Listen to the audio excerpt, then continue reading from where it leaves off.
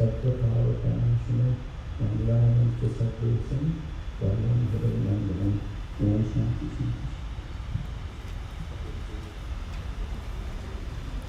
Raise your name. So, my name is Manoj Jain. I'm from Memphis. And just as a background, when I was a kid, at the age of 10, my parents migrated to the US. In the past 48 years, I've lived here and practiced Jain religion. I have 3 kids. Oldest one is 29, then second one is 26, 25, 26, third one is, I don't know, I can't keep the age, it changes every year. It's just hard. But regardless, a couple of them are here. And what I learned in these years that I have been in America is that religion is practiced very differently here than it's practiced in India. So my parents came from India. Where did your parents come from? India. And when they went to high school and they were growing up, so I want to ask you, how is religion practiced in India? What did they do? Let me ask you this. How many folks here, their parents went to high school in India? Majority of it, right? So what they learn about religion and what religion is same as what you're experiencing or different? Different. So let's talk about what is religion like in India. Which religion am I talking about? Jainism. What is religion like in India? Just quickly, because this is a participation, this is going to be engaging fun, yes. So tell me your name and where you're from, and then go ahead and speak loud. I'm Cherry, I'm from Jersey, and I'd say religion in India is a lot more ingrained in your daily lifestyle. There's a lot more dances nearby, a lot more practices, a lot more sadhus and sadhus. Right, ingrained, sadhus, very good. What else? Great job. Yes, please.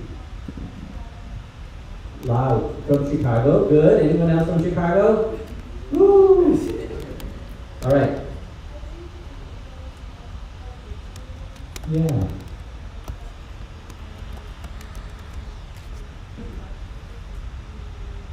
Absolutely. So rituals, ingrained, it's part of life, right?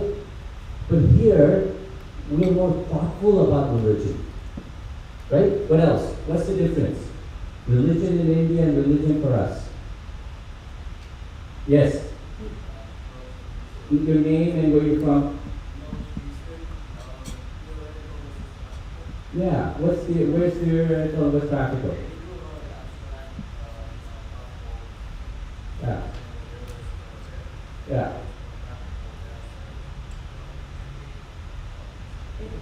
Okay. And anyone else? So, I think we have fundamentally established the fact that religion in India is different from religion that's practiced here. Correct? The religion vocabulary that we use, the religion can be the same. The vocabulary, the words that we use to describe religion is something that we're going to talk about today. Okay? It's very simple. People tend to think, hey, mandir nahi jayenge, right? You don't go to mandir, you're not a Jain. So, fundamental one we talked about is practices. Where do our practices come from?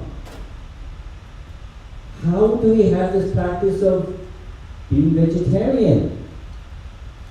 Where do we have this practice of not possessing things?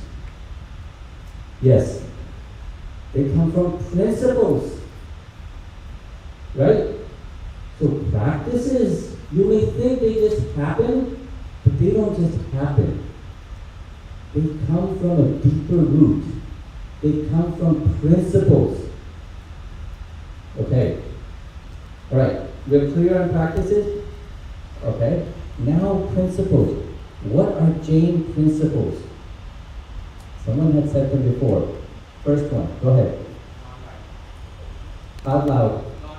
Non-violence. Also, remember to tell me your name and where you're from. Your name? Hi, I'm Rajan. Rajasthan. Great. Non-violence. Name me other Jain principles which lead to the practices we talk about. Yes, please. Yes. Service. Okay?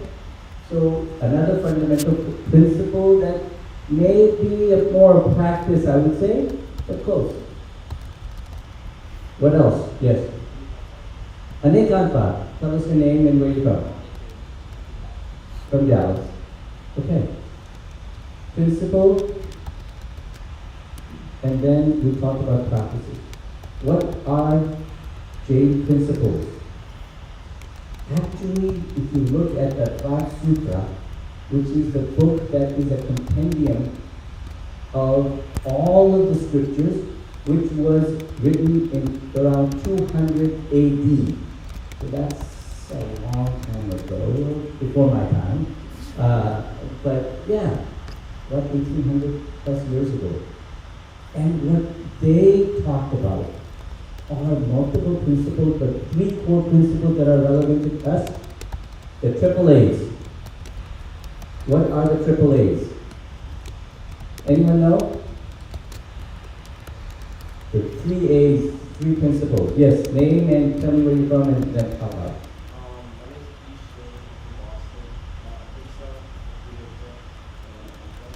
Yeah, the triple A's. Something you will never forget after leaving this room. Ahimsa, Anikantvad, and Aparivara. Everything that we practice in Jainism comes from the Jain principles. Now I know you have a sheet there, and you also have a pen. And the reason that we have a sheet and a pen is because we want to hardwire this thinking, and so get into the mode of writing it down. Is you have practices, and then you have principles, and so you don't forget what the triple A principles are. Ahimsa, and I'll tell you what they are in more detail, and we'll go through that. Ahimsa, Anikantvad, and Aparibra. Ahimsa means non-violence. Anikantvad means multiplicity of views, which we'll talk about more. And Aparibra means non-possessiveness, non-violence, non-absolutism, and non-possessiveness. Okay. We've talked about practices. We've talked about principles. Any questions on those? Lots of you have been at Pashalas, and I know you've learned lots of stuff.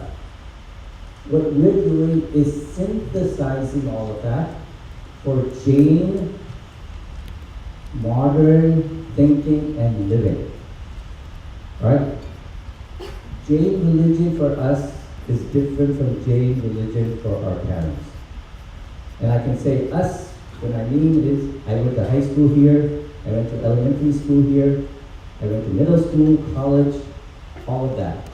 And what I realized was religion is different for those who grew up in America and those in India. And now what I'm talking about is how do we think of that religion for us. Okay. We've talked about, you understand the difference between practice and principles. Okay? Where do practices come from? Principles. Where do principles come from?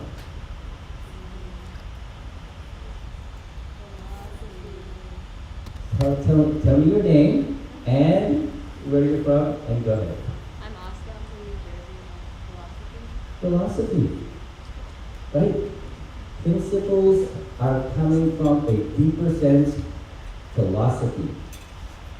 You see, each religion has a different philosophy, different way of looking at life, different view of what is there,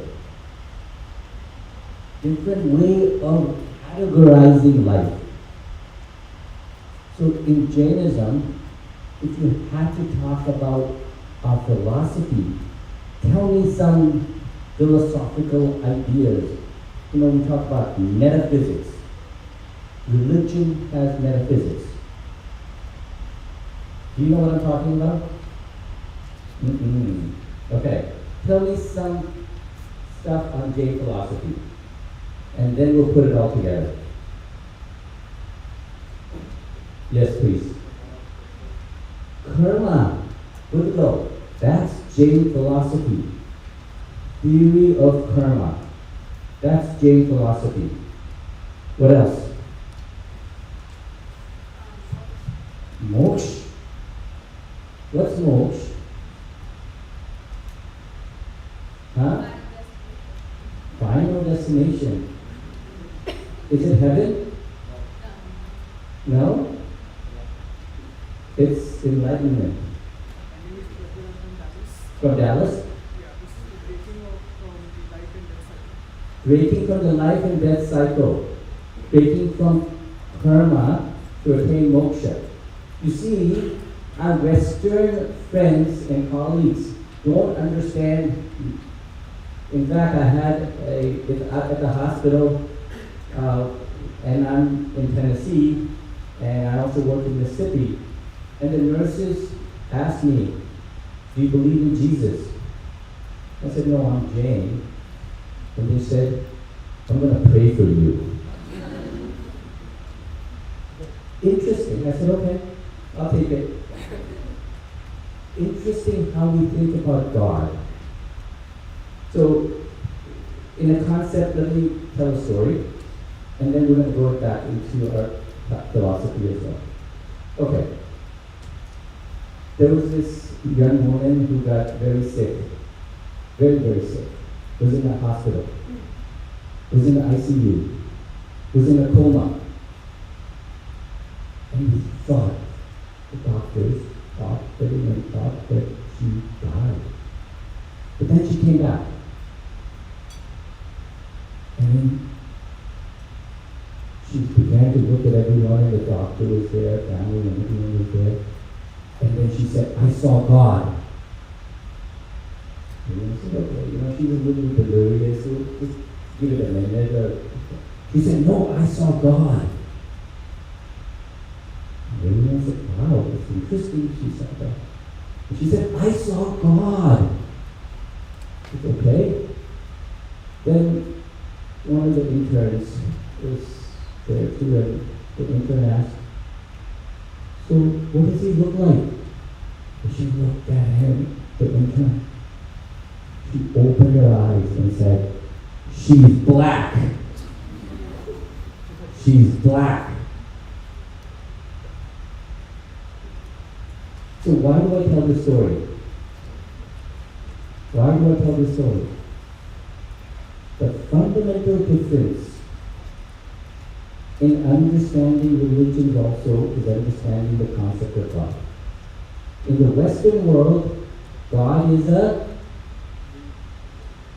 but it's a male, white, old guy standing up there, right?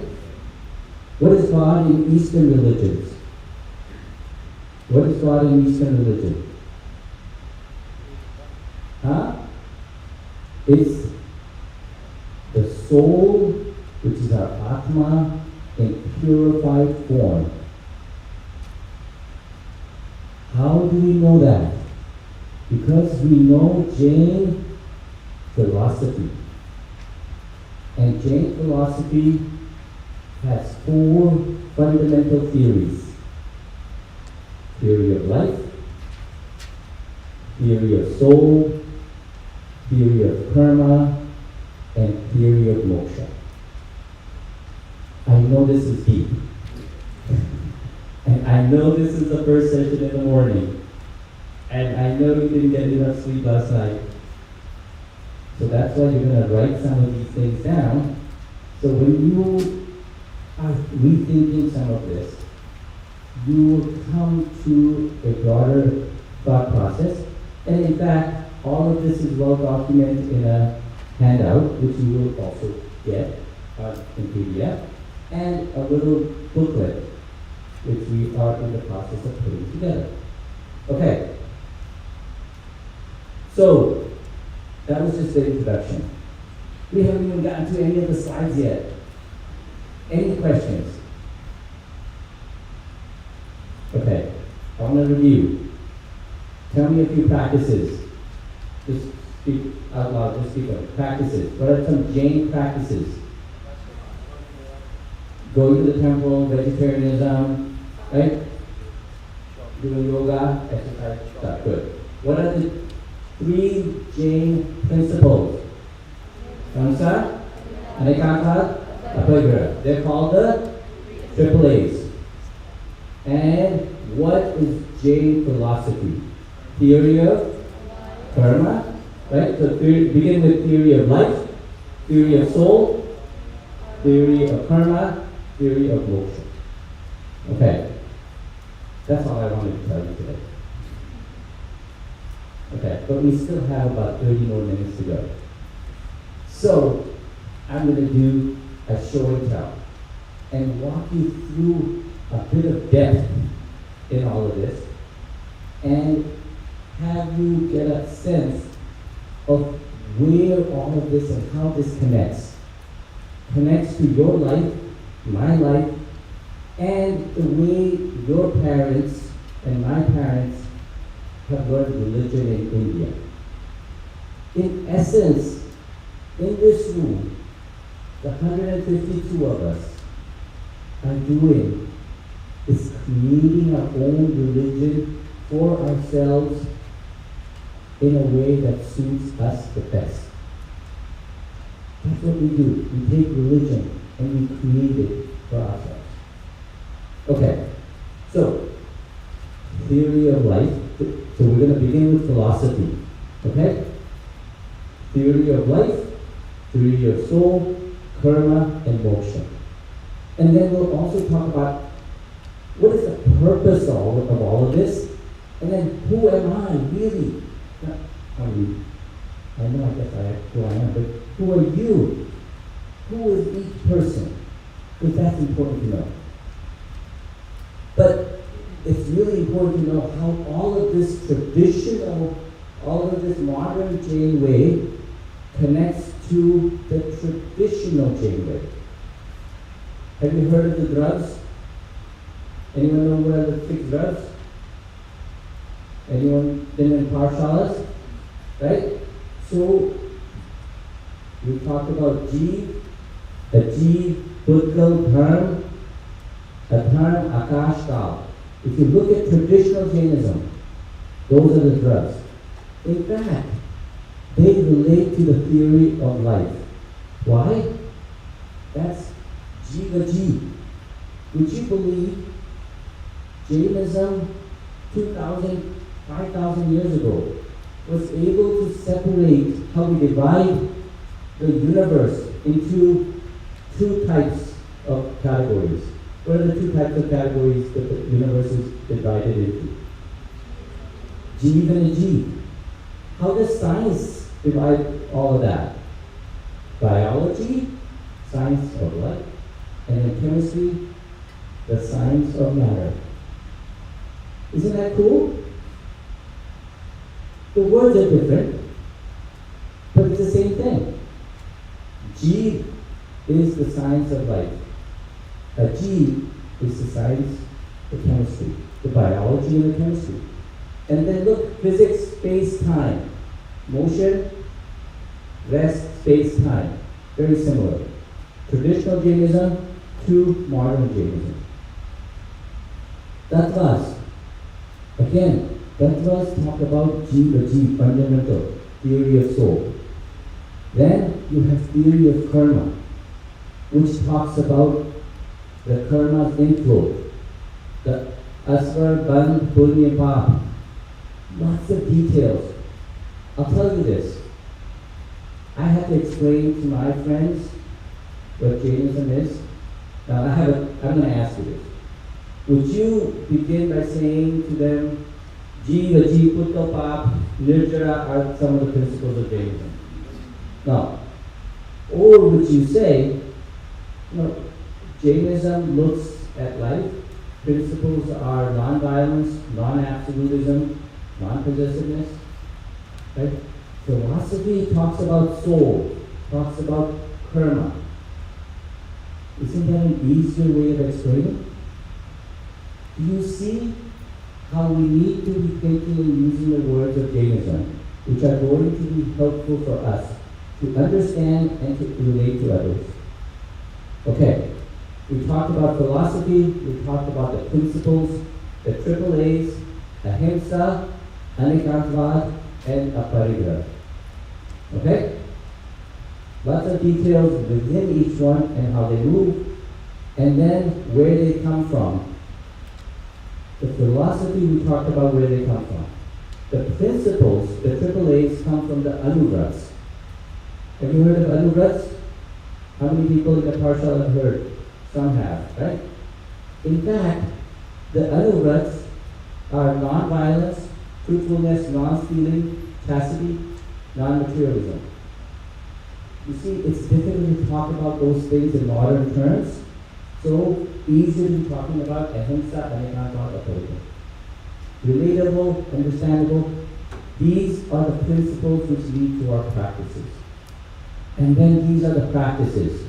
And we can divide them. And there are many, many practices for our conversation.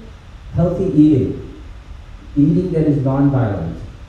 Eating that does not harm even the animals and brings them down and harms plants to the minimal extent.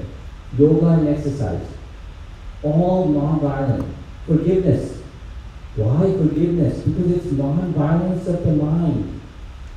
Just as non-violence of the body is with others, non-violence of the mind. Compassion, love to others.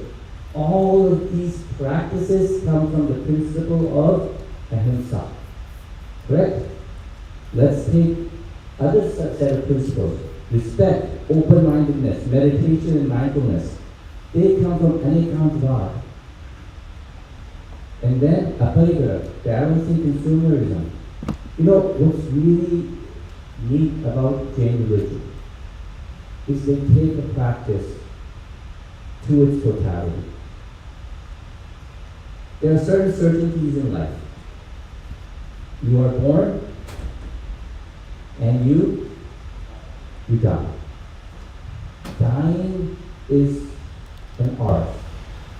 In fact, in Jainism, there's an entire process by which one goes through the ritual of dying. Both the monks, but even individuals.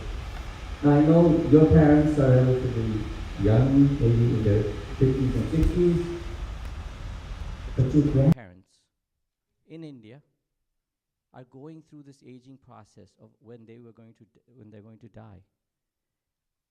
In Jainism, there's a real practice of how that is done. So what we talk about is there are ways of dying, and it's in the non-possessiveness. How does one give up? And environmentalism, non-possessiveness, limiting your desires. Yes, have your needs, but limit your desires.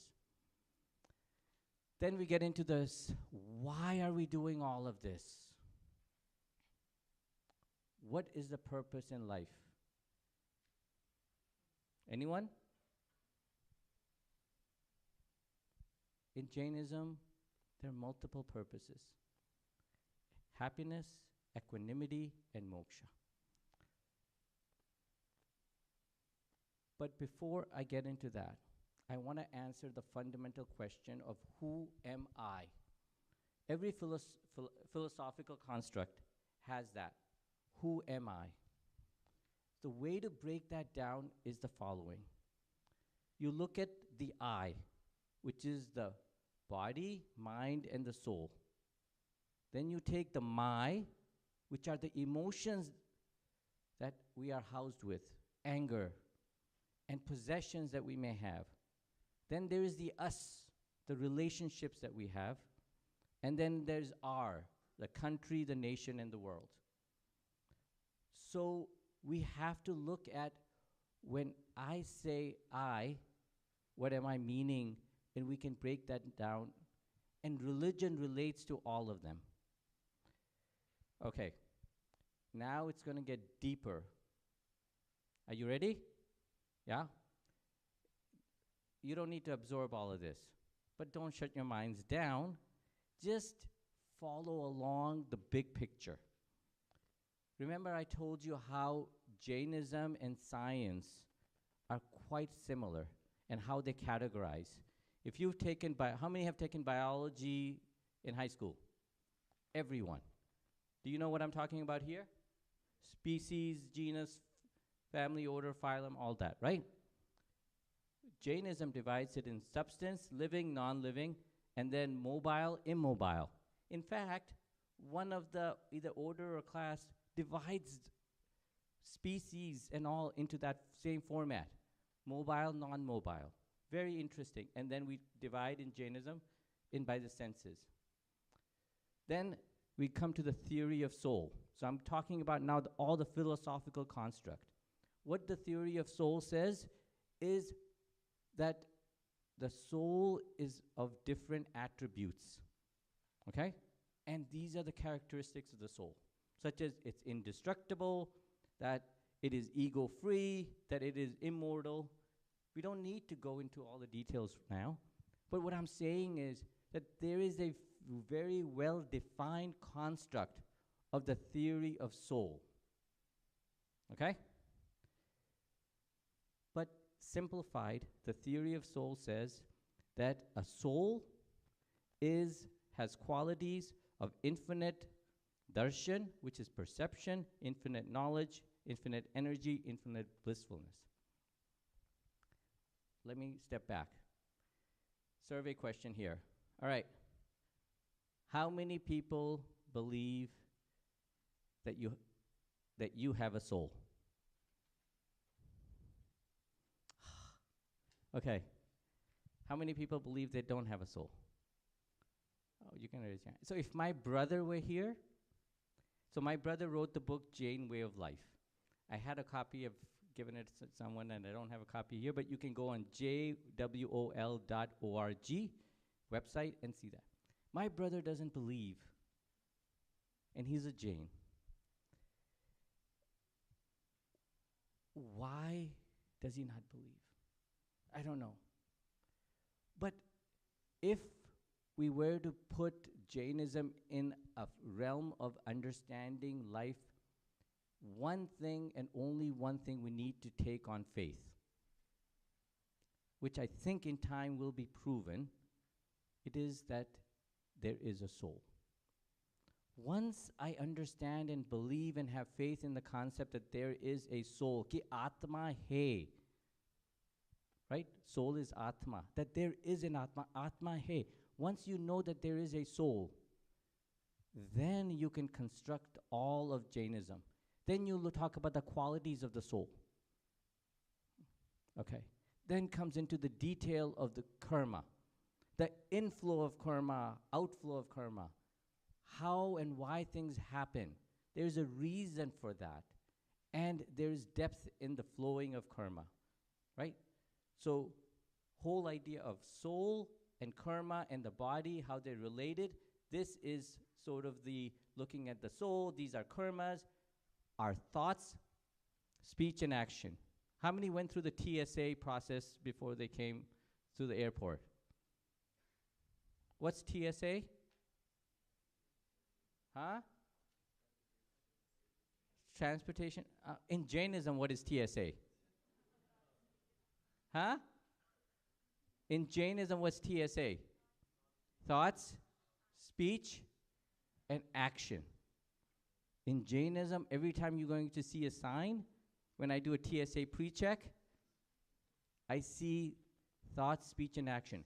Every single thing that you do, karma says, everything that you do, right? thought, speech, and action determine your future karma, and that then determines the situation that you're going to be in, and that will determine what will be the karma after that. So the theory of karma goes into great depth on what are your intentions, right? And the virtues and vices. Intentions are virtues and vices. We can go, right? Kashais, krodh, man, maya, lobh, right? Anger, ego, deceit, greed. Theory of karma even goes deeper. Intensity matters and how that's related, and how the karmas are flowing from your soul, my soul, and interacting with other souls. Lots of depth in the theory of karma and how the cycle of karma is working as well. I know this is deep, but it's there at a time and a place when it's right for you to explore. This might not be the place. This is just to become aware that it's there. Okay? Theory of karma, cycle. Then the theory of moksha. And it has to do with happiness.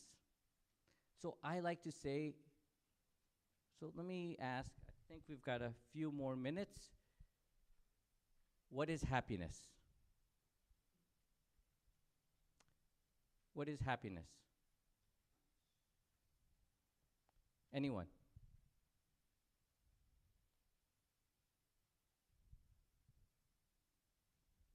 What is happiness, guys? Come on. Yes. Okay, inner peace, happiness. Okay, what else? Who else? Okay, so mental satisfaction. What about a piece of chocolate? Yeah? How many people like ice cream?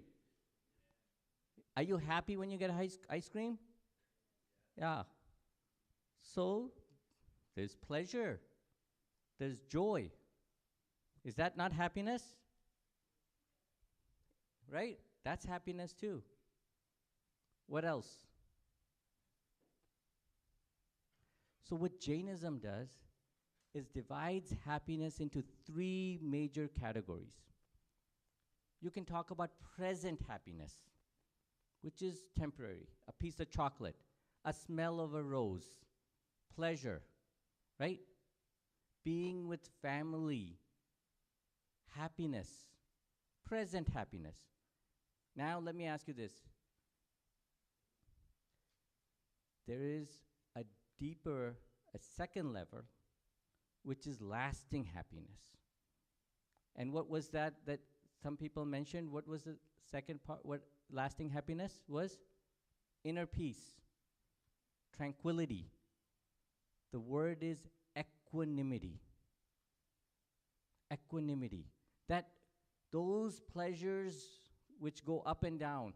If I do really well on an exam, I feel great. If I have something really like Mexican pizza at Taco Bell, yeah, I love it. I was really upset when they took it out, But hey, they have it back. I'm happy now. But that was just temporary or present happiness. Equanimity is lasting happiness. When I sit and meditate, I feel that lasting happiness. What Jainism says that's good. You understand what is present happiness. You understand what is lasting happiness. Now, there is a higher level of happiness. What is that? Moksha. Blissfulness. A state where it is unimaginable that you are at peace with the universe, that your karmas are no longer driving you up and down in this cycle. It is a sense of awareness of the entire universe in totality, all at once. That is what moksha is, and that is a form of happiness. So, that is theory of moksha, theory of Jain, of the triple A's we've talked about. ahimsa, anekantvad, aparigraha, and some lasting thoughts. And we have time for questions. If people have questions, the core we have talked about. But there is a single unifying value that Jainism pulls together in its principles. And I'm going to ask you on this, on how that relates to you. When I talk about why I don't want to hurt an animal, why I don't want to eat meat, what am I saying about the soul that is mine and the soul that is in the animal? What am I saying? They are equal. Your name and where you're from? Kevin? Kevin, where from? New Jersey. Great. Equality. Okay, what ahimsa is saying, there's equality of souls. I respect the soul in that animal that I don't want to harm or hurt it at all. That's ahimsa. What's anekantvad? What's anekantvad? Perspectives, yes, and perspectives in what way? So there are different perspectives, and what else is Jainism telling us about different perspectives? They're equal. There's equality of perspectives. I have a perspective, you have a perspective.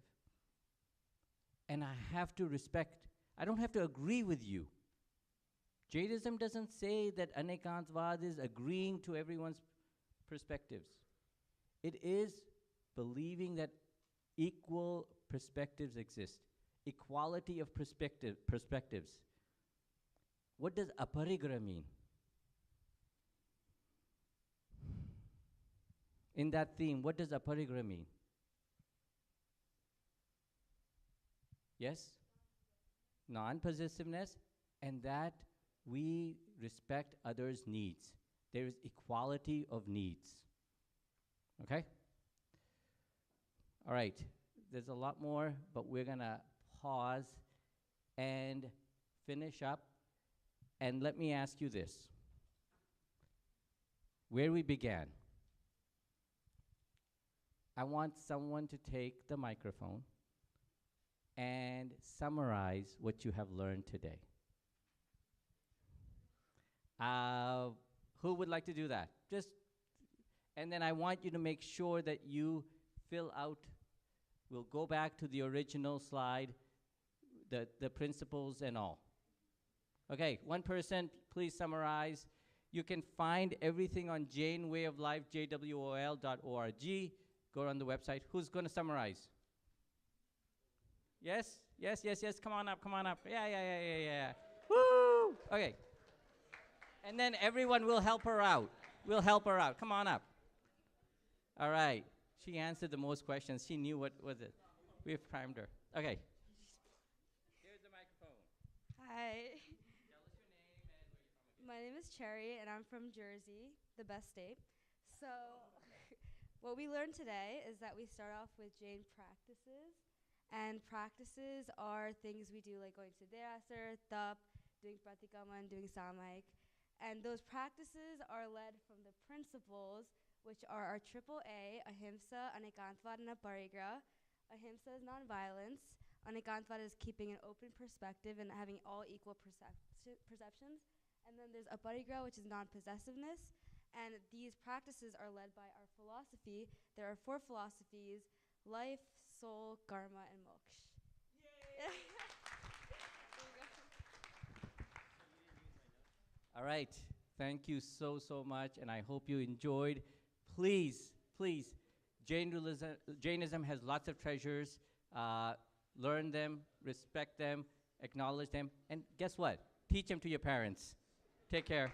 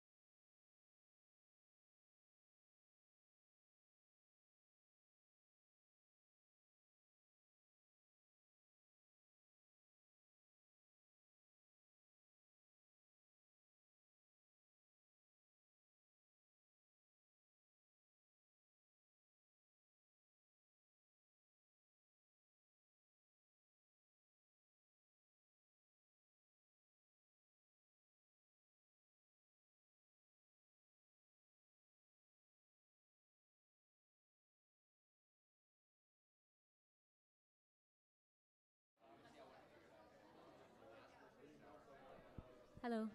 Yeah. All right, I think we're going to get started, everybody.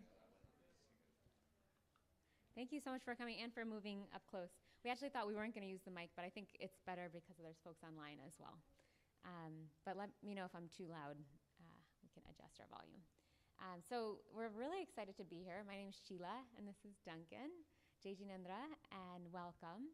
I was in YJA as a student or as a youth back in, I think it would have been the 1996 convention, which was, I think, the second YJA convention. It's amazing to see how it's grown and continued to be such an important event in our community. So thank you to the organizers and also for bringing us back. It's fun to be here. Okay, so we're going to get started. So today we're going to talk a little bit about Jainism and how it influenced our paths and careers over the last several years. Does anyone recognize this picture? Yes, everybody does. Okay. Can someone tell me a little bit about this story? I can pass the mic too if needed. Anyone who remembers the story? Yeah, go ahead in the back.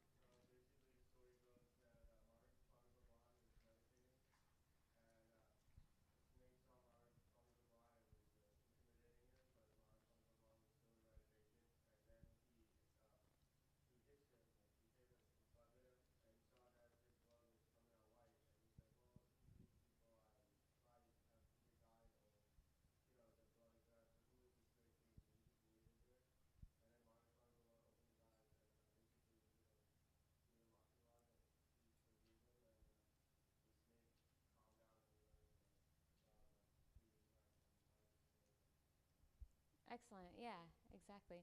Does anyone remember the name of that snake?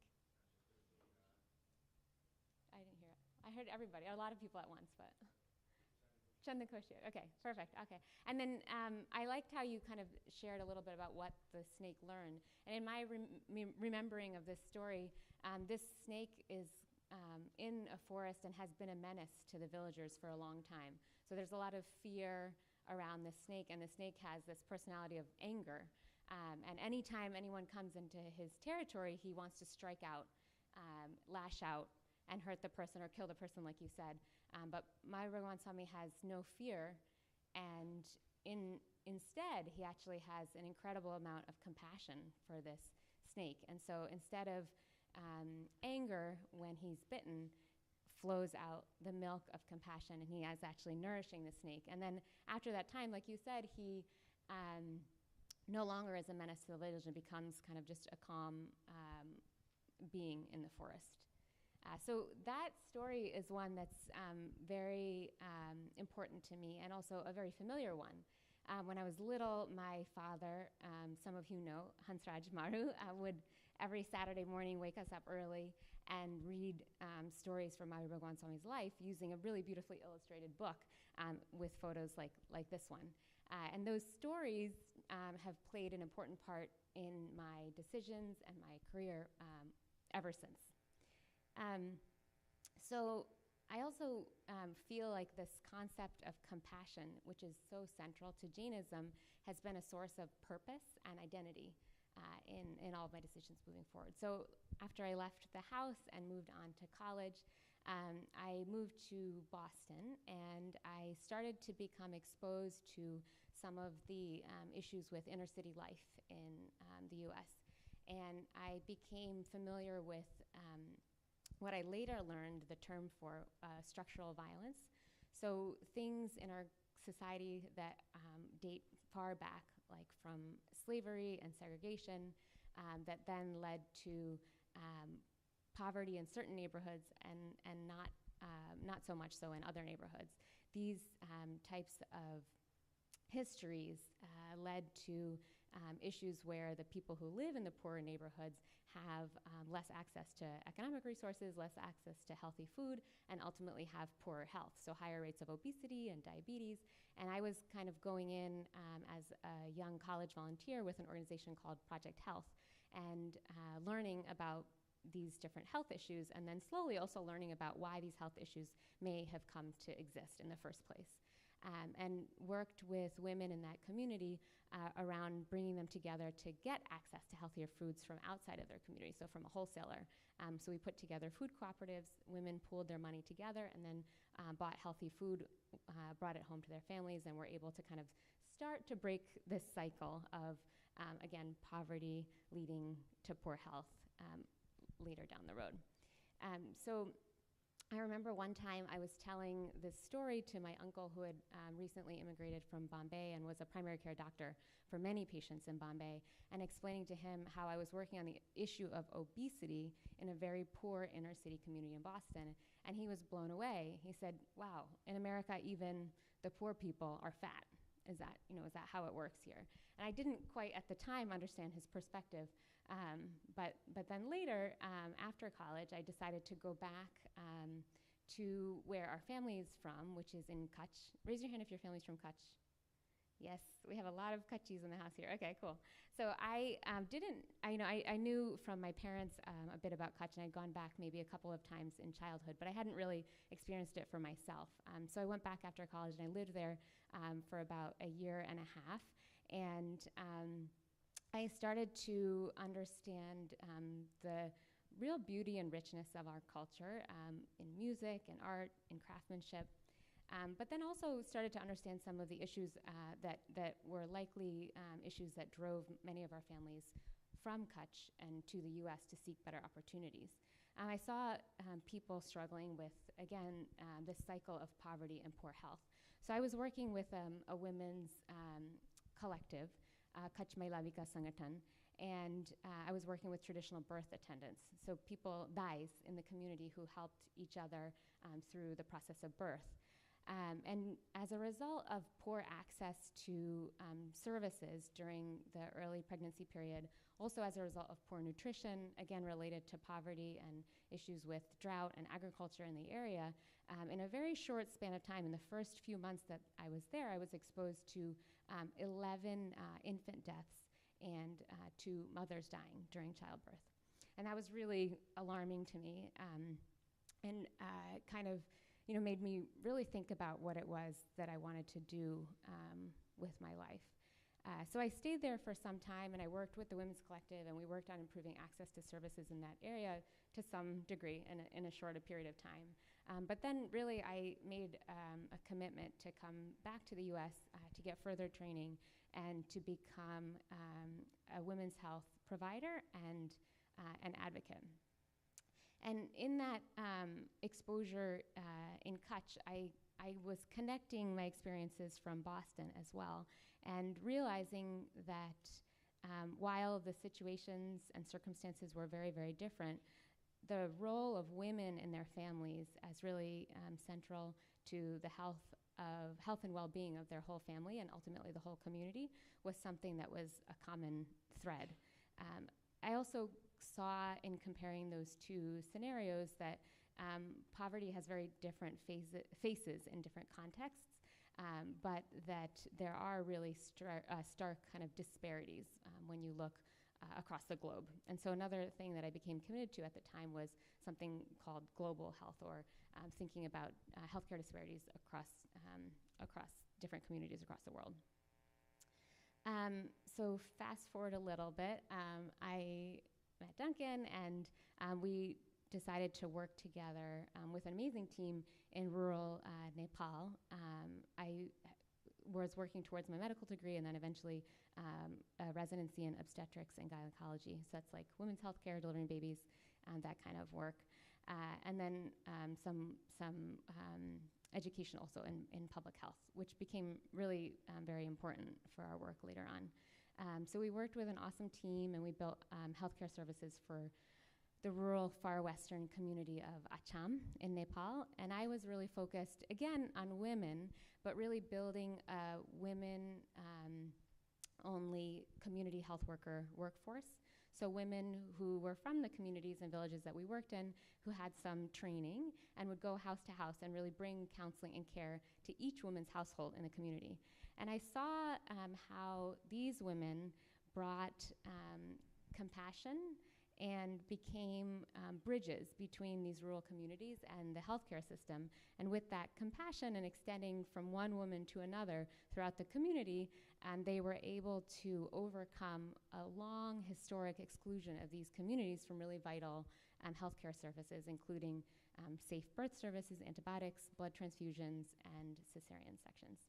So I guess this story, or the story of Chandakoshio and compassion, have guided me throughout all of my different career decisions. So I'm going to pass it to Duncan to talk about another important principle in Jainism that's guided us. Jai everybody. So when we think about compassion, we also have to consider it in a broader political and social and economic context in which we all live.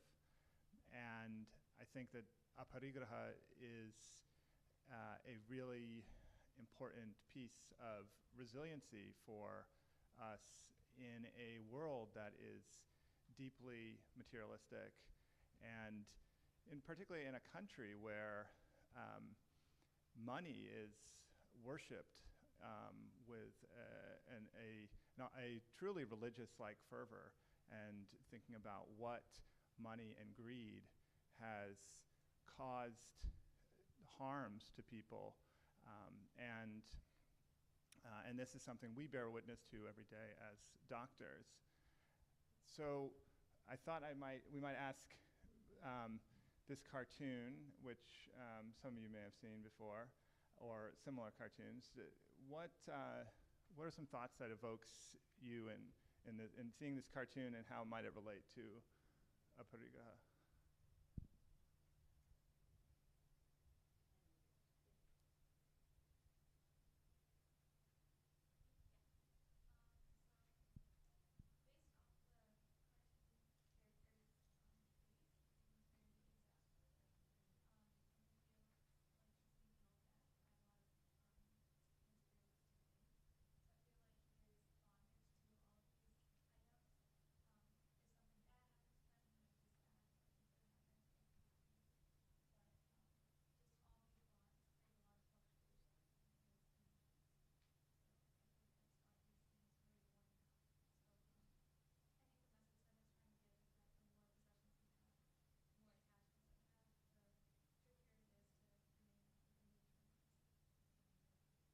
going off that same point. With all those attachment possessions, it's harder to help others and kind of spread that compassion because you're afraid you might lose those possessions, or you're exhausted from all these materialistic things that you don't have the mindset to help others. Well, these possessions are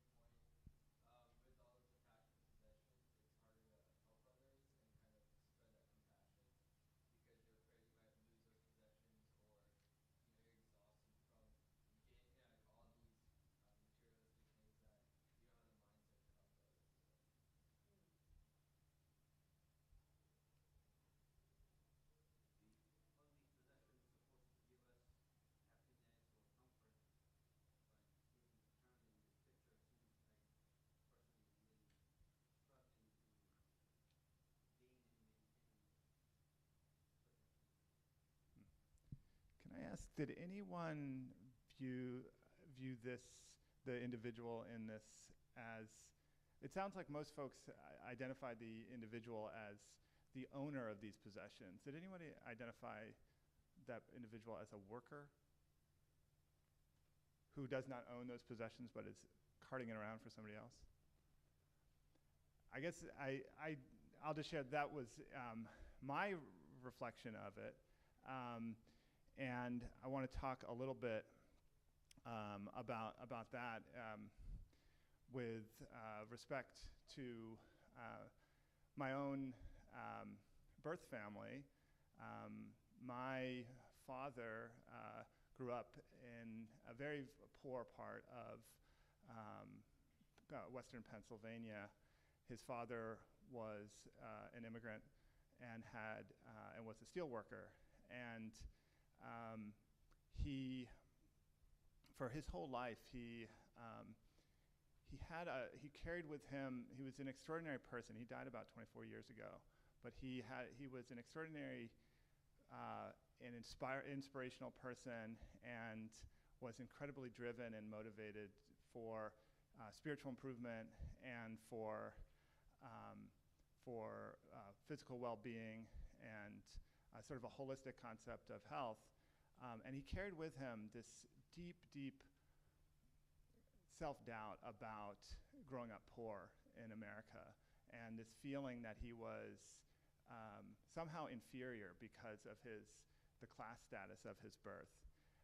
And so, particularly in my most recent part of my career, I've thought a lot about classism as it relates to this religion we have of materialism, and how that religion sets people who are poor as deserving of their state and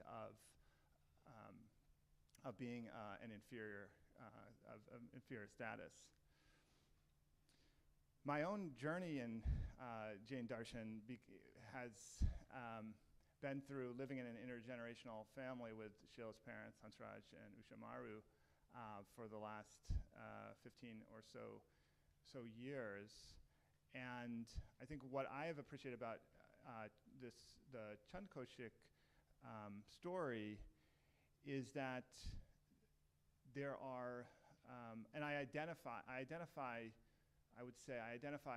in that story with Chand Kaushik as this concept of obtaining moments of awakening. And I think for myself, these last 15 years living in an intergenerational Jain family and household, and in parallel going through this journey of medicine and public health as a series of continuous awakenings to the nature of our world and of illusions and ideologies and social fictions that we create, such as racism or classism or misogyny or homophobia or casteism. So I want to share a little bit more about being in medicine and public health, but first I did want to ask one other question, which is not for yourself, you don't have to out yourself, but among your parents, how many of your parents either subtly or forcefully have suggested that you requested or demanded that you become a doctor or go into medicine? Does anyone want to share what you think? You don't, again, what you think your parents' motivation is for that?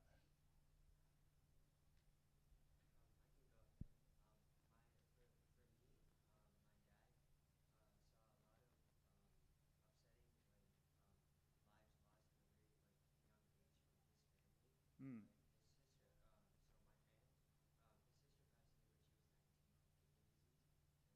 Wow.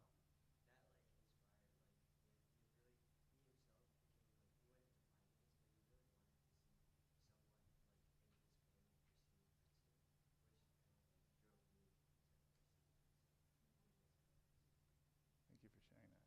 I think somebody in the back.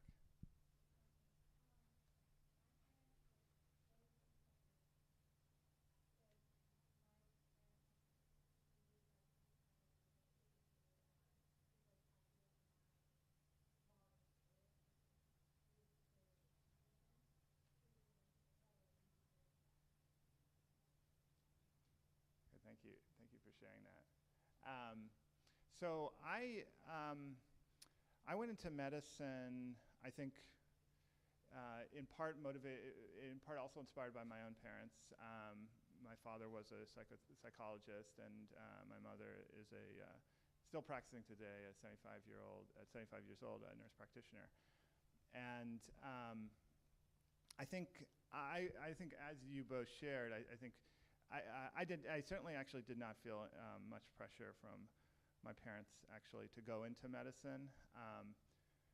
My dad actually was quite skeptical of American medicine, but I went into it. I think for many of these reasons, this idea of helping people. But what I also have come to better appreciate is how much our profession is really in need of a spiritual transformation, where and I'm sure you all can think of this in your own lives and with some of your own experience with healthcare or your family's experience with healthcare, where doctors extract enormous amounts of wealth from people in our system. And medical bankruptcy is still the leading cause of bankruptcy in this country. And that, for me, has been a multiple, 2 decades long reckoning of how we as doctors extract power and money from patients. For some time, I was a pediatric palliative care doctor, and what I really appreciated, and again, some of these hopefully daily and every moment awakenings that we can have when we open ourselves to it is to listen to families and people who have been dispossessed, who have been impoverished by our economic system, or who have been left behind. And so I would care for these families who would say a 10-year-old who was born with severe cerebral palsy and required a breathing tube and a feeding tube their whole life and was bedbound and blind. And these are children in our society, including among my fellow pediatric trainees and doctors, that evoke a certain form of disgust that we in our materialistic world really do not see them as beautiful. And so these families would face that every single day of their lives, of that your child is not beautiful, that your child is not adequate, your child is not worthy. And so if you walk into a room, and by the way, they would be basically running a nursing home in their own 1-bedroom apartment in South Boston for 10 years, for their whole life. And if you walk into that room and you say, I'm the doctor, I'm going to tell you what to do, I know what the problem is, let me tell you. And if you respond to their anger or their frustration with the medical system with further belittling or anger or frustration, you will get thrown out of the room, because they have learned how to fight for their kids. And so those parents have taught me so much about understanding power and authority in our that we as doctors have. Go ahead.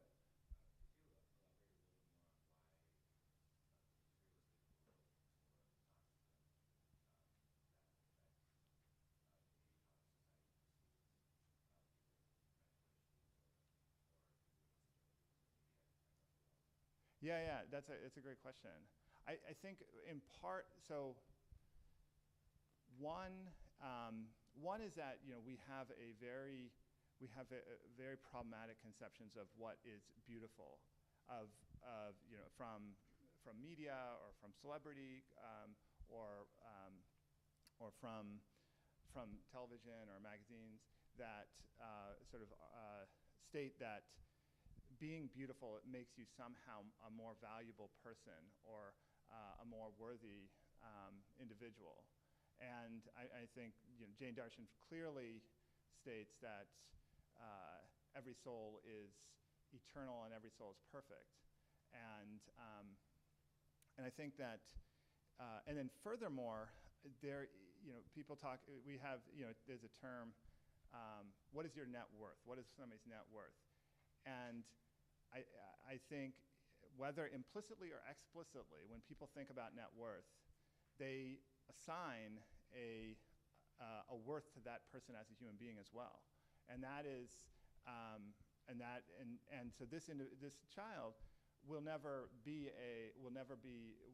a living and will never have a job. And I think in our society, we really are incredibly judgmental towards that. But again, it's not a reflection of their soul. It's a reflection of their present body. Um, so, yeah. So I think the I think the piece that really ultimately brought this home for, I think, for both Sheila and I, was during the original surge in the 2020, the spring 2020 pandemic. Is anybody here from New York City?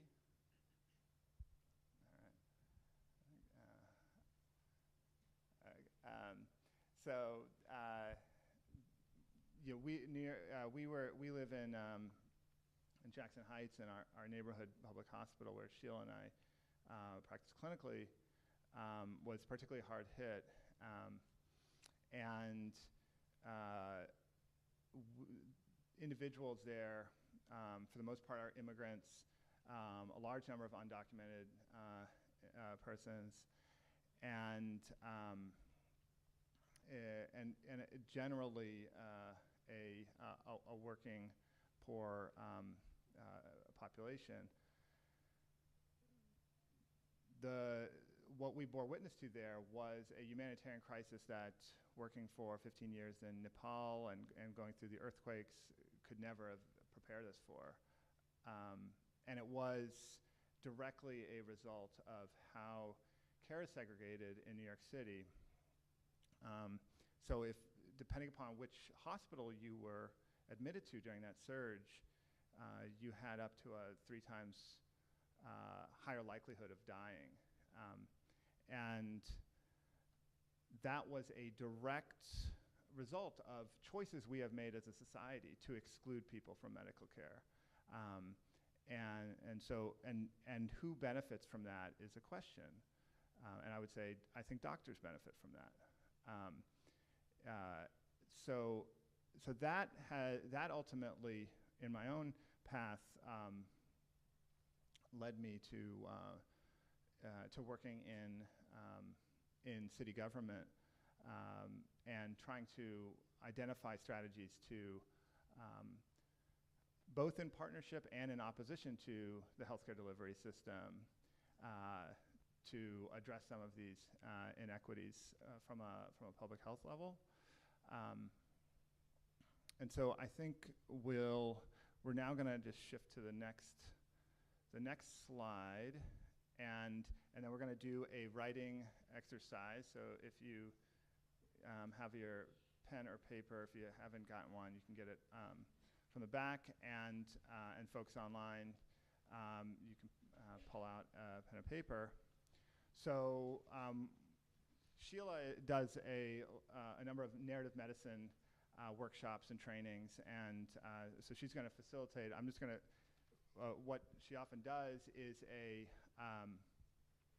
writing prompt, and so we thought we'd give you a quick writing prompt. And so the writing prompt is Uto apni hinsaki ninse jago, which is wake up from your violent slumber, awake. And we're going to use that as the prompt. Okay. So I think, as Duncan mentioned, we both went into medicine motivated by this idea of compassion, and then we also, along the course of our careers, had many moments where we felt we were awoken or became awake to the greed and inequitable systems of our societies. And I think without that awakening, our impact as doctors or as physicians would have been quite limited. There's only so much you can do by expressing compassion or showing compassion from one human being to another. It's very powerful, but once you are awake to some of the systemic inequities, there's so much more that you can do simultaneously by working on issues such as care segregation or overcoming barriers to access to care. So I wanted us to kind of reflect on this quote from Mahavir Bhagwan speaking to Chandakoshio, and think about and reflect on any awakening that you may have had in your own life that made you think differently about the world around you. So I'm going to give you all 5 minutes, and just write freely, but try to keep your pen moving and write about one moment that you can remember where you had an awakening yourself of any sort. It doesn't have to be related to what we talked about today.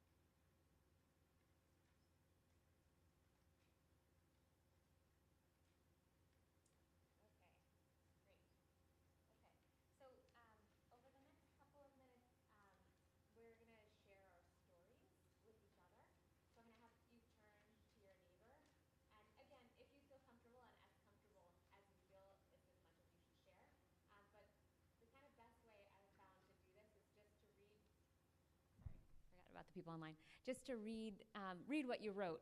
So without much context or like, oh, I'm a bad writer, or whatever other things you might want to say, or sorry, or don't say any of those things. Just read what you wrote and share it with your neighbor. And then afterwards, you'll be able to have a conversation, and we'll bring it back out to the bigger group as well.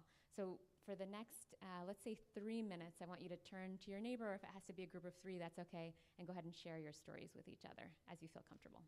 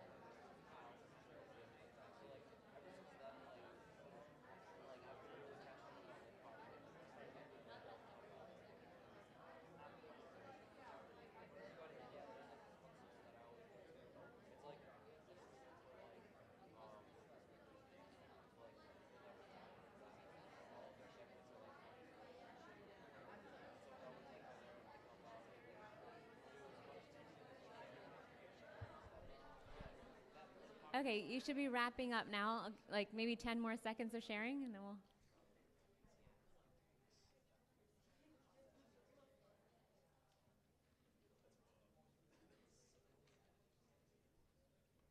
Awesome. Okay, how was that exercise for you all? Fun, interesting? Did you learn something new about your neighbor? Yes. Okay. I would love if people feel comfortable to share in the bigger group, if there are any stories, either your own or if you feel more comfortable with your neighbor sharing it, to read out what you wrote about an awakening. If there's any volunteers. Yes.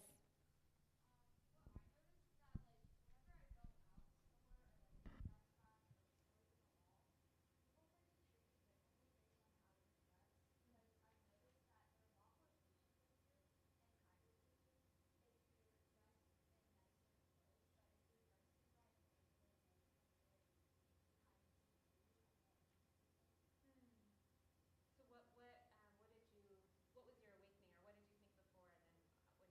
you?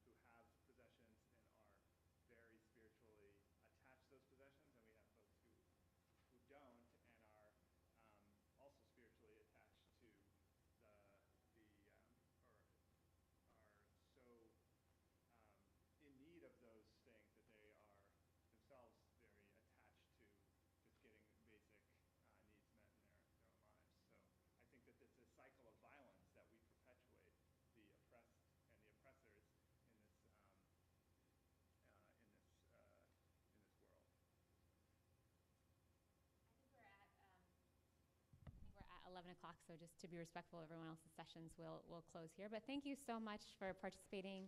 I really enjoyed the session with you.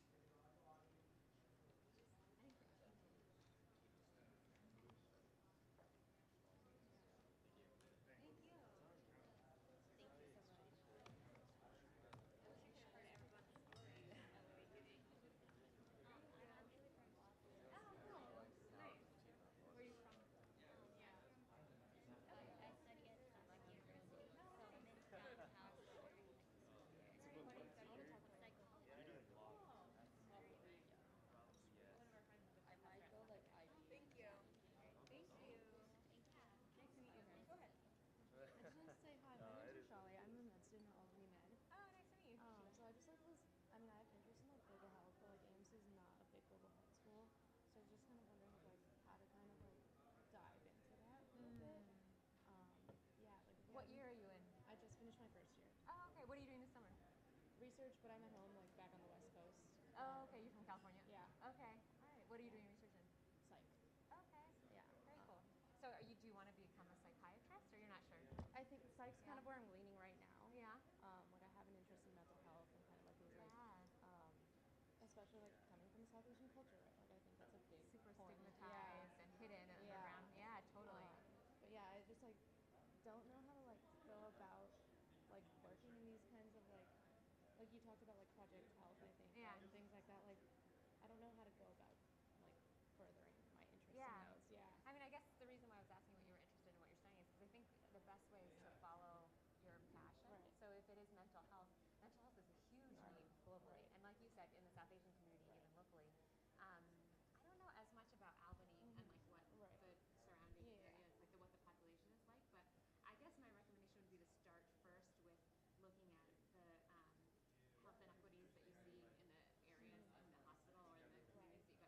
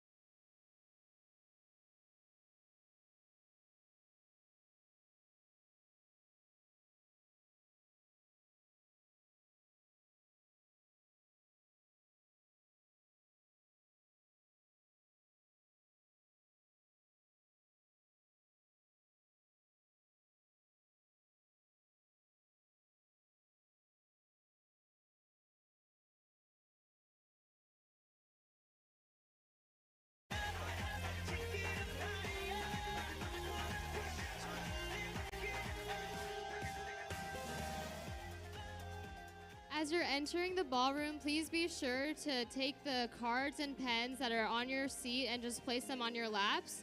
This will be used during the event. Again, as you're entering the ballroom, please take note of the card and pen on your seat and keep it to the side.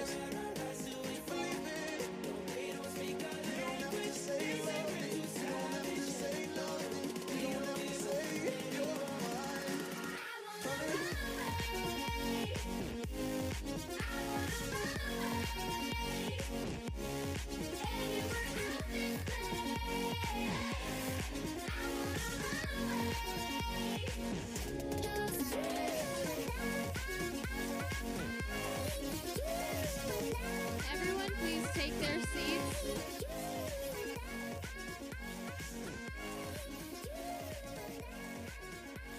Can everyone please take their seats? We're about to begin.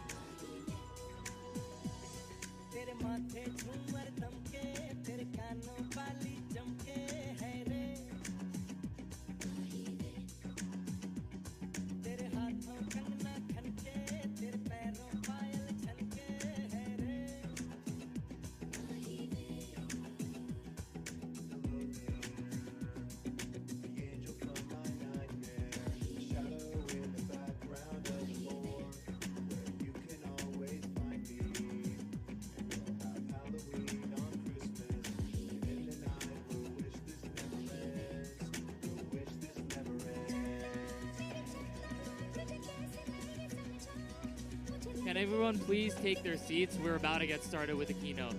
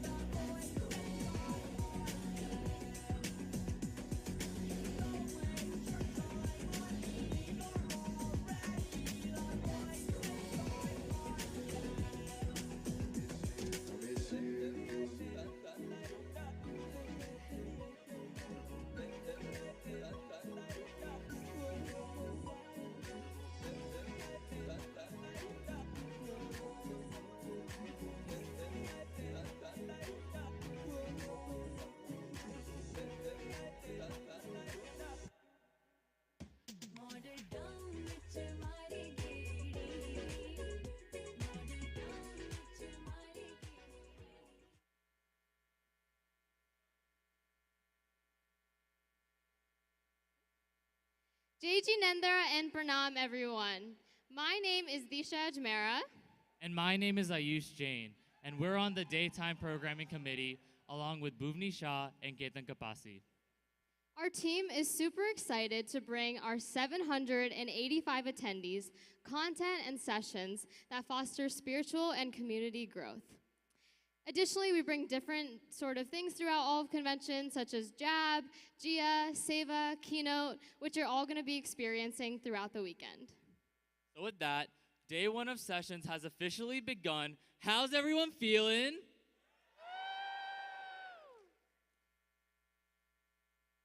We hope that you have enjoyed your sessions thus far, and we can't wait for y'all to see what we have in store.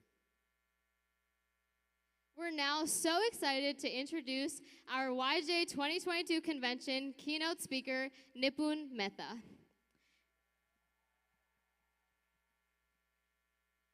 Nipun is someone who has already left such a lasting impact on our lives, even with the super short amount of time that we've known him.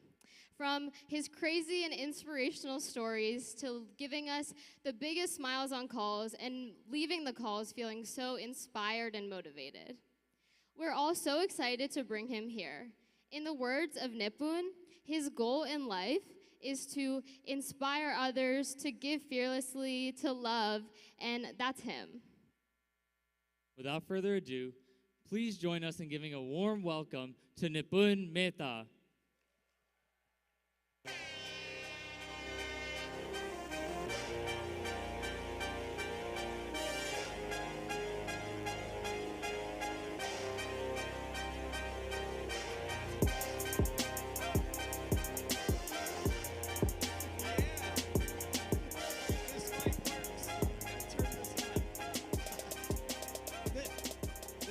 Better than this.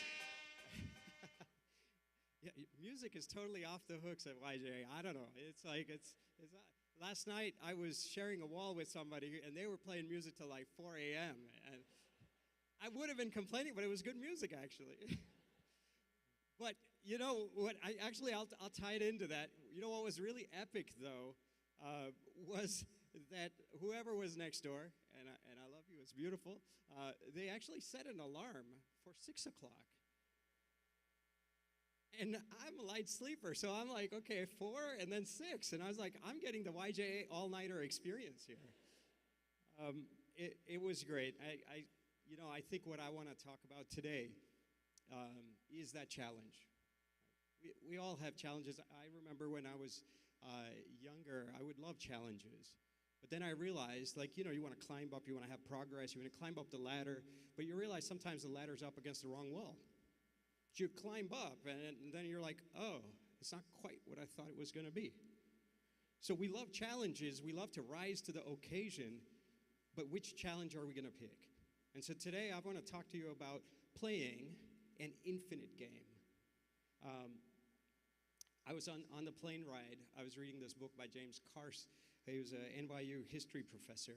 He wrote a book titled Finite and Infinite Games. He says there's two kinds of games. Finite games, where there's a winner and a loser. You play a finite game for the purpose of winning. But you play an infinite game for the purpose of continuing the play. And he was writing about games, but it's actually kind of deep if you think about it.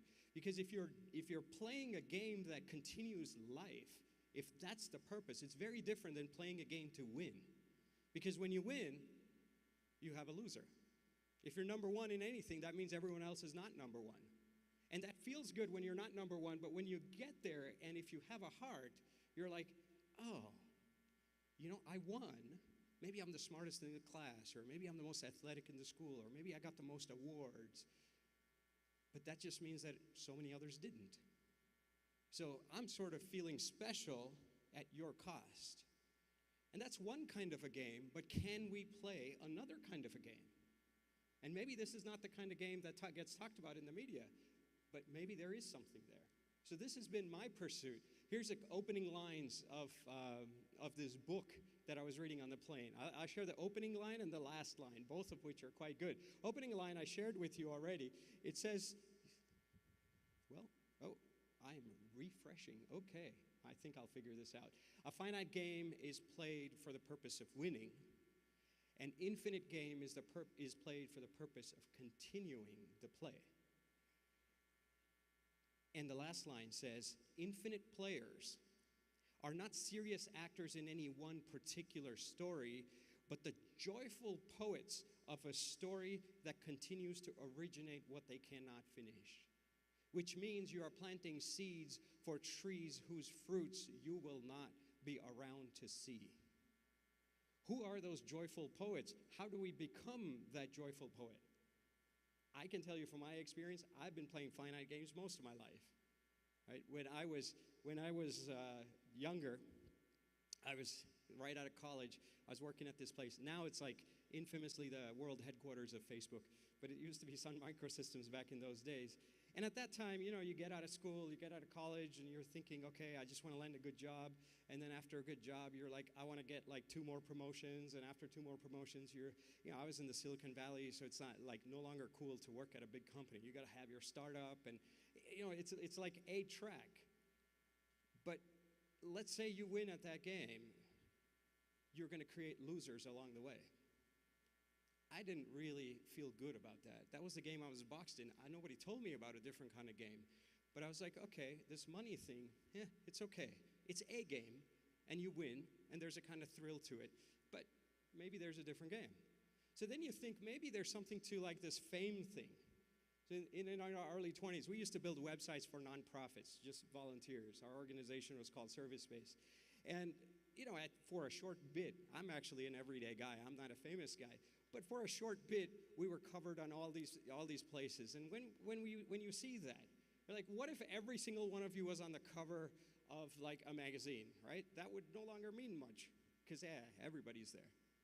So we all can't be famous. Only few people can be famous, which means that for me to be famous, you have to be necessarily not famous, which is a little bit jacked up. I don't know. To me, it felt like it.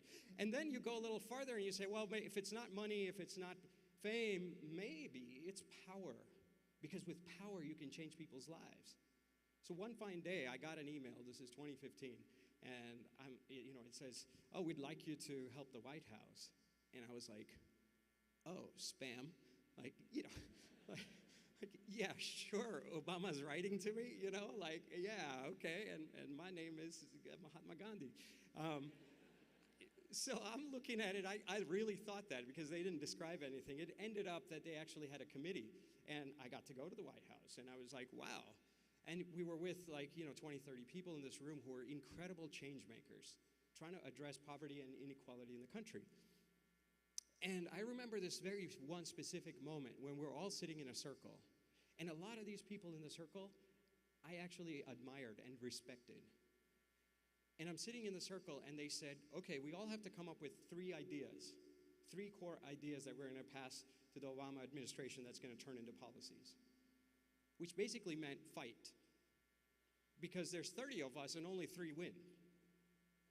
And I was like, I could win. I have ideas. Sure, I have a community behind me that cares for those ideas. But if I win, you lose. Do I want that? I don't know, made me think. In that moment, I said I withdraw. I don't want to present an idea. I just listened. That's probably not the responsible thing to do when you get to that stage, because for a lot of people, that's like, wow, I got there, right? But for me, it didn't feel right. And so I kept thinking about all of these things, you know, and I realized that even when, I did a whole bunch of different experiments with my life. One of them was to just question, right, that you think this is success and you end up getting to a certain place. And then you realize that, oh, wait a second, that was just a story. Now that I'm here, it's not all that. And actually, there's so much residue that I put into my head from this whole process.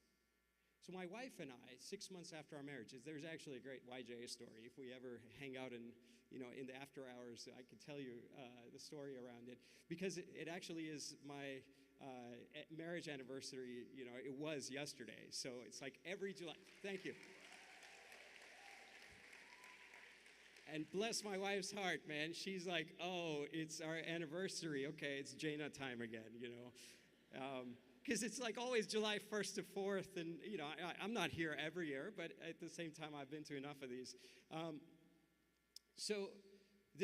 My wife and I went on a walking pilgrimage across India. We said, let's play boldly with our life. Let's think out of the box. So we decided to go. Gandhi was a big inspiration for us. So we decided to go to the Gandhi ashram in India. And we said, we're going to walk south. We're going to eat whatever food is offered and, you know, drink whatever water is offered, sleep wherever place is offered. And you look at that, right? Imagine what if I said, okay, give me all your cell phones, give me all your wallets, and I'll see you guys in 6 months. You're like, whoa. See, we believed in kindness. We believed in love. But how deeply do you believe it? Do you think that love is in everybody? Can you actually walk out and be like, yeah, I'm going to connect with somebody over love, and that's going to sustain me? So we did this, and it was amazing. And it taught me, I could give you a whole talk on all the lessons that I learned from it. But this particular one about playing an infinite game kept on coming back. I remember there was a time when we were going through this patch, not too many people, really hot, like I'm talking 120 degrees. And you can see I had a bandana on. That bandana usually had like water in it. But in this area, there wasn't even water. There weren't people. And this grandma is in a small little hut on the side. She looks at us and she says, oh, yeah, these guys don't know which area they're in. Like, they seem to be rookies. She's like, but she has a big heart. And she's like, you guys need water? She said it in Gujarati, you know. And she's like, we're like, yeah, dude, we really need water. And so you're like, yeah. And so we go there, and she brings us in. She goes in the back. She brings a broken pot, half pot, had some water. She gave it to us. We later learned it took her 4 hours to get that water. And then she says, are you guys hungry? And I was like, I didn't want to ask, you know. I was like, okay, you know, receive whatever, be humble, you know. So I was like, yeah, but probably my face is saying, yeah, we're starving. And she goes and brings us these little gotas, you know, she gives it to us. And we ate. All along, the grandpa was completely ignoring us. He's like looking at us, and he's doing his Om Namah Shivaya on the side. He was doing his prayers, paying no attention. And at some point, he looks at it and he says, what are you guys doing? And we said, Grandpa, you know, Dada, we're just trying to become better human beings. We're trying to renounce on the inside and serve on the outside so we can be better instruments of a larger love. Something like that, you know. And the Dada looks at me and he says, oh, that's good. Where did you guys start from? I said, Dada, we started from Ahmedabad, city in Gujarat. And he looks at me and he says, oh, Memdabad. I said, no, Dada, Ahmedabad, with an A, not an M. And he says, no, oh, yeah, that's what I said, Memdabad. I thought maybe he's hard of hearing, so I was like, Dada, not Memdabad, Ahmedabad. It's 127 kilometers from here. And he looked at me and he says, oh, so I see you're not on a pilgrimage after all. I was a little confused. What do you mean I'm not on a pilgrimage? Because I started from Ahmedabad? Like, what's that? He says, you're still keeping track of the number of kilometers. Here I'd left everything. We had a couple pairs of clothes. But man, that spreadsheet in the mind keeps on going and going. And even I was like, man, if I would have said 125, I would have been like, yeah, roughly 125. Who's keeping track? You know, I'm above all that. If I would have said 130, okay, little exaggeration, but I knew exactly how many kilometers. So I'd left everything, but I'm still keeping track. A finite game. It's so hard to get out of this mindset of a finite game. So bit by bit, I started asking and learning and trying to see how I can practice this in day-to-day encounters. So when we meet each other, right, what do? We usually engage in direct reciprocity, which is give and take. I give to you, you give back to me. Transaction, right? That's how we treat everybody, even at the counter. Like, here's my $5, give me my Starbucks, or I'm sure they have a vegan version, so, you know. And that's direct reciprocity. And then we do this thing called indirect reciprocity, which is a circle. Oh, you're brown, I'm brown, okay, let's all brown people help each other. Or you're this religion, you're this nationality, you have this belief, let's all do that. And that's nice, that's way better than direct reciprocity, it's indirect reciprocity. But still, there's like a collective ego that comes in. And the most amazing human beings I have met on the planet, even if they're sitting in their corner of the world and nobody knows them, they have no money, power, or fame, but they are affecting the matrix of life. They are in the third category of infinite reciprocity. They do something because it's infinitely good. In 5,000 years, it's going to have an effect, and they don't need to be there. They have a heart that's big enough to say, I'm not like, you know, penny pinching and saying, oh, what are you doing for me? How long are you and I going to be around? I'm doing this to plant seeds for 5,000 years later, for infinity. And what is that kind of an infinite reciprocity?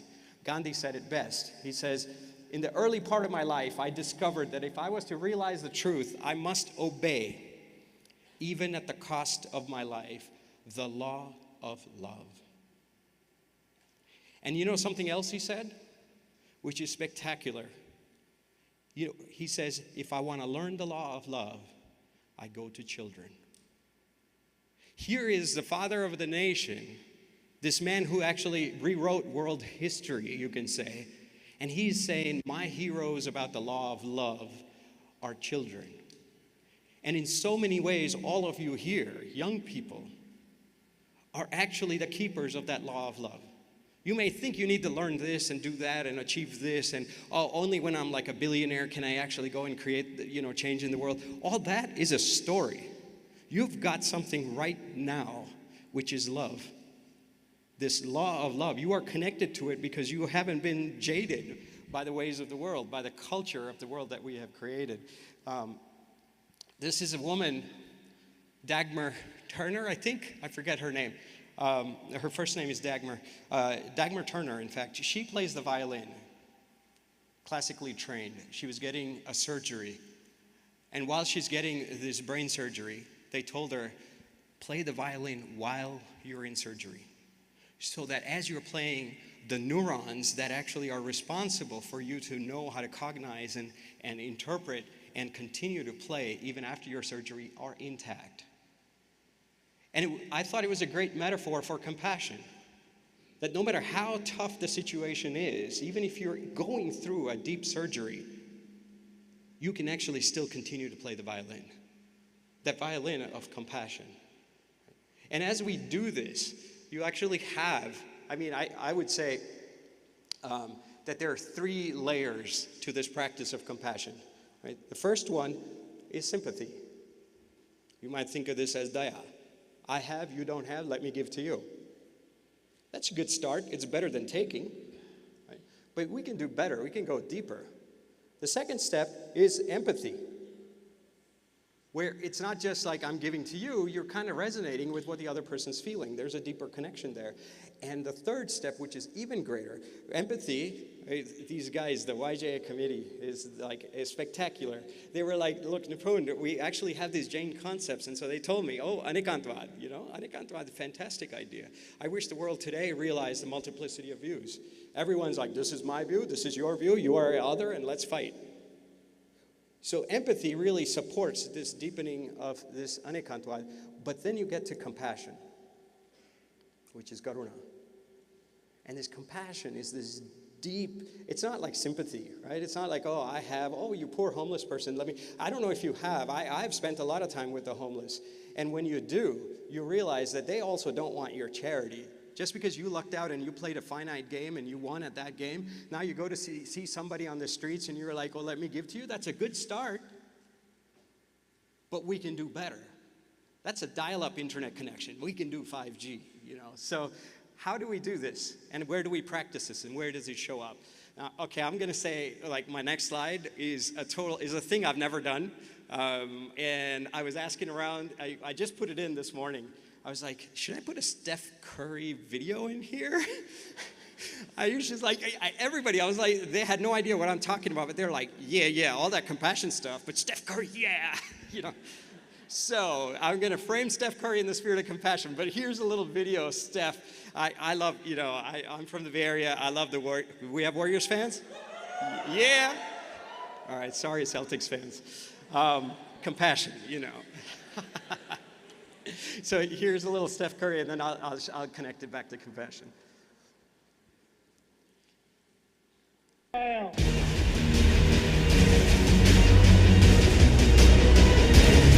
The 17th chapter of St. Luke it is written, the kingdom of God is within man, not one man nor a group of men, but in all men, in you. You, the people, have the power to create machines, the power to create happiness. You, the people, have the power to make this life free and beautiful, to make this life a wonderful adventure. Now, what are you going to do?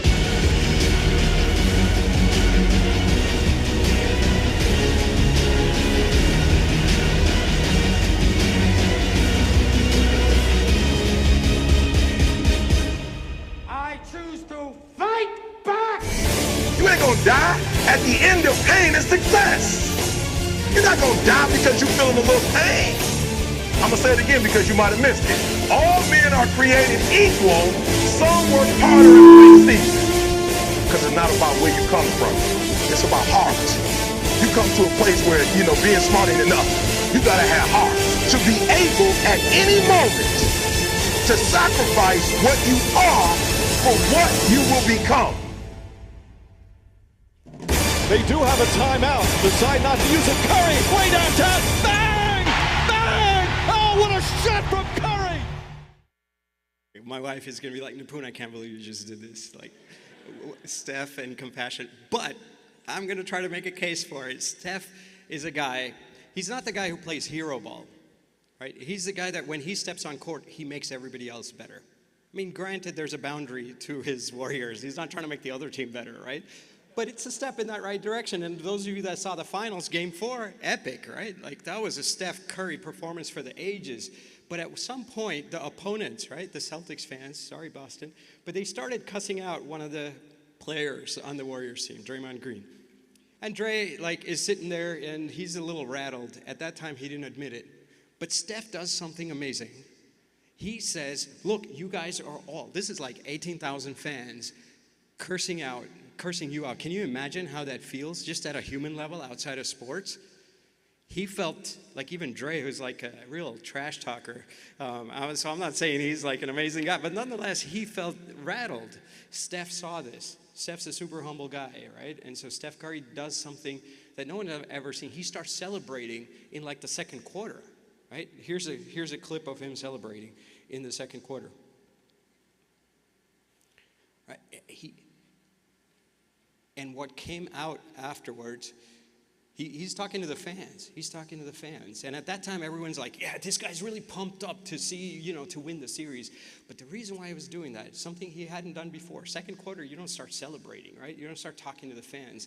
He says, Dre implied that Steph showed this emotion in an effort to protect him.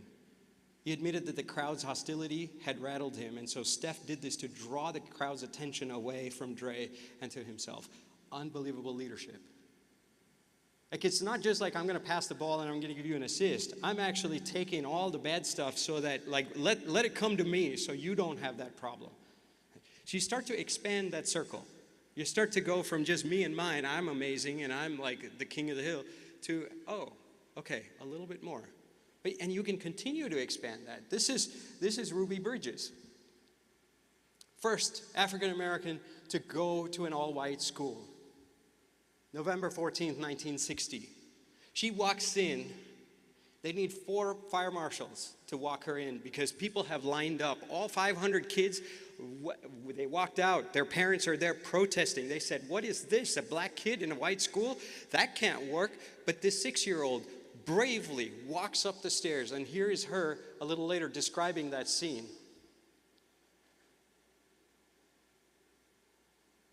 You'll need the audio. Can I do it again? They were screaming and shouting and chanting 2, 4, 6, 8. We don't want to integrate.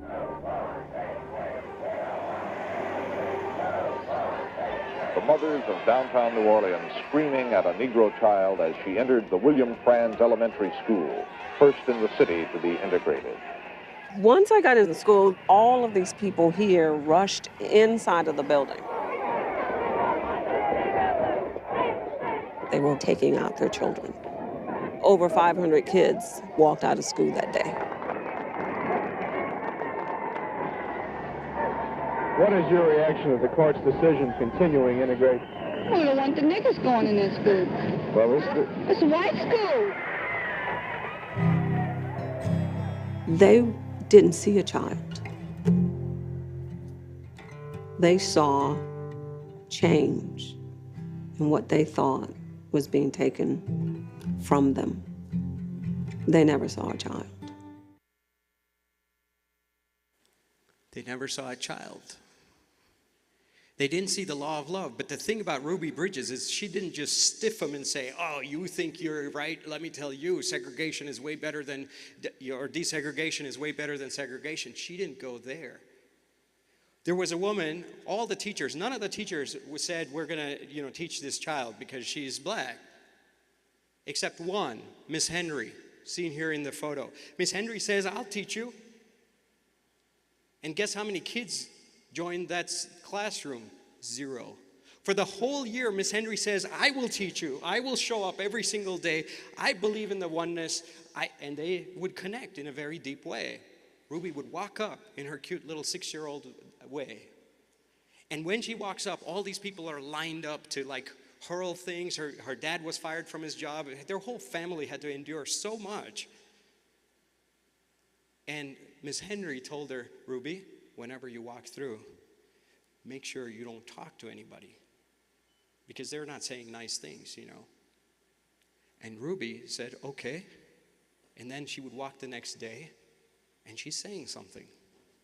And so Miss Henry comes to her classroom and she says, Ruby, I told you not to say anything.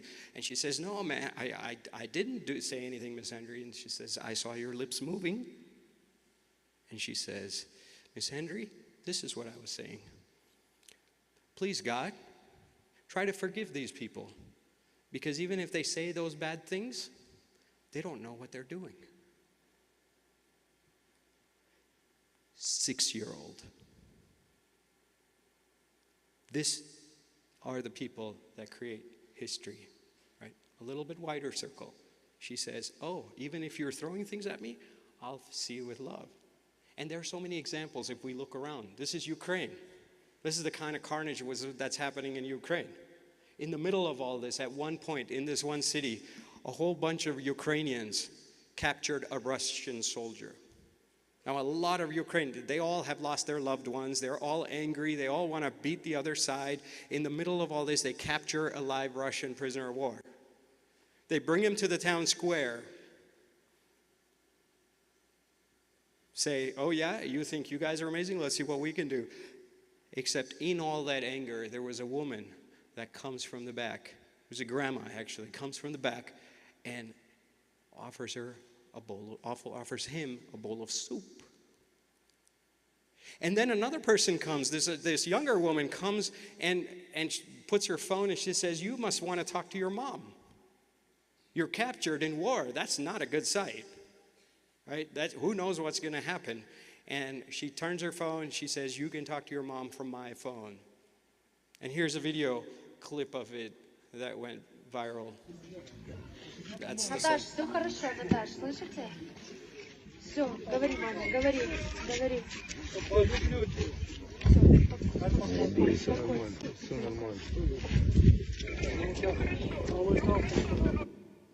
She told his mom, it's going to be okay. It's going to be okay. They're speaking in Russian. Right? And that soldier starts sobbing. What kind of a heart does it take to actually look on the other side of the fence? People that you are in the middle of the war. This is just a couple months old. And you're looking and saying, oh man, the compassion with which I have a lot of hurt in my heart, but the compassion which I'm capable of can transcend that hurt and can include both. That is an infinite game. We have a lot of suffering in the world. I don't need to tell you that. We don't just have suffering in one way. We actually have compounding catastrophes. Unfortunately, that's what we're handing off to you. But with that suffering, we also have the capacity to ignite, awaken, and rekindle this great karuna, mahakaruna, compassion. How will we do it? How will we play that kind of an infinite game? How will you do it? I don't know the answers. But I think usually when you think about this, I used to play a lot of tennis growing up, right? Like usually when you play and you're not playing up to your level, what do? You practice more. So you say, okay, I'm not compassionate enough. I can't be the Gandhis of the world. I mean, I'm not a Gandhi or a Mother Teresa, but maybe I'll practice, I'll go. That's good. That's a good start. But it turns out that singular model that, I don't have, let me go grab more compassion, doesn't work. It works for finite games. It does not work for infinite games. We will grow in compassion if we are around other people who are compassionate, which is why things like YJA are so precious. Way more precious than just even all of us coming together in this way. It's fantastic that 1,000 people come together. It's fantastic that you create these bonds that will last for life. But what's even more fantastic is that underneath it, there is this web of values. And those values, when you connect around those values, it gives you a kind of resilience. A resilience of this we. So it's not just me, like, I'm not number one enough in compassion, let me go do it. It's that you have to be around those people who are being compassionate. That will actually give you a lot more strength than just your shoulders alone. Individual willpower is often not enough to become a better human being. We need each other. Right? So I want to leave you with 4 things. 4 sort of progressive steps. These are 4 ideas that have been helpful for me, and I share it in the hopes that perhaps they're helpful for you. How do you play this infinite game? Right? And I think it starts in simple ways, and these are progressive steps. It starts with the first notion. I keep pressing this refresh button. Okay. How do we do this? How do we ignite this we around these values of great compassion? Right? I think it starts with a very simple notion. It says, everyone is good at something.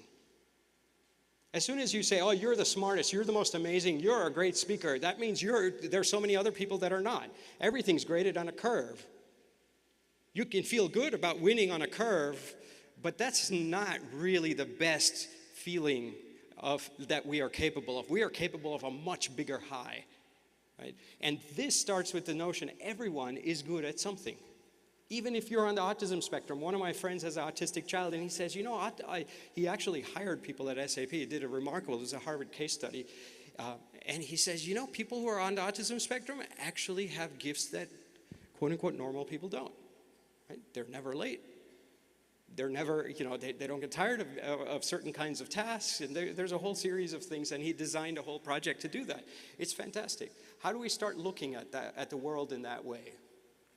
Mother Teresa had this beautiful quote, this beautiful story, actually. One of my friends was volunteering with her. She's sitting there, and when Mother Teresa is like treating the donor afterwards, they engage, and this guy says, Mother Teresa, can I get a photo with you? And so Mother Teresa's like, yeah, sure. So they take a photo, and they said, that photo didn't quite turn out right. Like our cameraman could, it's like, it's not quite right. Okay, let's take another one. Can you move a little to the right? She did. Click. Still not quite right. Can you move your head back? Okay. Mother Teresa's just doing this. Now my friend watching this is like, my God, like you got to be out of your mind to treat a global icon of compassion in this way, right? And she's like, okay, sure. But Mother Teresa is unfazed by this. She moves back. They take a photo. And she says, actually, this is still not quite right. So they go and physically move her face to get that photo. And so the funder leaves, and Mother Teresa is looking at, or rather my friend is looking at Mother Teresa saying, Mother, why didn't you say anything? This is a ridiculous insult. Like, for a photo, you're adjusting somebody's face? I mean, you know, this is not right. And Mother Teresa said one sentence that she has never forgotten. She says, my dear, there are multiple forms of poverty. And what she also implies through that is that there are multiple forms of wealth. That yes, certain kinds of wealth, we know, they're great, they're fantastic, we have systems around it, right? But there are so many other expressions of wealth, right? Oh. Right? How do you start to, even attention, you guys are all so kindly tuned in, that's a kind of gift, right? You can go down the list and say, oh, time is a kind of capital. A lot of you volunteer. Tomorrow there's a Seva session, right? That's fantastic. This is, you know, there's so many other forms of capital. So how do we start to create a sort of diversity of capital, diversity of wealth? This is a design question. You know, we hosted a retreat, sorry, not a retreat, a big conference in Berkeley around mindfulness. And usually you go to conferences and you say, okay, well, this is how you pay, right? Like your Visa, MasterCard, whatnot. We said, let's step it up and let's switch things up. So yeah, you can buy with money, but you can also give with different kinds of capital. You do 5 acts of kindness and tell us a story, that counts as a ticket. You do 8 hours of meditation and tell us you share a reflection, that counts. You create a 5-minute selfie, that creativity wealth counts. And can you imagine a conference where you have all kinds of people in different ways that are contributing? The vibe, the connection, the gratitude that people feel is just off the charts. So once you get past this first step, right, that everyone is good at something, the second step is seeing that not just that everyone has a gift, everyone actually wants to give that gift. And not just give it in a transactional way, give it in an infinite game way. And this, if you study neuroscience, which I love neuroscience, especially in recent years, they've made so many developments, it's so clear. Repeated experiment after experiment, we are wired to be compassionate. We are not wired to be selfish. Even Darwin has been misunderstood, in fact. He used the word love so many more times than survival of the fittest, but that's a story for another day. I want to tell you this story. First of all, this is what Martin Luther King Jr. says, everyone can be great because everyone can serve. This is a friend of mine who has no legs. He lost his legs. He lives in the slums. And you would look at this and you say, man, you're not only financially poor, you're even like mobility poor. You can't even walk, so you need help from everybody. But he had a big heart. He wanted to play an infinite game. He says, what can I do? We brainstormed a little bit. We said, what are his assets? What are his gifts? Now, when he walks, he has to walk with his hands. He puts his slippers on his hands, and he kind of walks like this. And when he walks like this, you kind of know when Raghu, it's like, what's happening? Raghu is going home. And as Raghu is going home, you know, imagine seeing that, hearing that. You're not going to be intimidated by him. You're going to be actually like, oh, you know, he's one of our members. And he, at one point, said, I want to connect with women in this community who have been domestically abused. And so he would go in, he says, what can I do? He goes in and takes these tulsi plants that he has himself grown, and he offers it to these women. And then next time he's passing through, he's like, how's your tulsi plant doing? And then they'll call him in. He'll sit there like this, and he says, you know, I know some bhajans. Do you want to sing some bhajans together?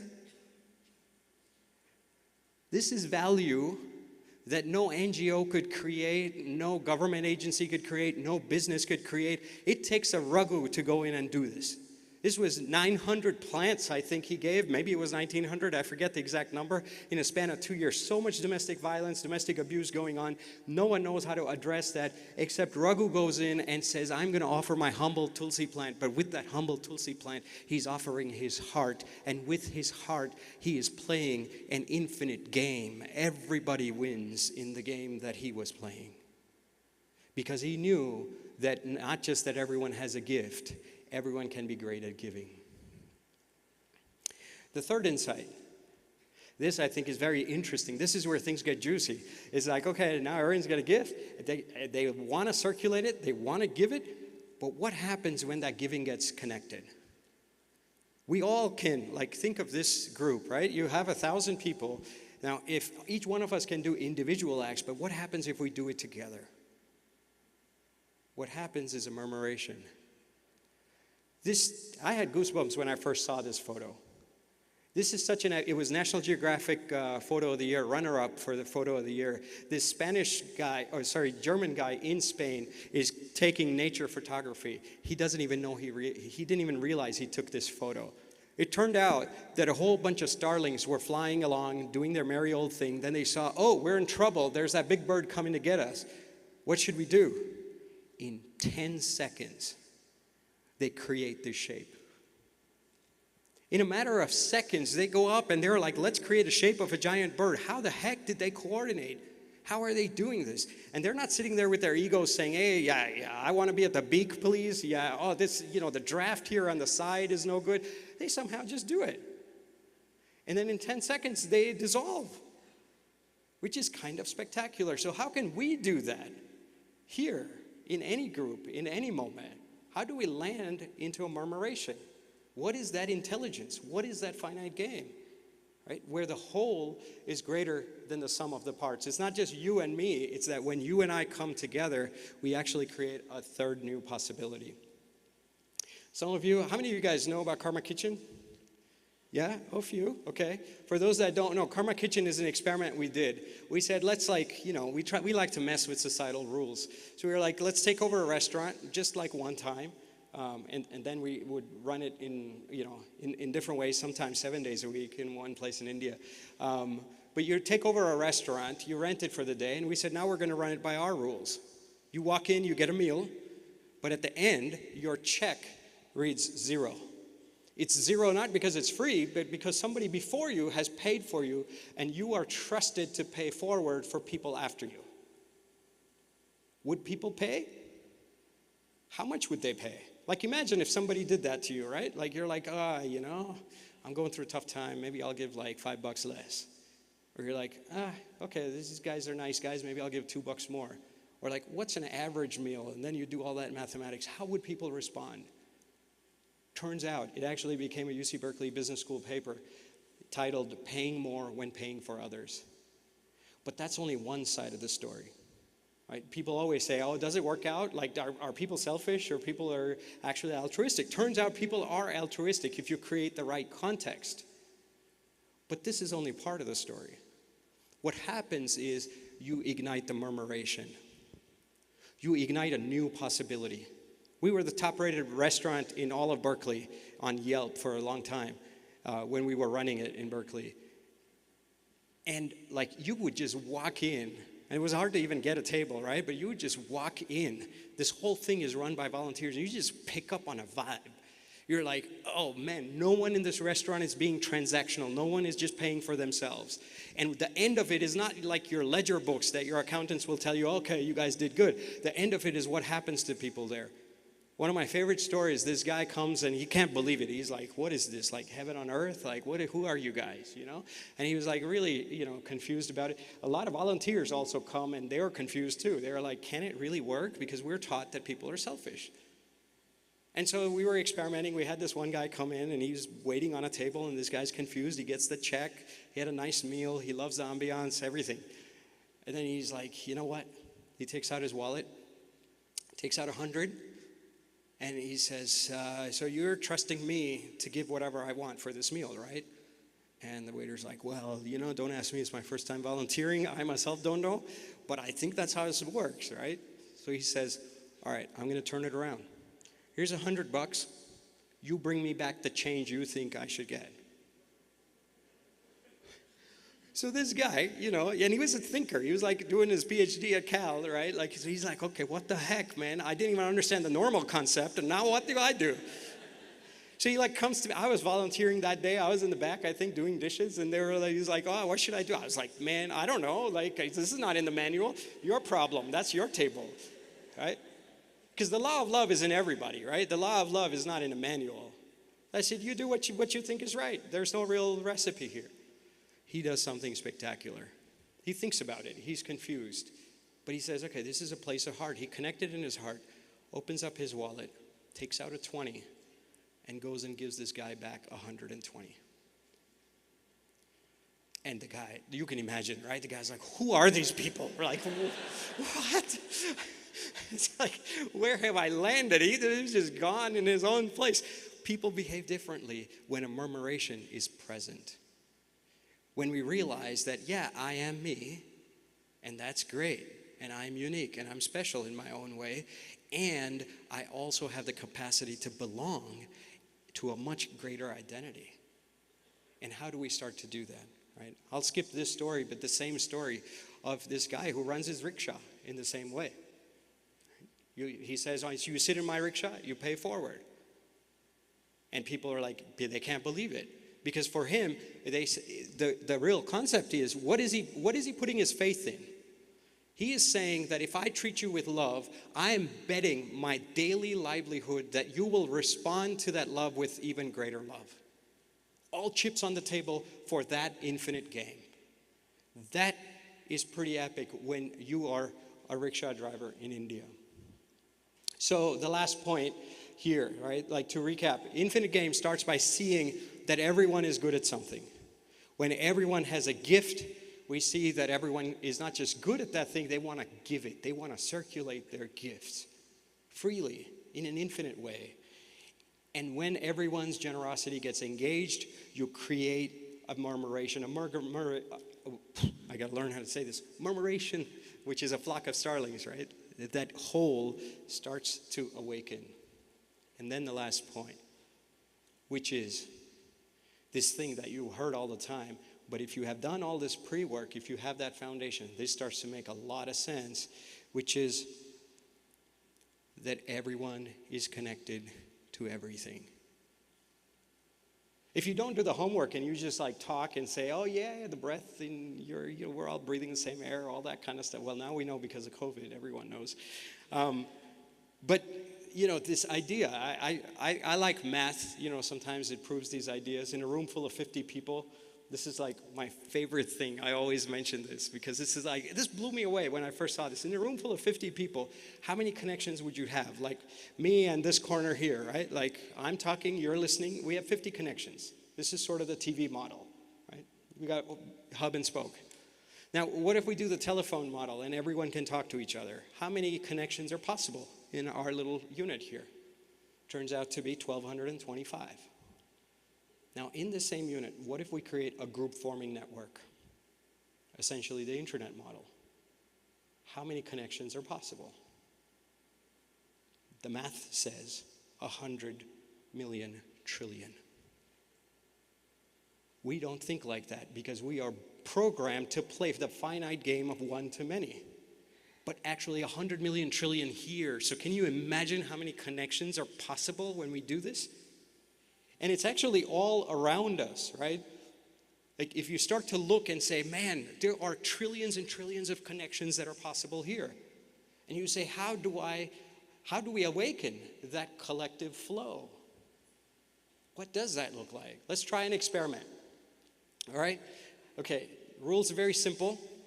You have to clap in unison until I tell you to stop, okay? So I'm going to tell you start, and then we're all just going to clap. And don't stop until I say stop, okay? All right, 1, 2, 3, go. Oh my God. Awesome. Okay, stop. Did you notice something spectacular? All of you, all of us, coordinated without a coordinator.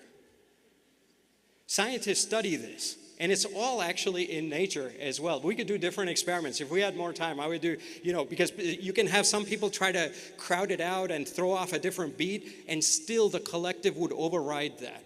It's actually quite spectacular, this notion of synchronized clapping. So if you do that, here, take a look, actually, at this thing in Thailand. Fireflies in Thailand. You'll have to turn the audio up.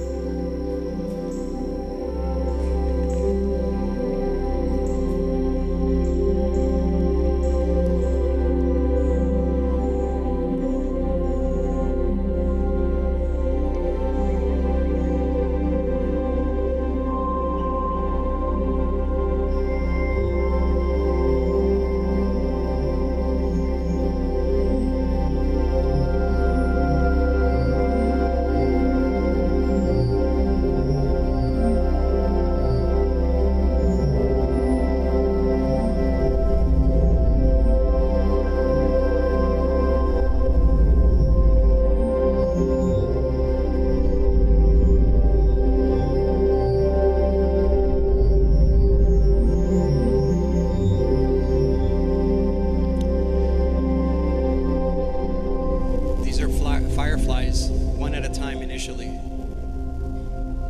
This was only possible to capture because in COVID there was no light pollution.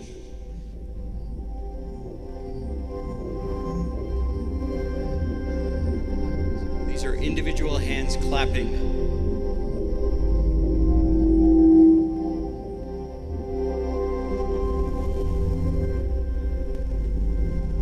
And then boom, connected.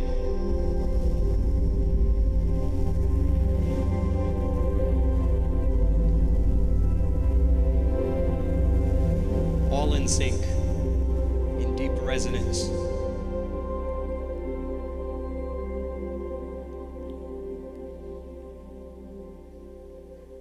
Isn't that amazing? Oh.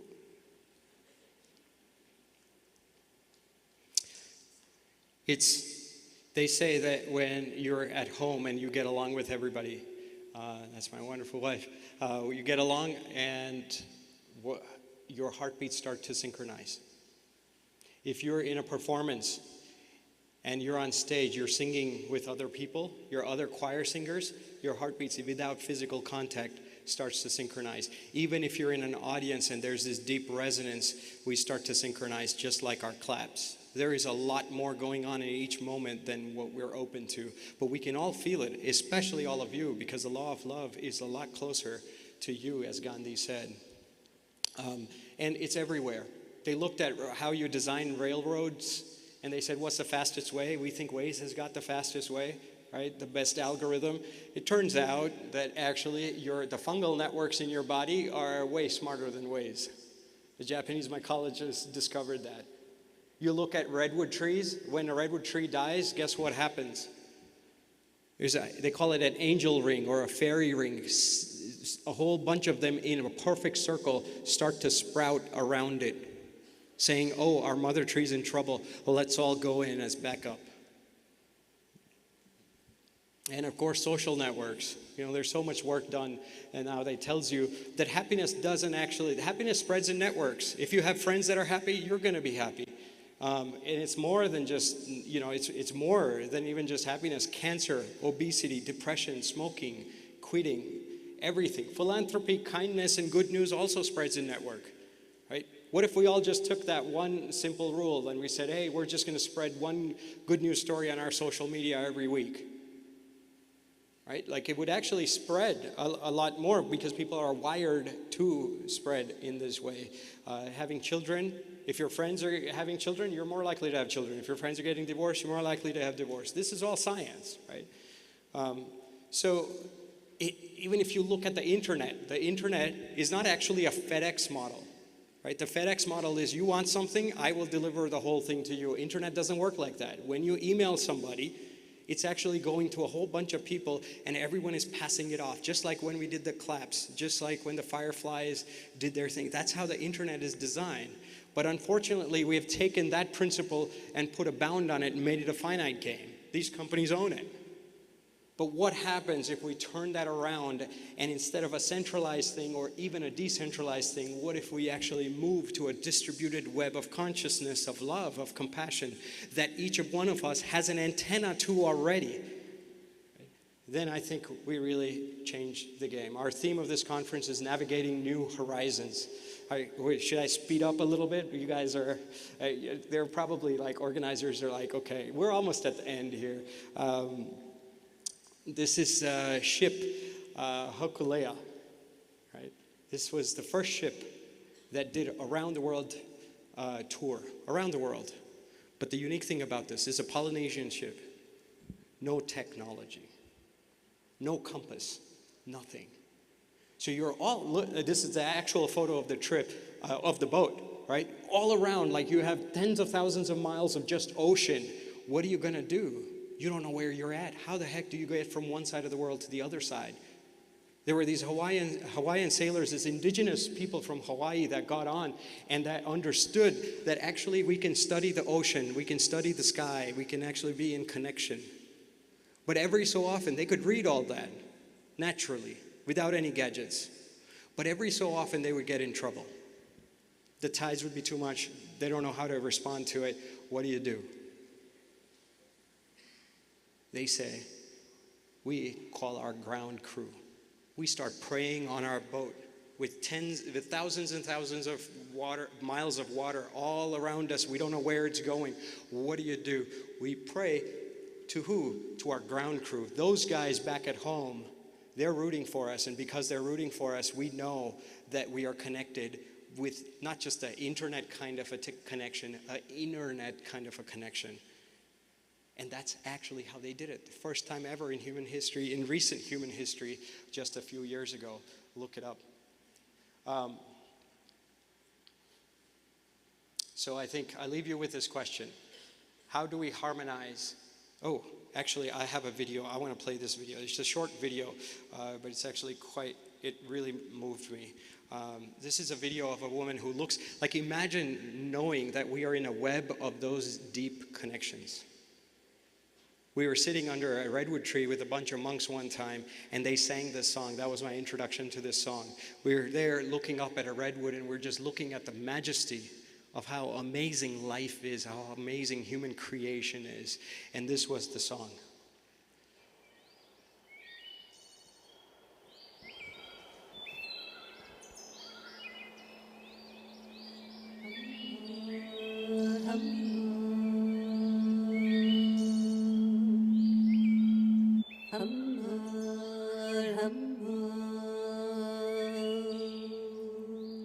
Humble ourselves in the arms of the wild, gotta lay down low and humble ourselves in the arms of the wild, gotta ask her what she knows and we will lift each other up, higher and higher, we will lift each other up, higher and higher, humble ourselves in the arms of the wild, gotta lay down low and humble ourselves in the arms of the wild, gotta ask her what she knows and we will lift each other up, higher and higher, we will lift each other up, higher and higher, humble ourselves in the arms of the wild, gotta lay down low and humble ourselves in the arms of the wild, gotta ask her what she knows and we will lift each other up, higher and higher, we will lift each other up, we will lift each other up.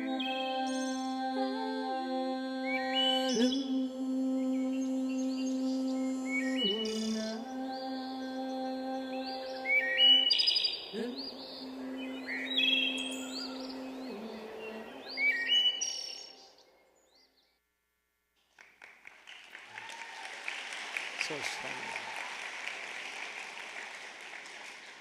And so this question, how do we harmonize individual and collective flow? I think if you look at the infinity sign, you know, you can think of it as two circles. One circle is how each one of us is unique. And we need to step into that unique greatness. There is something each one of us is good at that we are called to do, that the world needs us to do. But if you just do that, it's not enough. Because then you're just amazing. You're just a singularly amazing, narcissistic, egotistical human being that has reached the top of the world. It needs to be tempered and balanced. Standing out needs to be tempered and balanced. That circle of standing out needs to sit next to blending in, dissolving, disappearing. And we don't learn that today. We learn how to stand out, but we need to also equip ourselves to learn how to be humble, to learn the power of small, to know that we are all so deeply connected. So I hope all of you can continue to take this step alone, individually, step into that greatness of yours, and also collectively as a murmuration, and be humbled. Thank you very much. I'll get to it. Thank you. I appreciate that. I've got, okay, now we do the clapping exercise, right?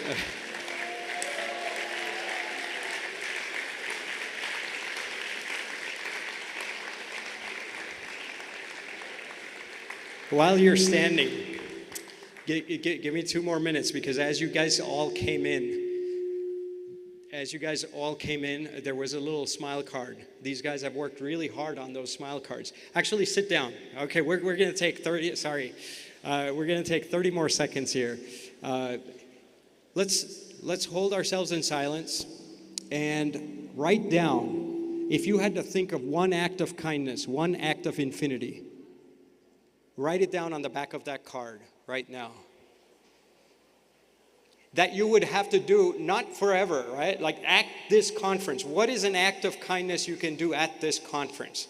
Right? Jackie in the back, she's been super kind.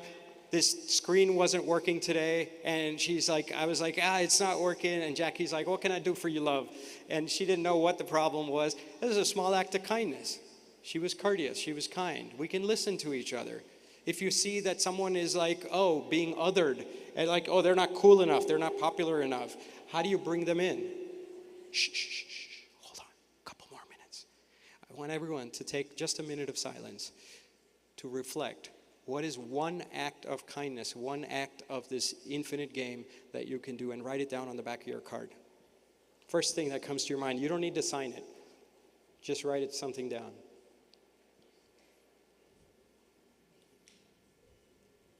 The hope is to ignite a murmuration, so connect with the law of love within you.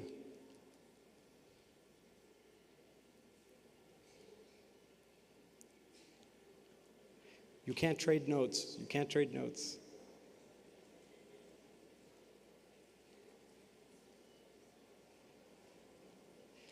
Okay, if you're done, pass it to the coordinators on the left or the right. Like, pass it to one. These guys pass it to that side. And these guys pass it to that side, to the end of the aisle.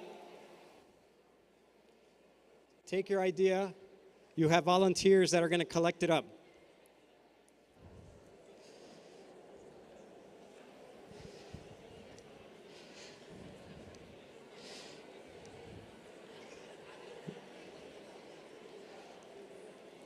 Write down an act of kindness you're going to do, that you can do.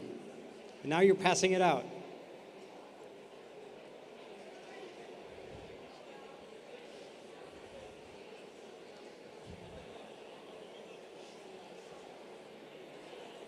Yeah, it's okay. I'll give it a second. What? They're writing it, right? Yeah. All right. Okay. Shh. Okay. Can I have your... Should we touch clapping again? Okay, clap.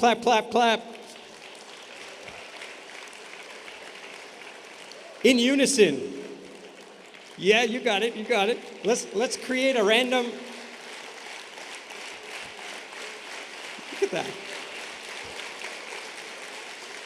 Isn't that amazing? I think it's spectacular that human beings are wired like that. All right.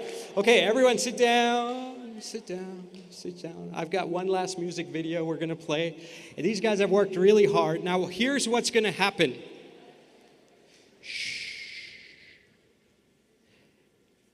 Each one of us put our heart into it, wrote down something. And it would be one thing if I said, I'm going to do this at this conference, and I do it. But now, after this session, as you all walk out, you will be handed somebody's heart, somebody's intention. And maybe, and this is part of it, right? Maybe somebody decides to play a prank and they're like, yeah, like this is the act of kindness I'd like to do. Let's see who does it. But you have to compost that because that's a part of it. You have to put that, fertilize it, and turn it into something magnificent. Say, oh, somebody tried to say, oh, this is how we're going to do an act of kindness because I don't really believe in kindness.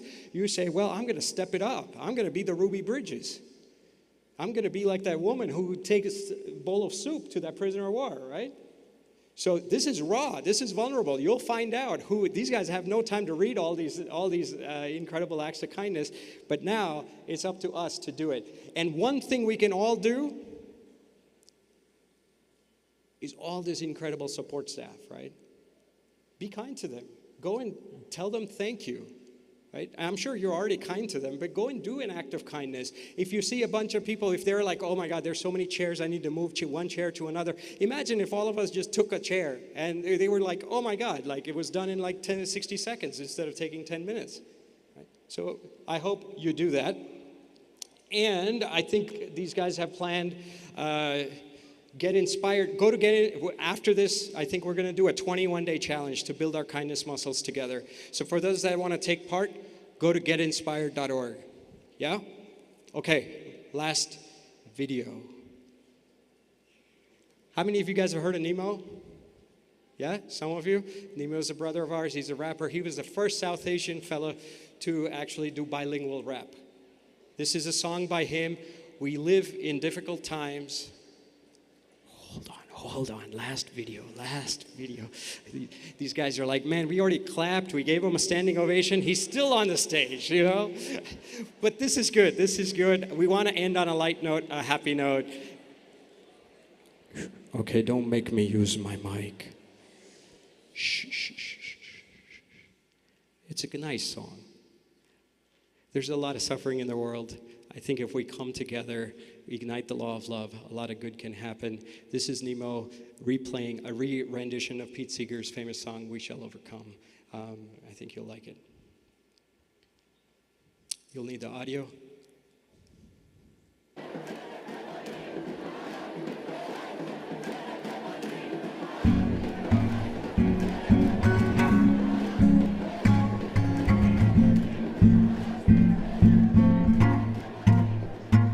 It's burning inside, the hurting and the suffering. Minds creating anger, fear and pain, suffocating our times. The tougher it gets, the rougher social media cries. But we see to it that we tweeting only negative lines. We're sick and tired of history, but repeating it twice. Greed, anger and violence, clearly stealing our nights. Feeling it tight between the shoulders with a chill in the spine. Pinching myself, waking up, trying to stop the rewind and move forward towards stories, overcoming our fears. Choosing love over hate, praying, trading hugs over tears. There's only one choice, breaking down the walls and repair every broken heart on this planet till there's no longer fear.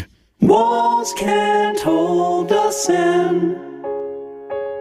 Fear can't keep us down. Love will rise again. Yeah, it's rising right now.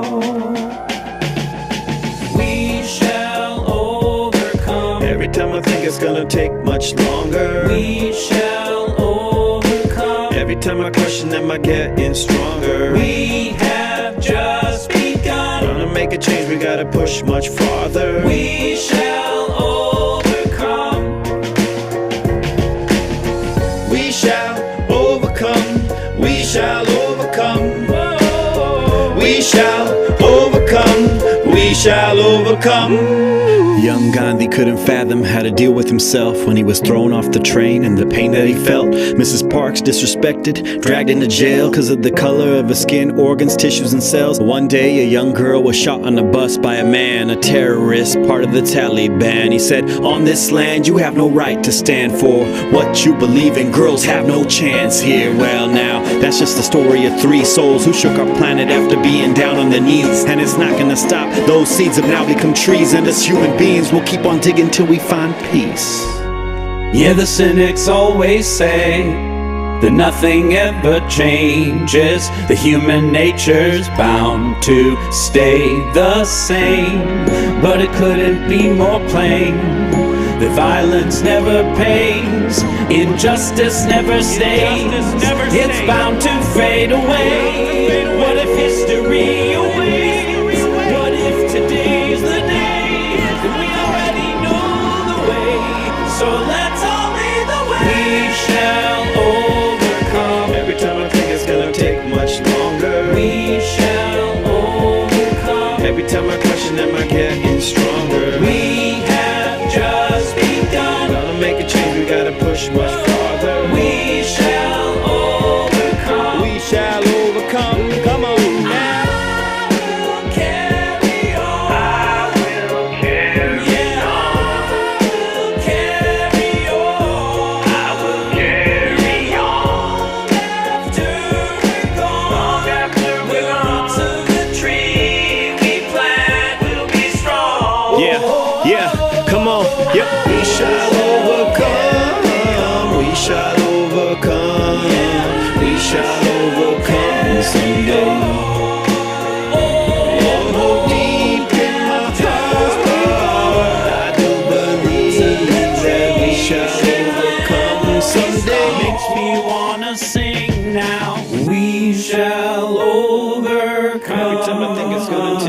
Longer. We shall overcome. Every time I question, am I getting stronger? We shall overcome. Make a change, we gotta push much farther. Someday. 'Cause I'm feeling it deep in my heart. Deep in my heart. I do believe. I do believe. I do believe. We shall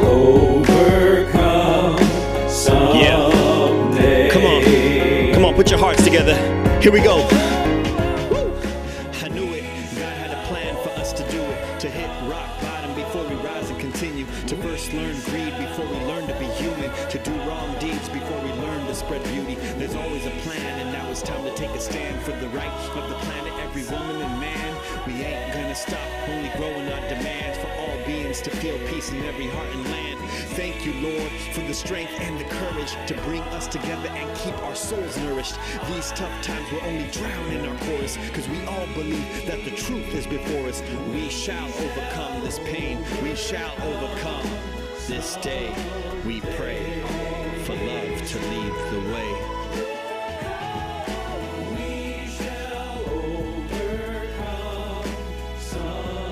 We pray for love to lead the way.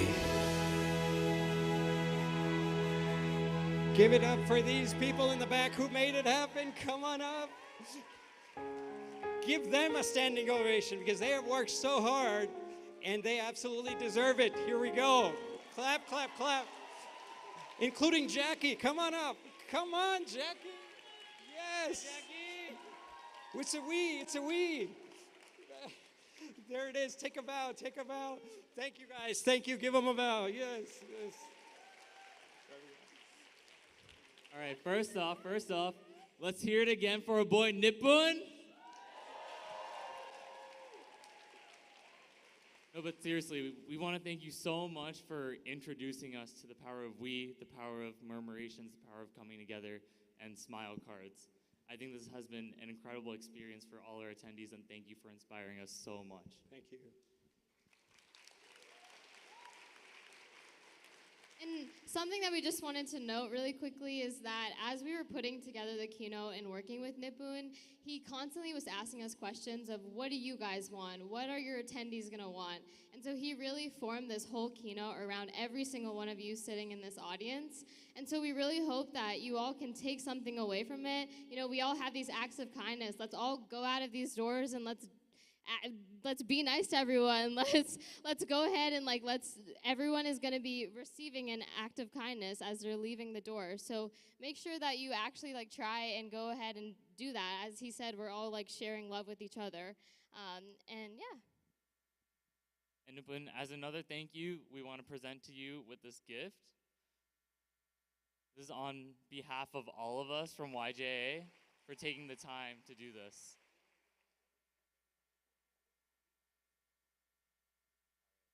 Now we're going to pass it on to our security leads, Romit and Paki.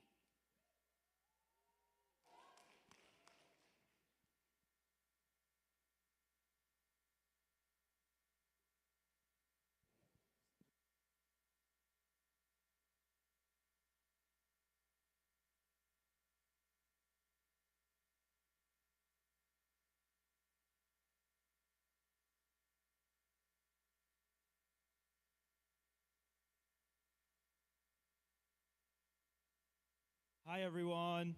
That was a great keynote. Thank you so much, Nipun, for sharing that. It was amazing. We're going to be starting lunch right after this. We're going to ask everyone to hang tight for just a few minutes. Feel free to chat, hang out, whatnot. We'll let you guys know when lunch is ready, and we'll start releasing you guys as soon as lunch is ready. Cool? Sound good? Cool.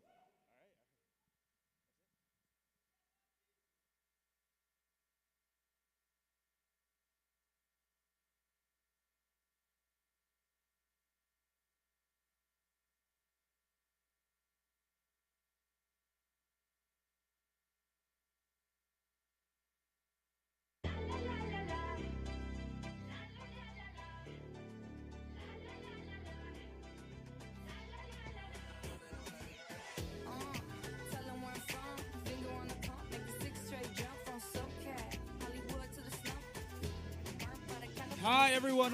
Can you guys please stay seated? Can you guys please stay seated in your seats still? Sorry, lunch is just not fully ready. It'll be ready really soon, just a couple more minutes. And we'll let you guys know when you guys can get up, but just hang tight, talk to the people next to you, and reflect on the session, yeah.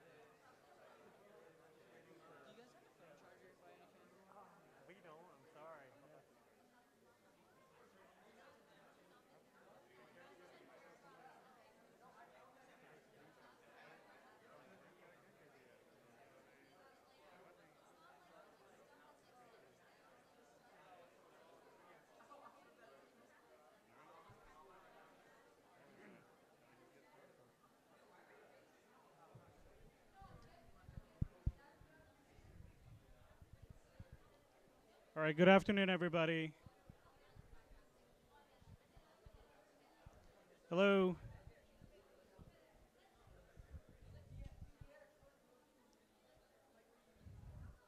Hello, good afternoon. Thank you so much for coming. My name is Shaleen Shah. 7 years ago, my family started a farm animal sanctuary in Colorado. First one here in the US that is run by Jains and through our Jain values. I'm very excited to be here today with our youth and our Jain community. To just give you an overview of the program, we are trying a very different format. It's going to be like a video documentary that will be live narrated. And that will be for about 22 minutes. And then we'll open up for a Q&A.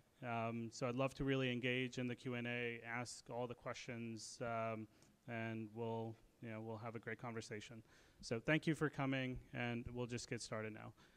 Can you dim the lights for me? Thank you.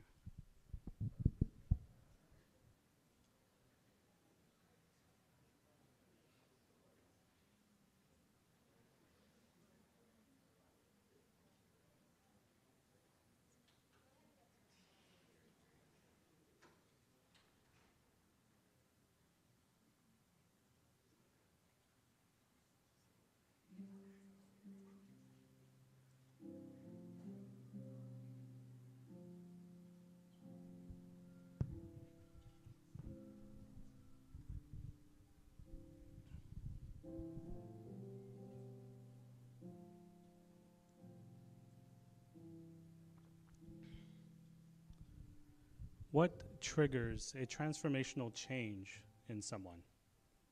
What can make one question how they have lived their entire life, how they were raised, and the very beliefs that have defined their lives?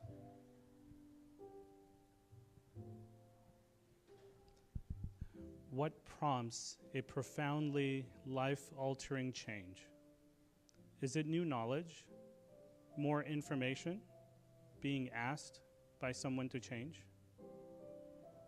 I believe that the key to change is inspiration.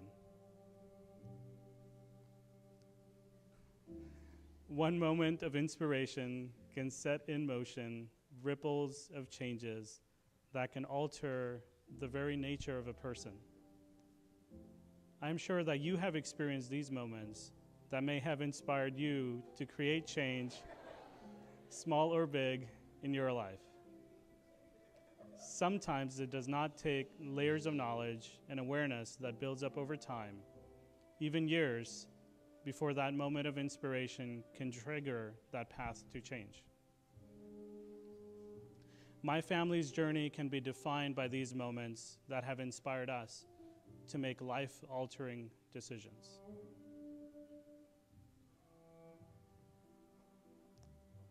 My wife, Shilpi, and I met at the university we attended in Jacksonville, Florida.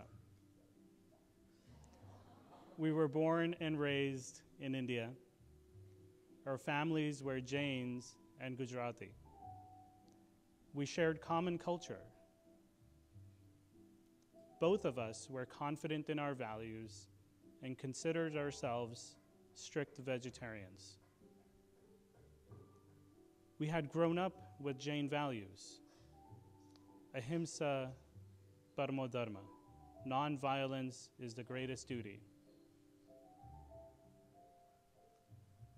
We often know our values, understand them only as they are taught and lived by people, family, neighbors, and friends around us. Seldom do we take the time to understand them deeply and question our actions to ensure that they meet our values. It was the same for Shilpi and me. We understood this value only in how we had experienced it with those around us. We never questioned our actions. As vegetarians, we happily consumed milk and dairy products. I remember a day at the university when the two of us were walking out of the library on our way to lunch with friends. A student stopped us and was handing out PETA pamphlets. The pamphlet talked about going vegan and why people should not consume milk. I remember looking at it briefly and promptly throwing it in the trash, confident in my values and feeling that I'm living them to the fullest, and I do not need to change them or question them. I think back to that moment, still to this day, and question why neither of us was open to considering this new information. Why were we so blindly confident in our values? It took 9 more years before even one of us questioned this belief system. We had been married 4 years, and it was only a couple of days after the birth of our first son, Arav. Like all first-time parents, we were working hard to figure out how to care for this new baby in our life. But something was wrong. We could see it and feel it. Arav was not thriving. As Shilpi would nurse him, he would spit up most of the milk. He constantly cried and had rashes all over his skin. We went right away to see the pediatrician, and the pediatrician suggested an elimination diet designed to remove common allergens from the mother's diet that could affect the baby. The number one thing on this list? Dairy. She assured us that this was only temporary, and after a few months, Shilpi could continue to have dairy, and Arav would grow out of it. For Shilpi, the first thoughts were, oh no, what will I eat? She was very accustomed to drinking a glass of milk multiple times a day, and yogurt was her favorite. But for the sake of our new baby, she gave it a try. She eliminated dairy from her diet, and the effect was nearly immediate. Within a day, Arav could keep most of his food down and started to thrive. This was unbelievable to us. Wasn't milk supposed to be healthy? Didn't we need it for our nutrition? How could our baby be allergic to this essential food? Shilpi started to research. She read all that she could get her hands on for hours and days. She learned that not only is cow's milk not meant for human consumption, but it is harmful to our health. She learned that most people in the world are allergic to dairy, and that only a mutated gene in some humans allows the digestion of milk proteins into adulthood. Dairy no longer seemed to be the perfect food we once thought it was.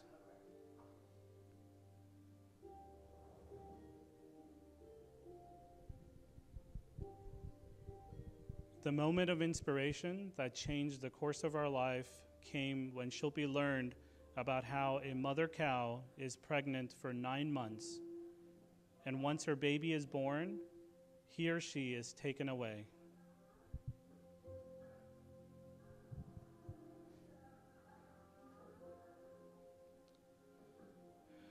If the baby is male, he is considered of no value and is killed within hours of birth.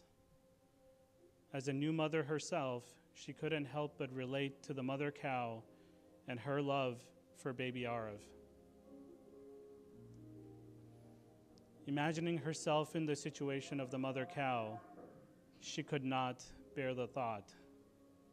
This was when she decided that not eating dairy would not be temporary for her, but she would never touch dairy again for the rest of her life. She was now vegan.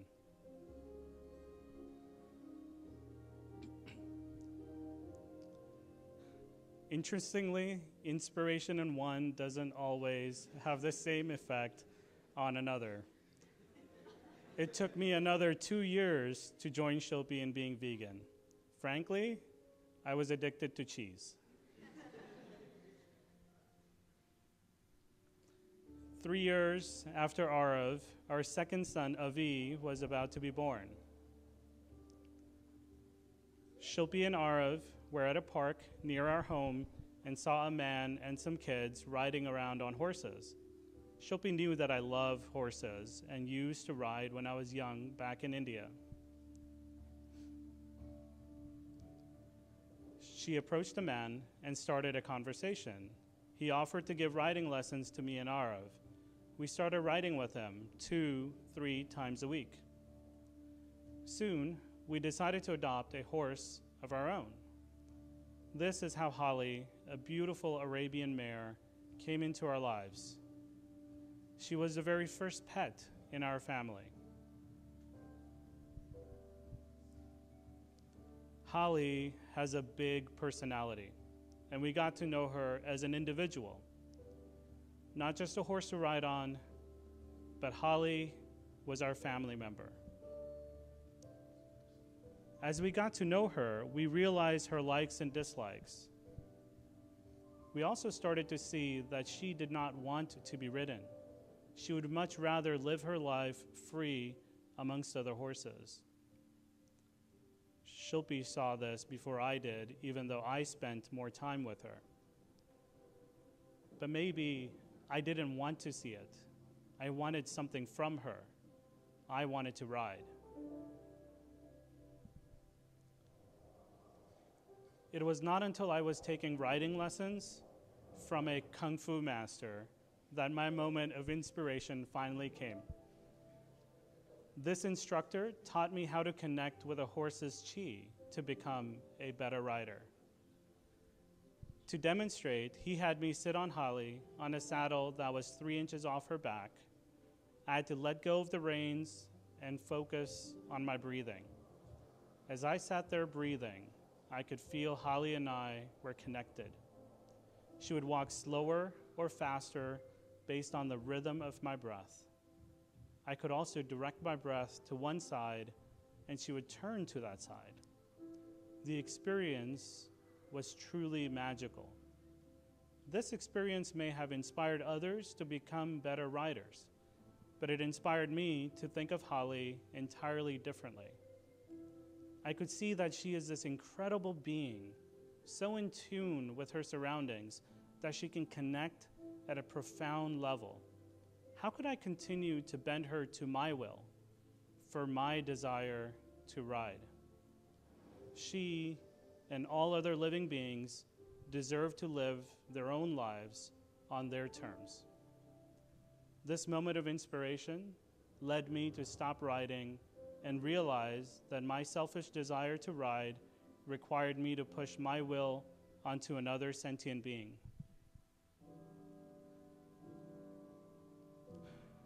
Riding Holly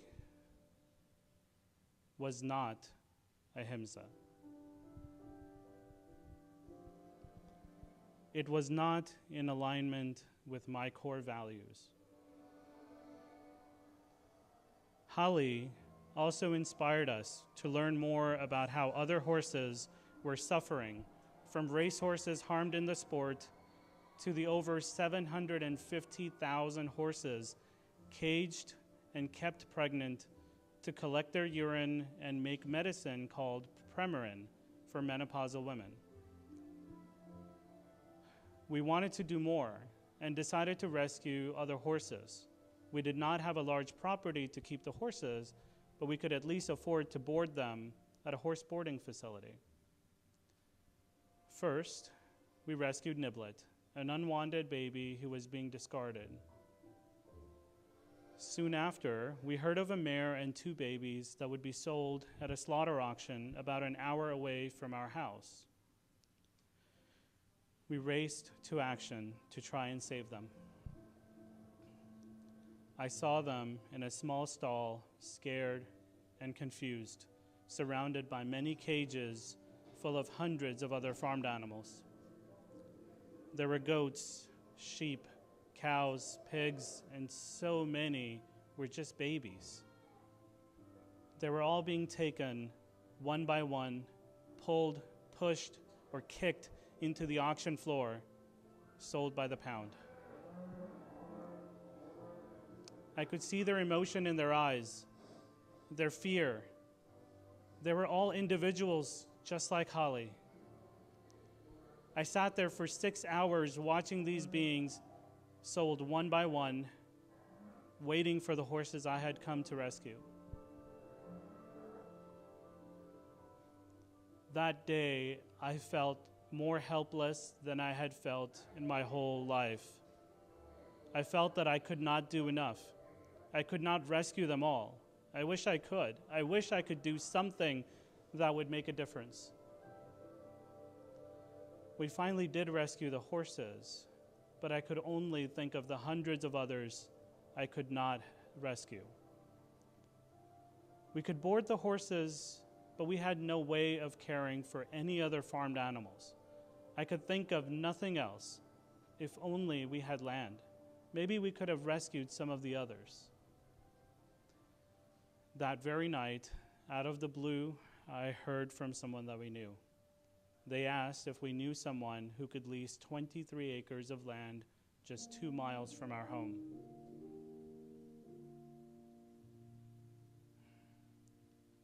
This felt like a miracle.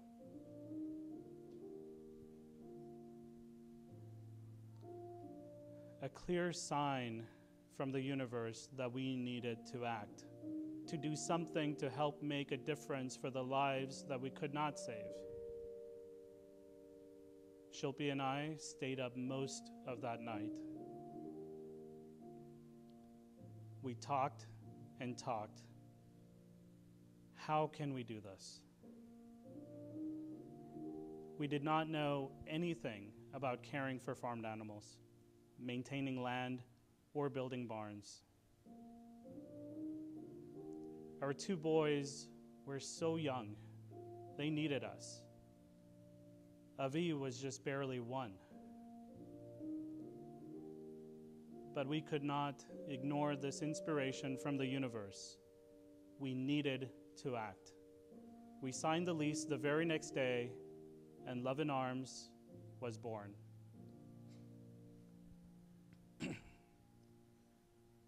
From the beginning, ahimsa, nonviolence toward all living beings, has been the core ethos of Love in Arms. It is in every thought, action, and decision at Love in Arms. We understood very early that we would not be able to rescue every animal that needed help. The need is too great. Over 9 billion farmed animals are killed for food every year, just in the United States alone. We needed to do something more. We needed to inspire change in others. If one individual eating a standard American diet gets inspired to eat vegan, over 300 lives are spared in just 1 year.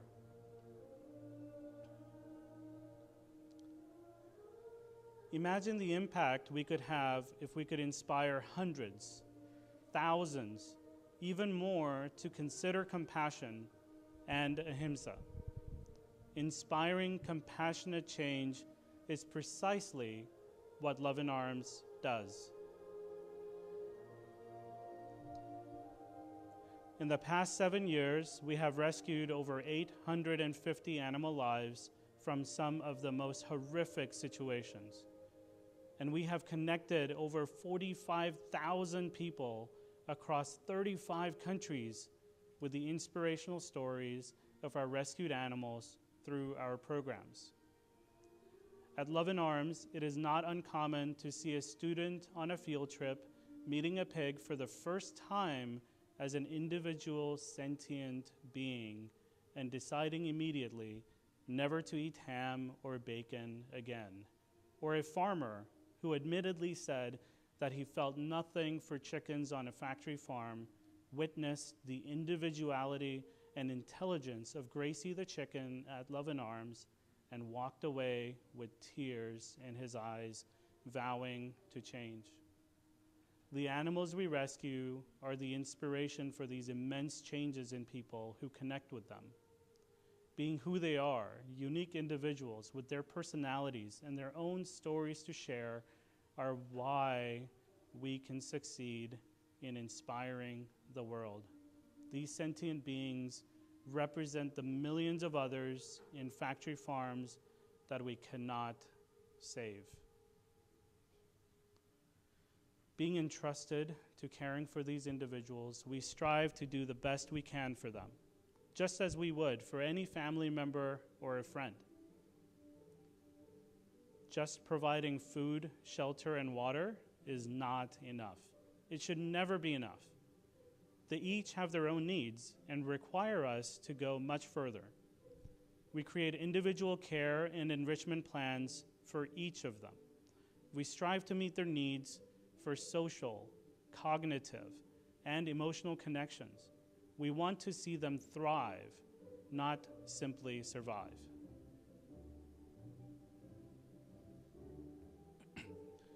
We do this in many ways, but Click or Play is one of our cornerstone programs.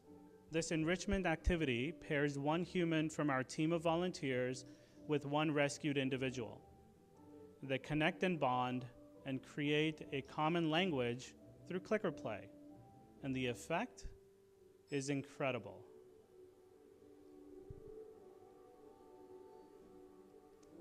This form of play not only creates a connection, but its common language also allows us to provide cooperative care.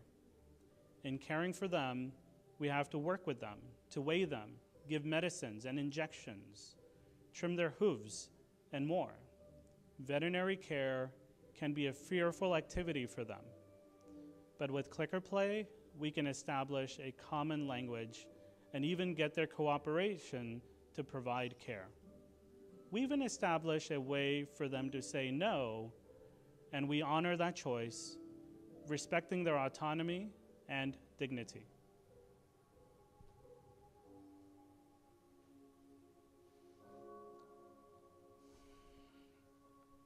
This is how we embody our values, putting ahimsa into action, and are working to inspire a world full of compassion for all beings.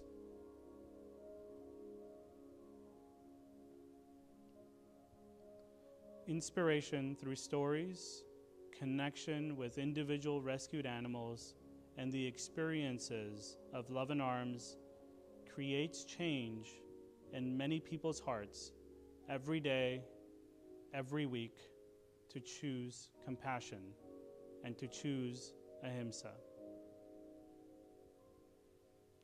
One story, one connection, and one inspirational moment at a time, Love in Arms is transforming the world into a place where all beings are worthy of respect, dignity, and love. Love in Arms is inspiring the global community to embrace ahimsa as a way of life. Thank you. Jai Janendra.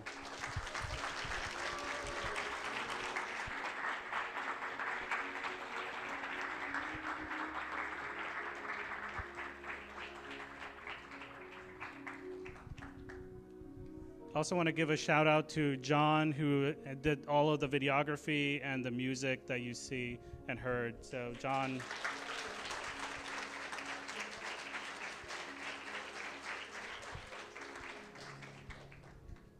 Thank you, guys.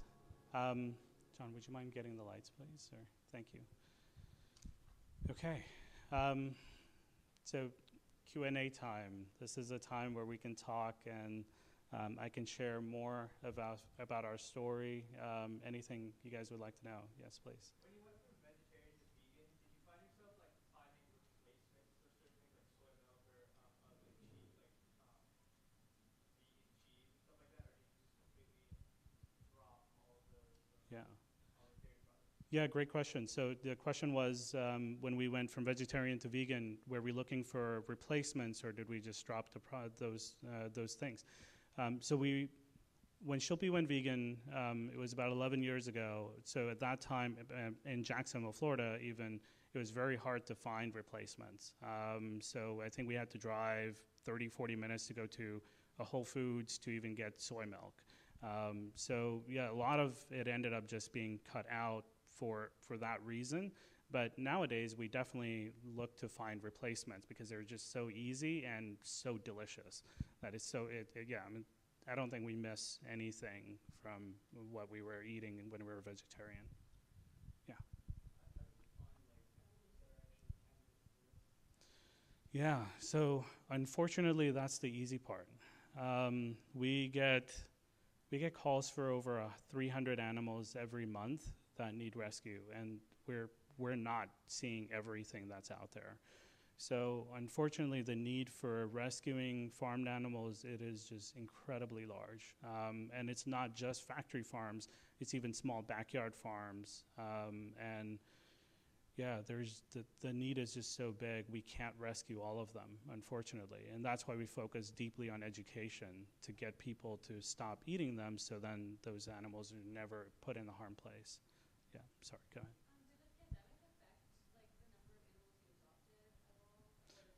Yeah. The pandemic definitely affected us in a very large way, but not necessarily in the animals that we rescued, but in how we did our programming. So we rescued roughly about the same number of animals in the pandemic years, but our programming was all virtual. So instead of having thousands of people come to our location, we had tens of thousands on our virtual programs.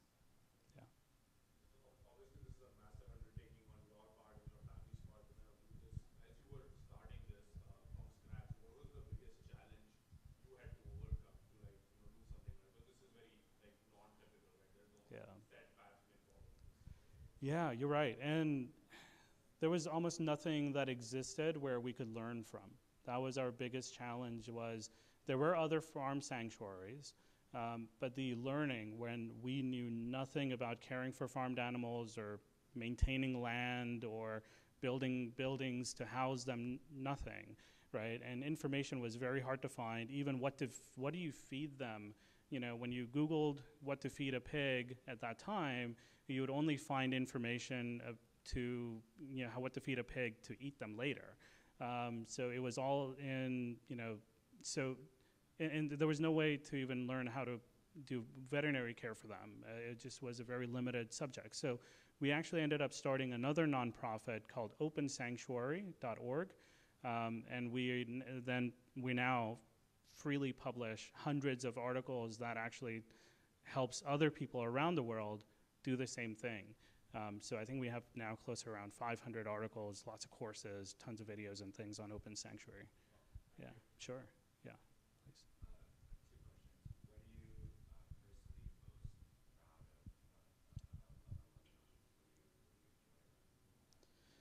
Yeah, I think the thing that I'm most proud of is the connections, like being able to see people connecting with the farmed animals. Like the animals that are rescued, they are their own best advocates. Like they connect with people in such an incredible way. And I think all animals are capable of this, right? But we just see it at Love and Arms. And when people connect with them, like we don't even have to tell the person anything. That inspiration just comes from within. And that is just very special to be able to see. Yeah, sorry. Yeah.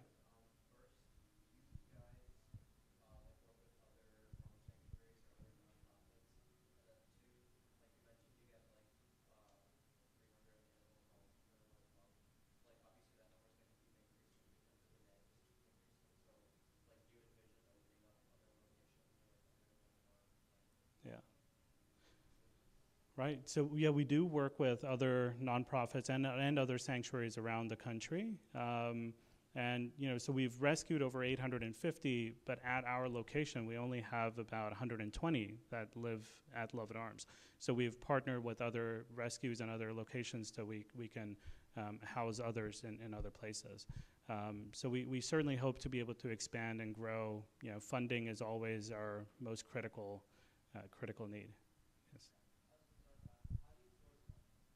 Yeah, it's individuals and mostly just donations, from our Jain community, as well as just American community at large.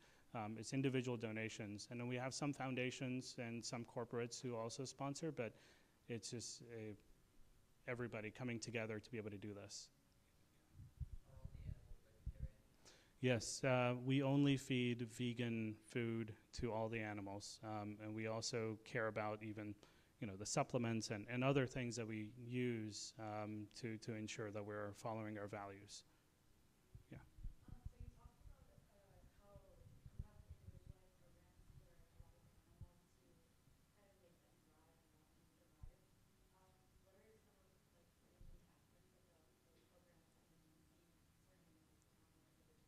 Yeah. Yeah, great question. So a lot of times, when animals come to us, they're rescued from such horrific, abusive situations, and they each need something completely different to be able to kind of come out of that, right? So as an example, there's, we call them the cowboys. There's 3 baby cow boys that we had rescued, and 2 of them really easily bonded and connected with people, but one of them, Domino, it took him, well, he just couldn't trust people again. And through this clicker play program, you actually saw him on one of the clips.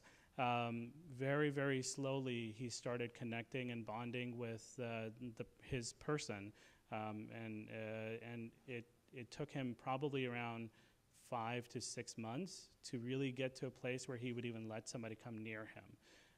So it just really depends on the individual. Sometimes an individual needs more confidence, and going through the clicker play program, you kind of get to feel like, okay, yes, I can do this, I can learn, I can also, like it's same like all of us, right? As students, like when we succeed at something, it makes us more confident, and so we've seen those types of things happen in the individuals.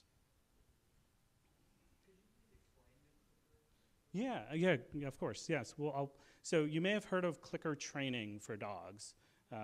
And so if you haven't, so I'll explain. So it's a positive reinforcement technique.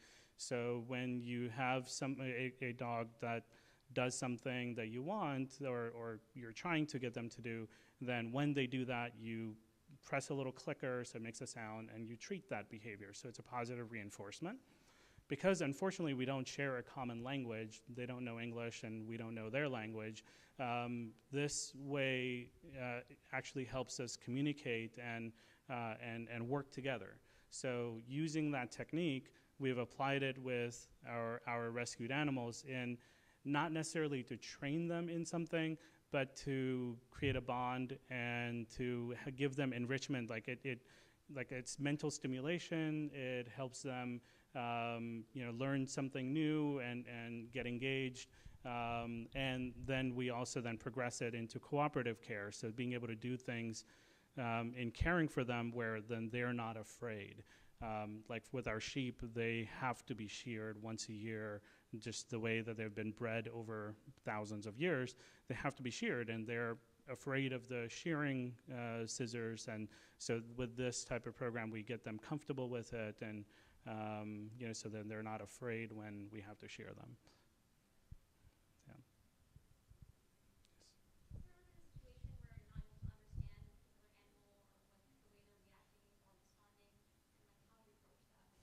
Yeah. Yeah, absolutely, and especially early on in their time with us, we're getting to know each other, and there will be times where we don't know what is it that they want, but if they're showing us that it's not something like that we're doing at that moment, then it's patience, really just kind of sitting back and trying to understand and work with them.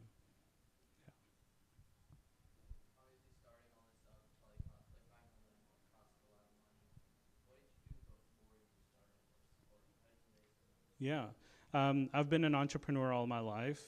So I had a business while we started this. I had the business ongoing while we were building it up. And I still run my own consultancy. So this work is our seva, our volunteerism. But now we have support of the community to be able to keep it going.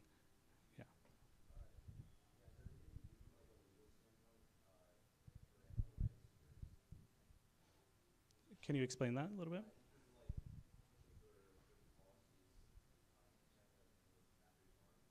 Yeah. Right. Yeah, totally agree. I think, yeah, there is definitely a lot of legal advocacy work that needs to be done. Love and Arms does a little bit more locally, like we've worked with our governor's office and we've participated in programs in our state. We're not large enough yet to start focusing on larger legal advocacy work, but that's definitely part of our strategic vision. Yeah.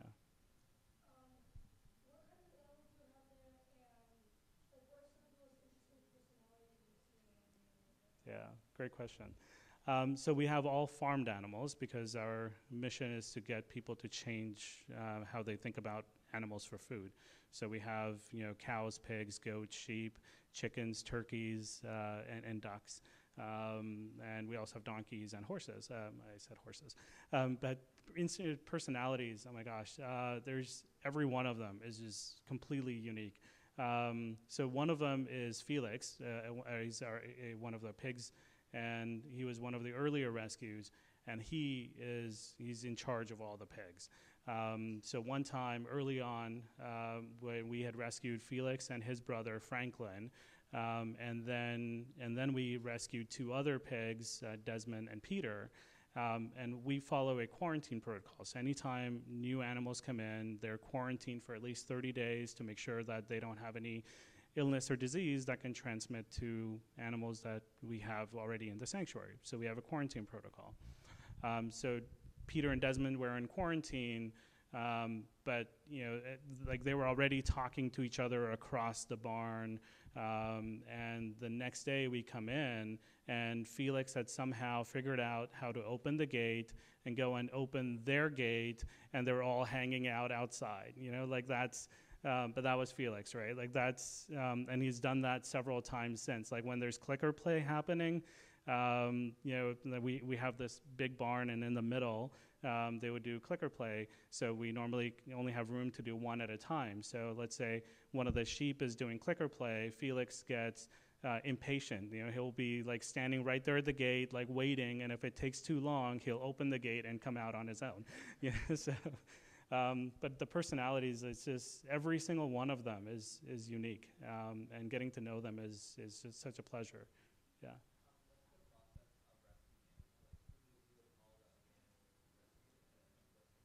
Yeah. Each one of them is a very different story. One example is more recently we rescued 6 sheep. And the rescue story was that this man, he followed the Muslim faith, and he would buy sheep for Eid to slaughter them. But his American girlfriend prevented him from actually killing them. Like said, no, don't do it. But he himself was very abusive to the animals as well as to her. She finally left and got away, and then contacted us to rescue the sheep. So we had to go in there with the police and pull the sheep out. They were an incredibly horrific situation. With one of them had highly infected hoof. Another one had horns that were overgrown and actually going into his eyes. Right. So, but each situation is just very different. Yeah. Right.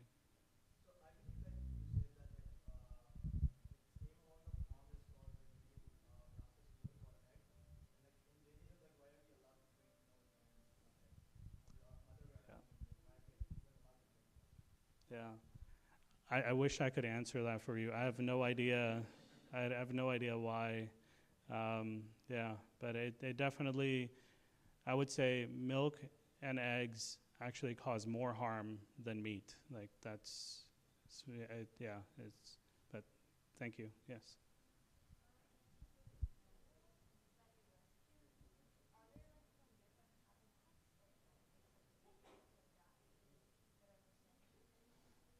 Yeah.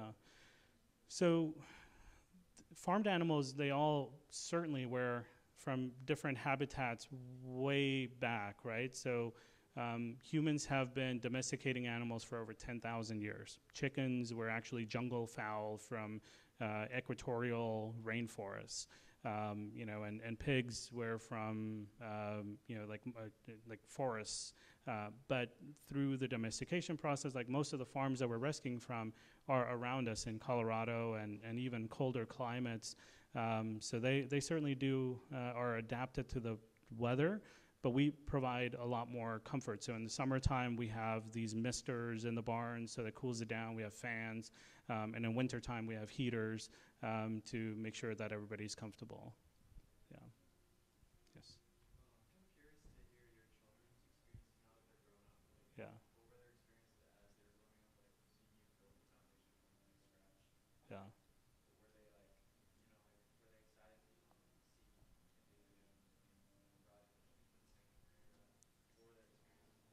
Yeah. Yeah, my kids are now 11 and 8, and I think their experience is still something that we want to understand as they grow older. Like, we'll learn from them what their experience was. But as a parent, seeing them grow up in that environment has been incredibly enriching and rewarding. In fact, one of the things that was not really part of the story yet was we were inspired to start this because of our kids. Yes, we were worried that, okay, how will we do this? Like, they're so young, but we wanted to do this also because of them, because we wanted them to, concretely see and feel the values that we've grown up with as Jains. Here in America, we just didn't have that experience to being able to really relate to that. So we wanted them to be able to see it and live it, and to be able to have that same experience be available for our wider Jain youth. So I think for them, they weren't just observant in the process. I think they were really involved. I saw them in our original location, because that was a leased location. Like, they were actually there helping us build, and we're painting, and there was probably more paint on them than there was on the building, but it was just an incredibly rewarding experience to see them being involved in actually building something with us. Yeah, great question.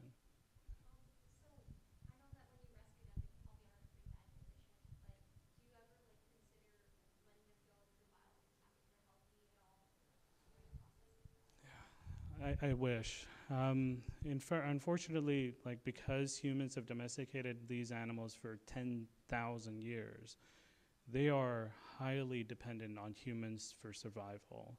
In fact, their bodies are just so messed with. They really even need a lot of medical care to even keep them to have a comfortable life. As an example, pigs are genetically selected over these thousands of years by farmers to grow so big so fast that there are 300 pounds within 8 months of their lives. And that's when they're slaughtered, at 8 months old. A pig could naturally live on to be 20 years old. But these farm pigs, even in a sanctuary where their diets are monitored, their health is well cared for, even then, within 5 to 6 years of their life, they have debilitating arthritis. They have other organ failure that's starting to happen. They really need almost elder care by the time they're 7, 8 years old. And Felix is about 7 years old, and he's receiving elder care from us right now.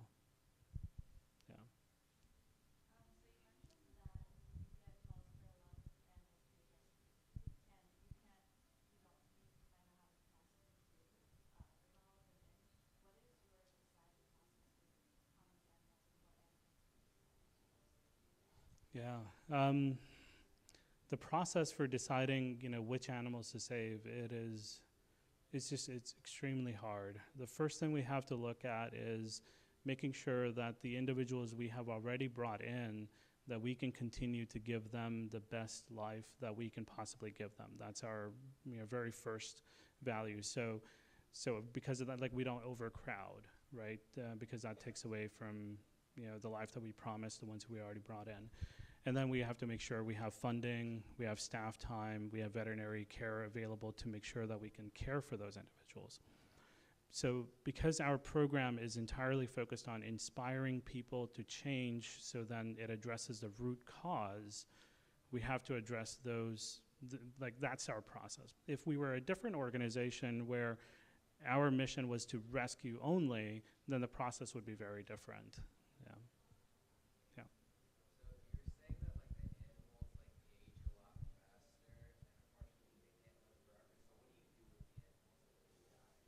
So once they die, we have opted for a process for their bodies called aquamation.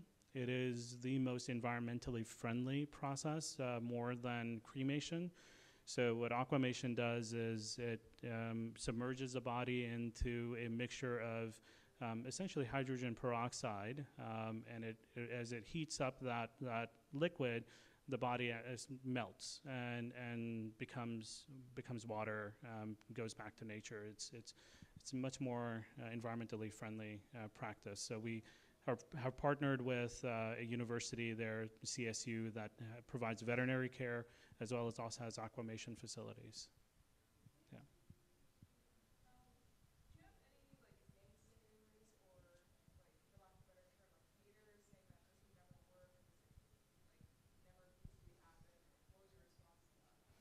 Yeah, I think that's true, and no matter what you're trying to do in life, there's always naysayers.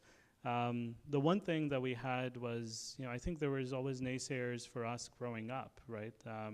And for me as an entrepreneur, anytime I wanted to do a business, there was always naysayers around me saying that idea will never work, or that. And for Shilpi also, as she came here after completing her high school, and for college, there's always people who don't believe in us, for the color of our skin or for just the way we look. There's always that. So I think even in this, especially when what we're trying to do is go against so many people's daily way of life, their culture in eating animals, there's definitely a lot of resistance that comes. But I think we live through our values, we connect with those people through compassion, and just continue to do what we believe to be true.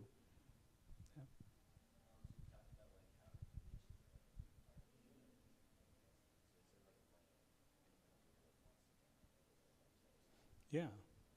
Thank you. Great questions. If anybody here wants to donate, go to our website, loveandarms.org. One of the most fun thing to do is actually adopt one of the animals virtually. So we have a sponsorship program.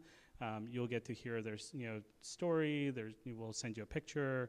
You'll get updates every quarter. It's a really great way to connect with one individual, and then you can also do a special virtual or in-person tour with that individual. We also have information in the back. Please grab whatever you want. There's our annual report from last year. There's some stickers and pamphlets. So when you're leaving, please grab some things. Yeah.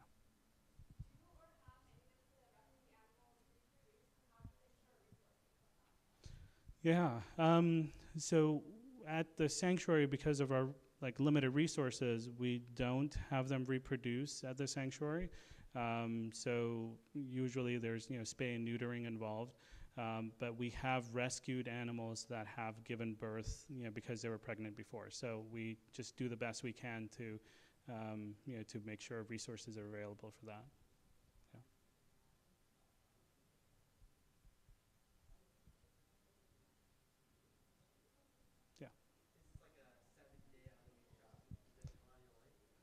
Yeah. Yeah, this definitely is a 365 type of work.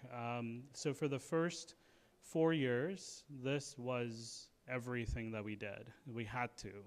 Shilpi and I, we woke up and went to bed doing nothing but Love and Arms. I had to put my business on hold. And then we grew it enough to a place where we can bring on help. We have now a team, we have staff. We have an executive director now who runs the day-to-day operations, so then I can go back to earning a living. And our big goal for the organization is to make it self-sustaining and be an organization that's a generational organization, so it can live on past Shilpi and I. And so that's a lot of our work today, is making sure that we have the right infrastructure and the right trustees to help govern the organization for the future. Yeah.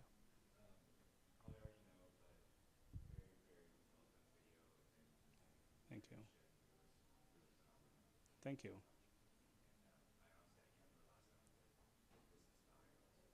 Yeah. Thank you.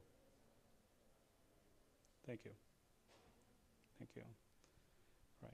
I don't know how we are on time. I think we're wrapping up then. Thank you guys. Thank you so much for coming.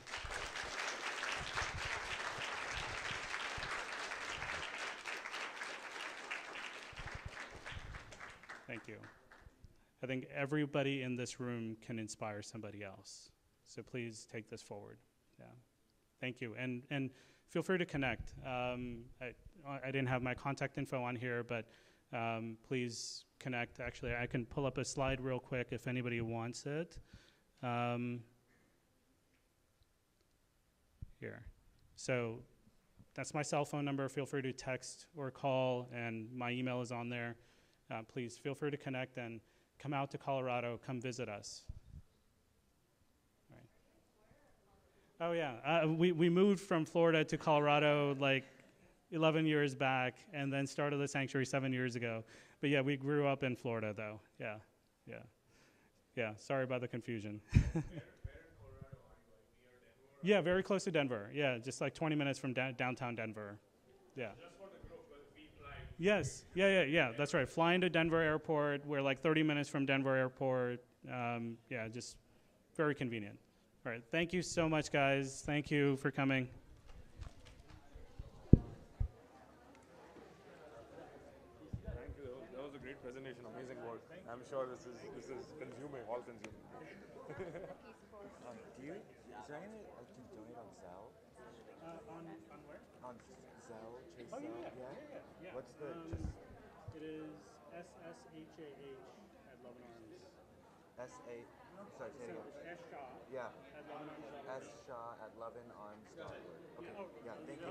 I'd love to reach out to you. So what Rocket does is we have a community fund, and we can sign up other non-profits into like a challenge, and then all the employees vote on the idea, the concept, and then everyone donates, and the company matches the donation.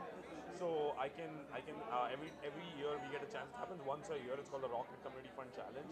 And Dan Gilbert, he has $35 million. He personally matches. Sometimes the executives will also match the donations. So I'll try to next year. Like this year's just ended. It usually happens around April, May, or May, June. So I'll love to sign you guys up next year. At least put you a hat in there. The community fund will reach out. They'll take information about your program. They'll create materials. And we have 35,000 team members around the US. So they typically have done really good like stuff around Detroit. And they are very Midwest focused, but I'm sure we can find some mission which matches the company's values and try to get you guys in there. So I would love to try that at least, because my donation will be small, but I can make a bigger impact with getting Rocket on board. Welcome. Thank you. First of all, thank you for the presentation. Do you have a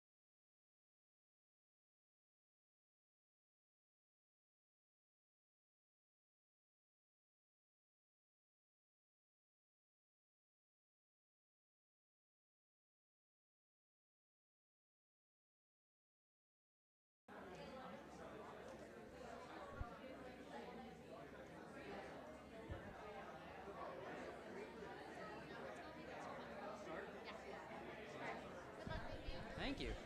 Hey, gang. We are going to get started. Good news, no push-ups today. Unless you're really loud, then 20. Lovely. Always works. My name's Sheikar. We are going to talk about me and my life and the military, but mainly the Anuvrats, which you may not know what they are, and that's, fine. That's why we're doing this. Cool? Lovely? Excellent. Awesome. We can dim the lights, maybe. I don't know, so the slides are better. Is that a vibe? That's a vibe. That's me. That's also me. I went to school for a really, really long time, and I was in YJA. I was a boardie for a few years. Yeah, cool, lovely. Okay, 4 things. We're going to cover 4 things. Oh, lovely, that's perfect. We're going to talk about some stories, some Jain stories, some anecdotes and things like that. Much more comfortable. Fantastic. We're going to talk about Anuvrats and how they're different from Mahavrats. And if you don't know what that word means, then that's fine. That's why we're doing this. We're going to talk about ahimsa, nonviolence, so specifically one of the Anuvrats, right? Excellent. And then lastly, we're going to figure out how to apply it, right? 4 things, real easy, real straightforward. Yeah? Excellent. Anecdotes, stories, yeah. So first things first, right? These stories are they have tons of detail and things to them, and I've been told we keep going over on session length, so I'm going to cut out a lot of fluff, just FYI. So this first story, Vardhaman, how he got the name Mahavir. So Vardhaman and his friends, they were playing a game, and in this game, it's like tag basically, and if you got caught, then you had to give a ride to the person who caught you. That was the game. That's what they did back in the day. A new kid joined the group. Can you see? Am I in the way? A little bit, sorry. New kid joined the group, and he was really, really bad at the game, like not good at all, and so everyone kept catching him, and he had to keep giving people rides. Finally, Vardhaman caught him, obviously. He's the hero of our story, and he got a victory ride. All of a sudden, this kid got freakishly tall, and he just like kept on growing, didn't look like it was going to stop. Straight up turned into a monster, because that's what happened back in the day. Vardhaman's friends began to freak out, as one does. But Vardhaman did not. He was cool, he was calm, he was collected. He gave the monster the people's elbow. And then the monster child was like, "Oh my goodness, I had no idea that you were so strong. I am sorry. I am asking for your forgiveness. Because you're so strong, I think we should call you Mahavira, like the conqueror, or the victorious one." And that's how he got the name. Cool? Excellent. Next story. I promise this is going somewhere, really, truly. Also, before you ask, these are, in fact, the highest resolution images I could find. I was guaranteed at least 17 pixels per image, so that's what we have. So this guy, King Hansa, he was a king, and he decided to go worship Rishabdev. He wanted to go on a pilgrimage. So he took him and his crew, like his council, and they went on this pilgrimage. Shortly after the king left, a neighboring king realized that he was gone. I'm going to sit so you can see the pictures, and then I'll stand up later. A neighboring king realized that he was gone and attacked, and his army lost because he wasn't there, right? That stinks. And his crew got really upset, and they're like, "We got to go back. Like, our people are suffering." And Hansa was like, "Nah. Like, we left for a spiritual journey, so we're going to do a spiritual journey. We're going to focus on that," right? So he kept going. His crew did not think that was on fleek, and so they left. They dipped. Eventually, Hansa was, that's my slang for the day, guys. I learned that word recently. I'm very hip, very happening. So eventually, right, Hansa was walking through the forest by himself, just like street clothes blending in. That's his street clothes, that's his blending in clothes. He eventually comes to a fork in the road, and there is a deer. No big deal. A little bit later, a hunter comes by, has a bow and an arrow, and he's like, "Hey, where'd the deer go?" And Hansa's like, "All right, so if I tell you where the deer is, then you're going to kill the deer, and that's bad." So he decided the best thing to do would be to act crazy. He went off on tangents. The guy would be like, "Hey, where's the deer?" And he's like, "Yes, I am dear to people." Silly things, right? He never actually answered the hunter's questions. He offered alternative facts, subverted the truth. Eventually, the hunter gave up and left. There's a few more, too far. There's a few more like whimsical stories that happen. It goes on for a while, but they all end with Hansa outsmarting folks, and eventually an angel appears, and the angel takes him back to his kingdom. Lovely. Last story. No, we have one more after this. I'm sorry. This story, though, is a little bit of a longer one, so I'm going to gloss over a ton of the details, okay?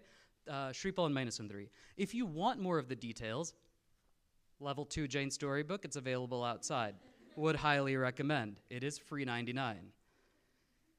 Briefly, Shripal, all right? His uncle was trying to kill him because reasons. So his mom ran away with him and then stashed him in a leper colony. He caught leprosy. It's a terrible skin disease. Mainasundari, her dad was a king. That meant she was a princess.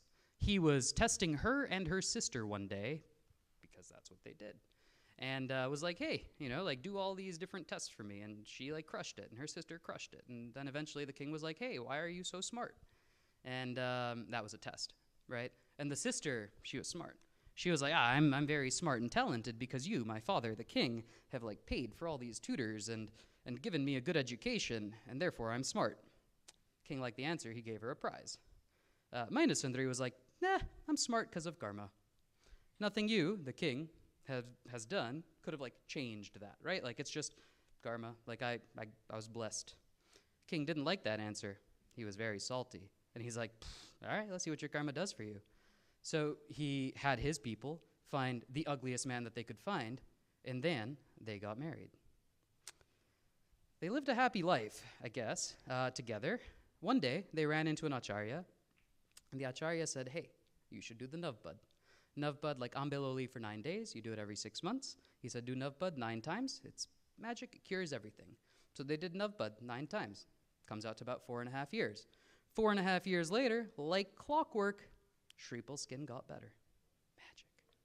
Magic. They loved the navbad. Oh, my goodness. They loved the navbad so much, they kept doing it because they're like, hey, his leprosy got better. No Accutane required. Amazing. I don't need health care anymore. So they kept doing it. Shripal, at one point, decided to get revenge on his uncle and take his old kingdom back. I forgot to mention that he was a king, but of course he was a king.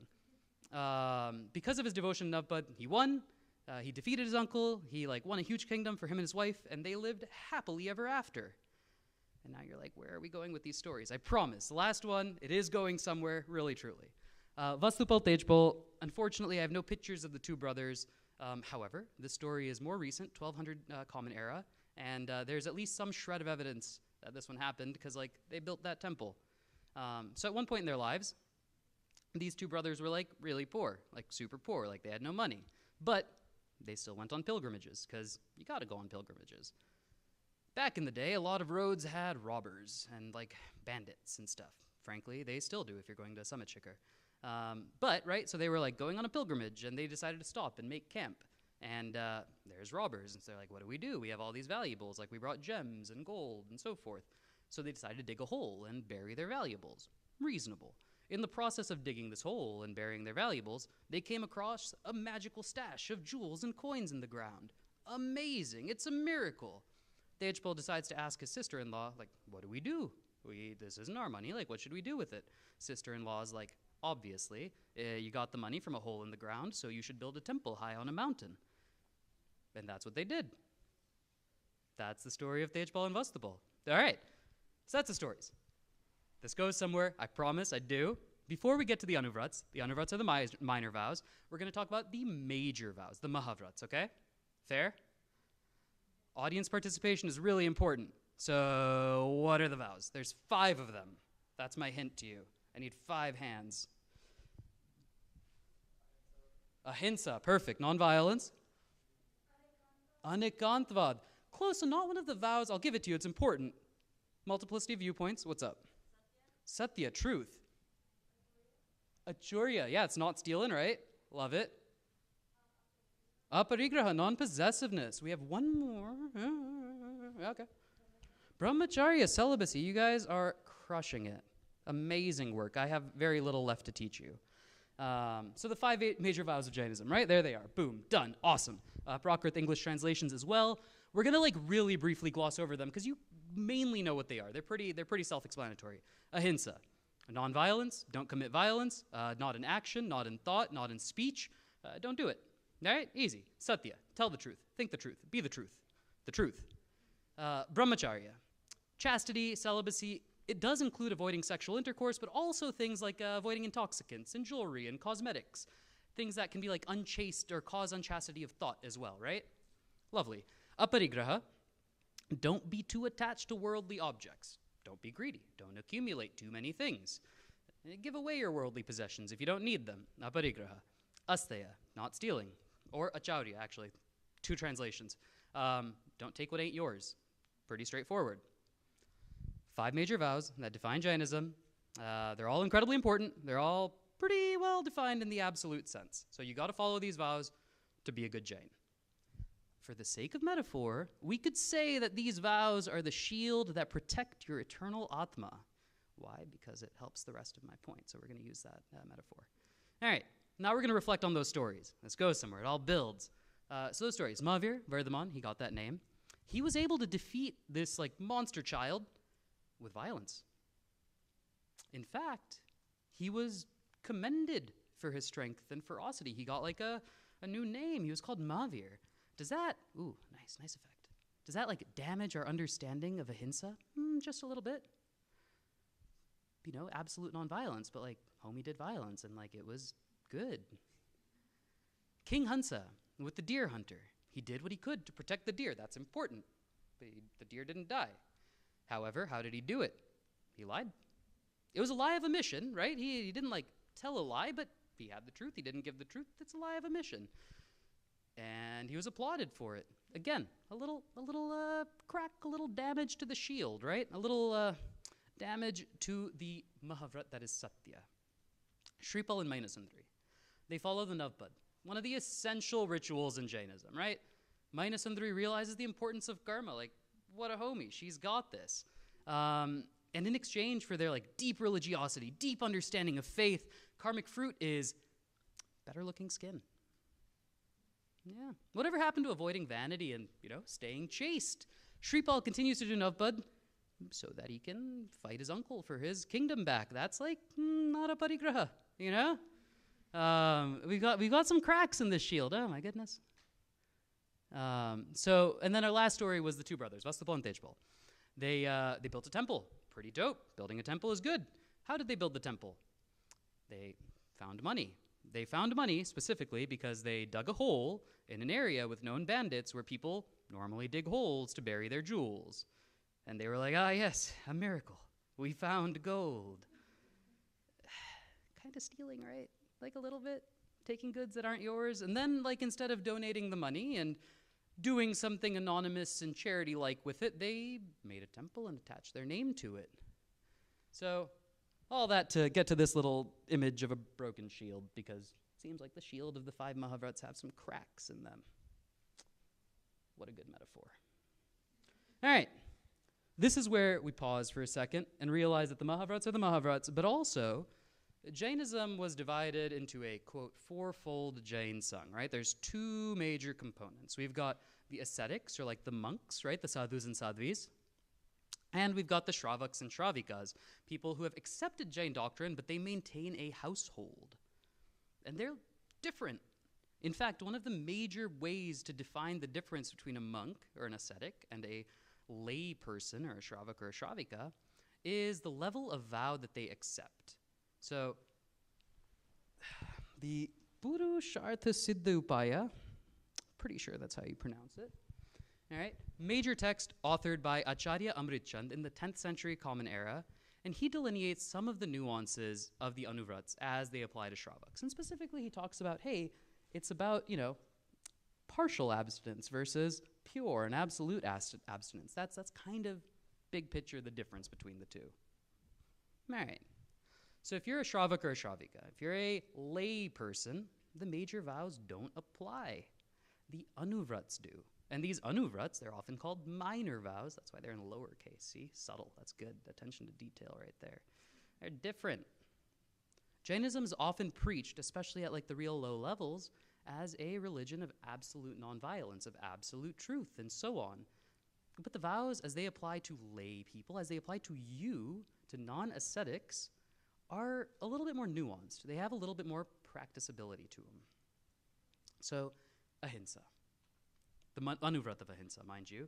We have a whole section dedicated to ahimsa, so I'm just going to real quick gloss over this one, but briefly, the minor vow, or Anuvrat of ahimsa, suggests that a layperson does not need to practice absolute nonviolence. In fact, it's straight up impossible, right? Monks are expected not to cook. Shravaks are. Cooking is violent. You have a fire. You're going to kill some stuff with a fire. That's how fires work. Monks don't farm. Lay people do. Otherwise, no one has food. Farming, you till the soil, you're going to kill some worms. That's how farming works. Lay people are allowed to commit some amount of violence. It's not an absolute non-violence game. Or, in the case of our boy Vardhaman, violence to protect your friends is permitted by the layperson as well. Yeah? All right. Aparigraha. When you become a monk, you renounce your household goods. You give up your home, everything you own, even your name, right? We're talking ultimate non-possessiveness. You give up you. You guys don't. You're not expected to practice ultimate non-possessiveness. That's not the vow of the layperson. The Anuvrat of Aparigraha says, hey, look, you have to have a home. You have to have some savings. You're going to raise a family. You want to limit your possessions, right? Don't have more than you need. But this isn't a life of no attachment whatsoever. Shripal Mainasundari, like having attachment to personal hygiene and appearance, that's appropriate. That's within the purview of the Anuvrata Vaparigraha. Like if you're going to be a member of society, not having leprosy is like reasonable, you know? And you could make the argument that going after his old kingdom kind of fits within that Anuvrata as well. Like he was the liege and his people counted on him. He had some responsibility to them. It's, again, kind of within that Anuvrata Vaparigraha. Not within the Mahavrat, like that's absolute non-possessiveness, but Satya. Ascetics, monks, can't lie, period. All right? They're not supposed to think a lie, they can't lie, period.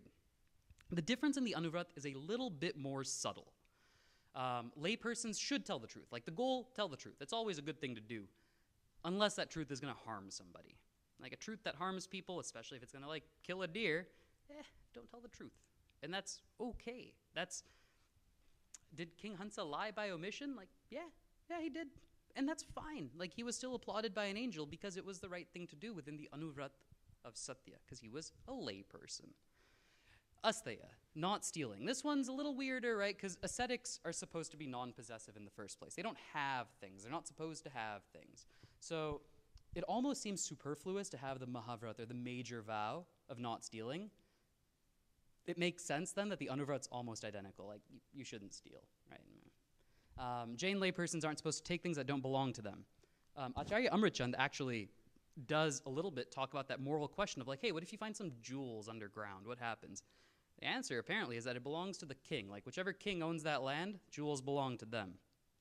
So did Tejpal and Vastupal technically steal from the king? Like maybe. And that's going to be a topic we cover in 2024's session. So definitely come back, right? We'll talk about that then. And then finally, brahmacharya or celibacy. So as an ascetic, as a monk, you're supposed to renounce the pleasures of the flesh and not even think about sexual acts. If this same rule was applied to laypersons, then guess what? The entire Jain faith would die out in a generation, because that's how science works. So as a layperson, you're permitted intercourse with your spouse. Like you are supposed to minimize your desires. You're supposed to avoid unfaithfulness. Like you don't want to have over-attachment to cosmetics and jewelry and stuff. Okay?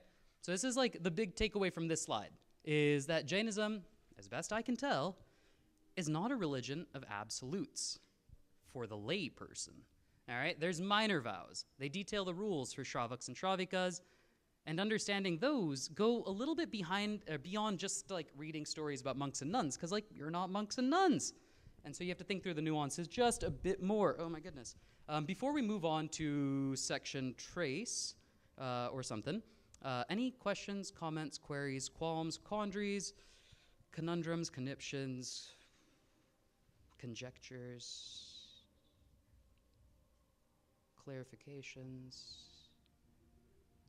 audience participation? Nothing. Okay, you guys got this. Love it. Amazing. Dope. All right, so rather than just lecture at you, I'm going to force you to audience participate because it's more fun that way, you know? So there's some more vows. Besides just the Anuvrats, there's additional vows of the lady, the Gunavrats and the Shikshavrats. So I would love if anyone in the audience could, I don't know, explain some of these to us and like give us some examples or something. Anyone at all? Bueller? Yeah. You want to stand up, you can project, whatever.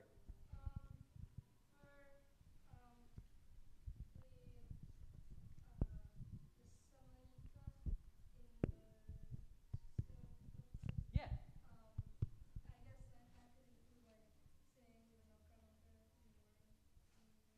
I love it, yeah. Trying to have a period of like meditation, contemplation regularly. Crushing it.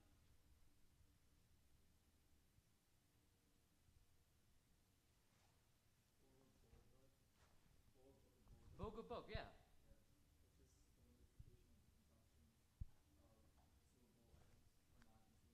I love it. You're reading perfectly. Crushing it.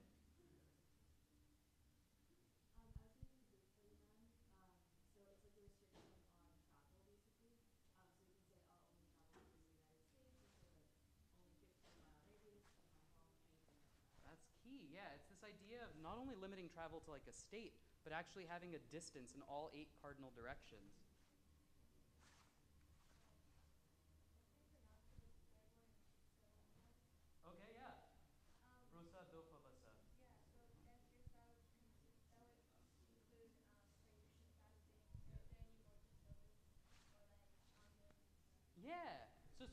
technically, actually, believe it or not, you're supposed to fast 2 days every fortnight. So every 2 weeks, you're supposed to be fasting for 2 days.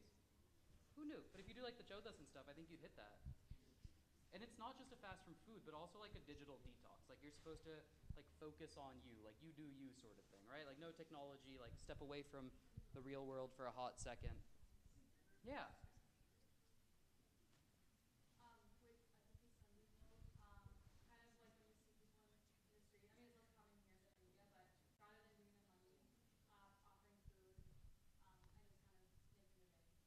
Yeah, right? It's kind of important, food and things. I love it.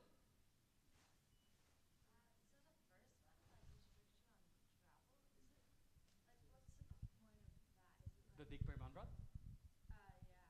Great question. So the idea is that you want to restrict, you want to set a fudge-kan of some kind and say, hey, I'm going to only travel within a 20-mile radius, north, south, east, west, northeast, northwest, and those ones, and then up and down as well. So like 10 directions.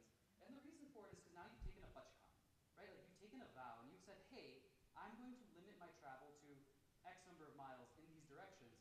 And the beauty of that, this is according to Acharya Amritchand again, is he's like, hey, look, if you don't take a fudge-kan, you're responsible for all violence everywhere. Because you might go there. But if you take this vow, then you're actually carving out a space, like in the space-time continuum, you're carving out a space. Well, I say that because it turns out the Desa vow is actually about limiting movement with regard to time. So that's the time component.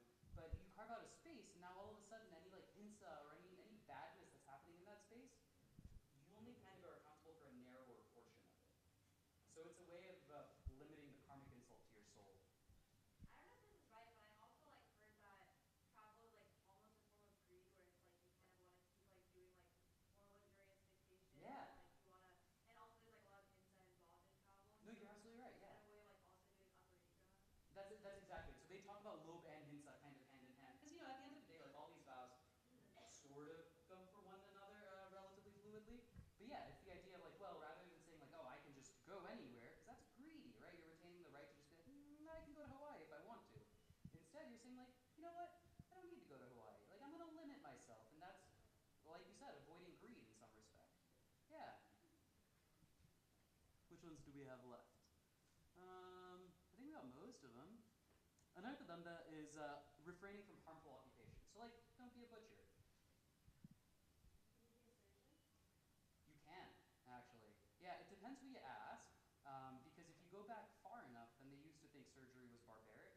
Because like, in fact, the first line of the Hippocratic, or one of the first lines of the Hippocratic Oath is like, I will not cut for stones. And they were talking about like cataracts, because like, if you cut people, they would die. But that's because they didn't know how infections work. And so like, you'd cut people and they'd get an infection and die. So it used to be no, but now it's yes. Fair? Okay, lovely. You guys are participating so well. Warms my heart. All right, ahimsa. So we're going to talk about ahimsa specifically. We're going to come back to those other vows in a hot second, but we're going to take a deep dive into ahimsa. Why are we going to talk about ahimsa?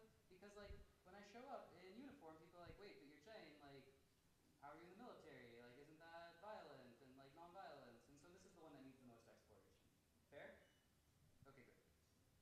So, imagine, right? And you can close your eyes because there is literally nothing on the screen. Imagine, oh, I guess I choose. Do I need a mic? Okay, great. So imagine for a moment that you are on a battlefield, okay? Your life, somehow, brought you to this point where you, skilled warrior that you are looking across the greens at your cousins, at your brothers. How the heck did you end up here? How do you get out of this fight where you have to choose between your life, right, or the lives of those you call buddy? It definitely can't be the right thing to like engage in killing like your brothers. It's like obviously not the right thing to do. So you get off your literal high horse, because you're on a chariot, of course, right? And you talk to your chariot driver, because that's what one does. And he gives you like a 3-hour lecture, and it ends with this. All right, and I assume you can all read Hindi fluently, but for like the 2 people in the crowd that don't know what this says, I'll translate to English for you. It says, if, however, you do not fight this religious war, then you will certainly incur sins for neglecting your duties and lose your reputation. Huh. So you may have realized, by now, that I'm referring to Arjun, the famous archer in the Mahabharata, looking across Kurukshetra, he's like, yo, what's happening? Steps off his chariot and he talks to his chariot driver, Krishna, who like is literally God, right? So he like that was mad convenient that his chariot driver was God. If only we were all so lucky. So, but like imagine you're in this Uber, I don't know what I should do, and your driver's like, I got you. I'm great with that. But importantly, Krishna takes that beat and he straight up delivers the Bhagavad Gita. Like this is the Gita. That speech that Krishna gives Arjuna, boom, Bhagavad Gita. And one of the important takeaways from the Gita is that while ahimsa is super important, very important, it's not the highest duty for all people. And definitely not for Arjuna, because he is a prince and he has a responsibility to his people, right? Like he's got to take care of them. In fact, this was like a battle over who takes control of the throne and like rightful inheritance and stuff. So Krishna was like, yeah, man, like it seems wild that you have to kill your cousins, but it turns out there's a higher duty at play than ahimsa.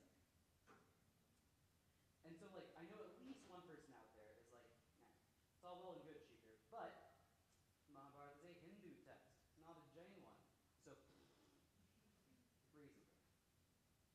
This guy, Sri Kalakacharya, also from this book. Alright? He was an acharya. Him and his sister, Saraswati, they both took Diksha, like a long time ago. And they were living the lives of monks, right? Mahavrats, like monks. They're ascetics. At some point, he became an acharya, he like got promoted and stuff, and his sister came to visit him because like he got promoted and stuff. And she was abducted by an evil king. That dude in the middle, turns out he's an evil king. The lions or whatever didn't give it away. I don't know. His name was Nardabilla. Okay?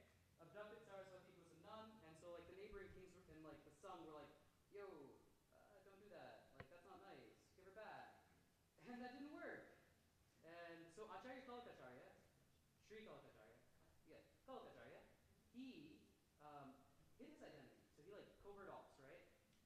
Hid his identity. He recruited 97 chieftains, so like 97 tribes.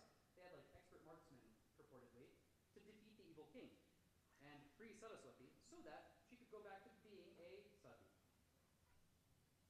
Fascinating story for like a whole bunch of reasons. Sri Kalakacharya is regarded as a hero of the Jain faith. Like he's in our Jain storybook right now. And it really begs the question, whatever happened to ahimsa paramo dharma, right? Like ahimsa paramo dharma, like ahimsa is the only faith. And like we've got an acharya who fought a war. What gives? He like did special ops stuff, like he was a SEAL or something. Like not the animal, like a Navy SEAL. Alright. So Jainism, bold statement here, but Jainism is and always has been a utilitarian faith. It recommends that you minimize violence. Now you can't do no violence. Minimize violence. But if you want to minimize something, you got to measure something. In order to measure stuff, it has to be quantifiable. So to make violence quantifiable, there's a few different subcategories of violence to think about.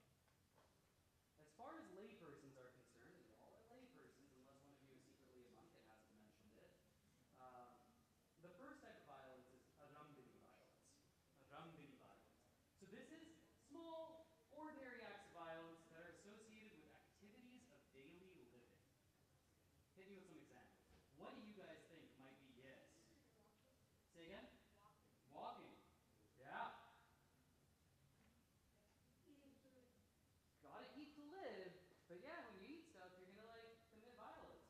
Arambini, unavoidable. What's up? Boiling water. Boiling water. It's like the better thing to do, but violence. We got room for two more. We'll go for it. Yeah. Cleaning. So yes, but it actually falls into a slightly different category. So I'm gonna put a pin in that one for a hot second. We have one back there? I was gonna say breathing. Breathing. Relatively unavoidable. You know, like try holding your breath. I give you a solid 2 minutes before you hit the ground. Excellent. Oh, crushing it. Double whammy for the next two, because they're like kind of the same weight, okay? So there's virodhini violence, or violence that's in self-defense, and udyogini violence, or occupational violence. So to that occupational violence, cleaning actually arguably might fall into this. Hey, maybe it's an activity of daily living. I'll admit, I'm not an acharya. Like, it seems reasonable. It's in one reason. What else do we got?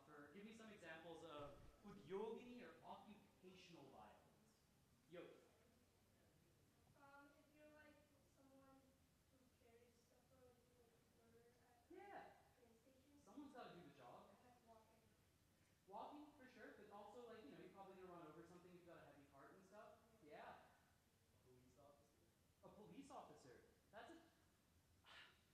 guess that's occupational. I almost wonder if that's self-defense-y.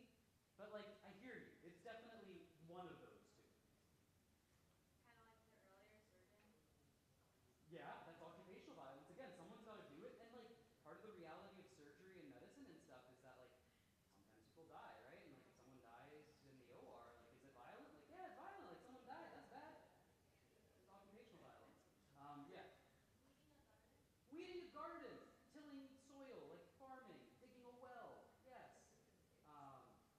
And then self-defense violence. Or what you got? Me? Yeah. Oh, I was gonna say lawyer, cause like lying by omission. Ooh, that's true. Now, I don't know if that would be Udyogini Hinsa, because it's like not violence, it's more of a Satya thing. But like your point's well taken. Your point's well taken. Self-defense, any type of self-defense violence, and this is like kind of obvious, I don't know. Give me like one example. I just want one. Yeah. Yeah, right? If someone's attacking you, like don't, I don't know. Yeah, reasonable. Love it. Okay. And then the fourth one, this is the danger, danger. You can tell it's danger, danger because it's red. This is color-coded for your learning ease. All right? Virodhini violence, or intentional violence. This is the worst form.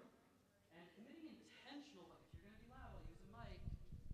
Okay, I'm going to use a mic, and it's going to be like super loud, and you're going to be like, oh my god, my ears hurt, don't do that.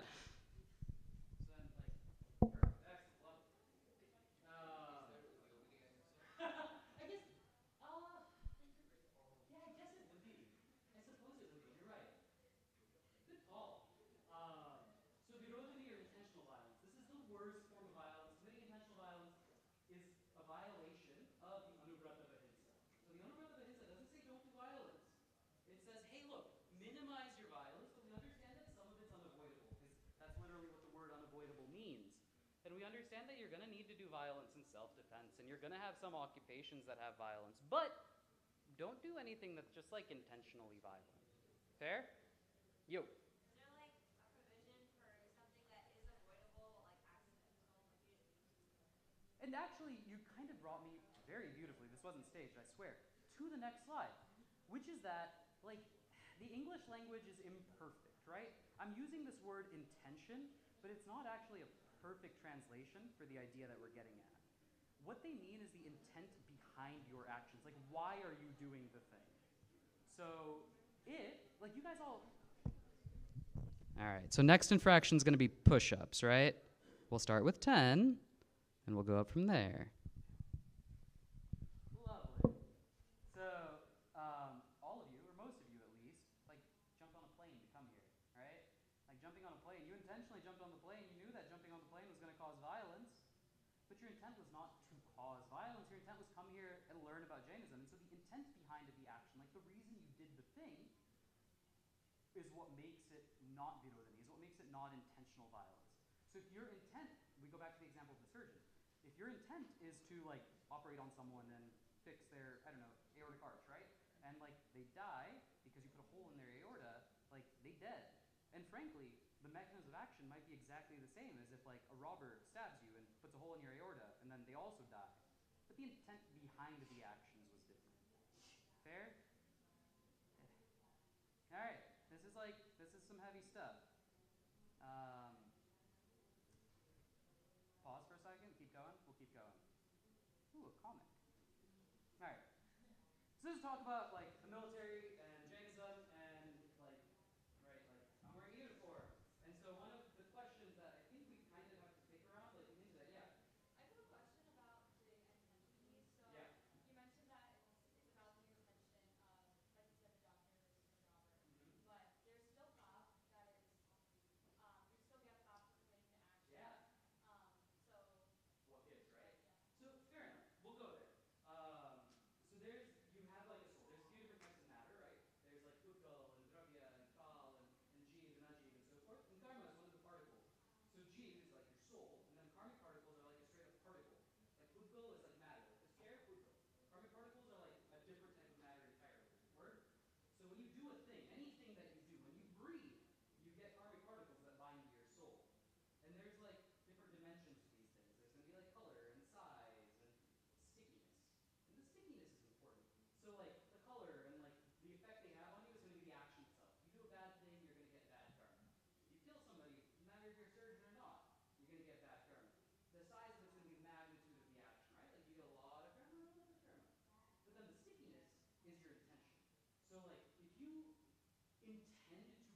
somebody and you're like very passionate about it, then you get what's called mitachi dharma, right? Like mad sticky. Like this stuff's gonna like super glue onto your soul.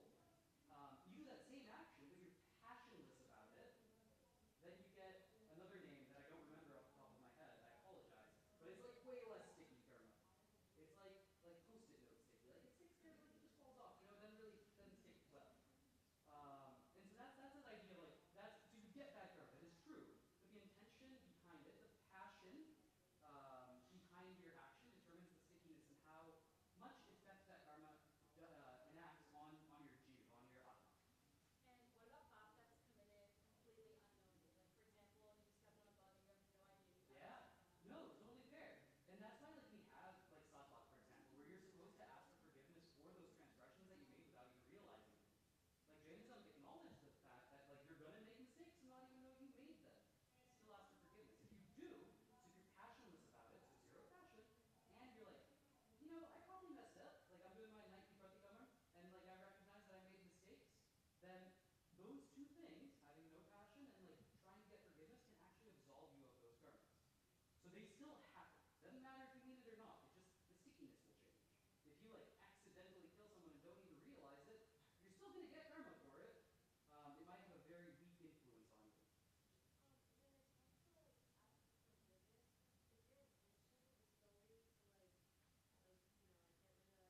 Yeah. No. Intention's the thing, man. You're right. So yeah, when you're asking for forgiveness, you have to ask for forgiveness like because you feel remorse, not because you're like I'm trying to play the game here and like win, right? For sure. I'm just gonna because they're gonna like kick me out soon. I don't know. We're gonna power through and keep going, okay? Military service, Jainism, self-defense. What are the limits of Virodhini Hinsa? Like how far does self-defense go? The Bhagavad Gita. You may or may not have heard of it. It's like a smaller text, but it is a legit one. A bunch of dudes were like, hey, Mahavir was alive in this story. And they were like, hey, Mahavir, there's like this war, Lord Mahavir, like Sri Mahavir, Mahavir was alive. And there's like a large war going on, right? The entire empire of Magha and 18 kingdoms fighting each other. 840,000 men died. It's a lot. It's a lot of people. Other preachers at the time, like other religions at the time, like Krishna, for example, in the Gita, suggested that dying in war would ensure you a spot in heaven. Like if you have a holy martyrdom, death for religion, you're doing your duty, you're doing your dharma, is that sufficient for liberation? This is just a clip from Mad Max. Great movie.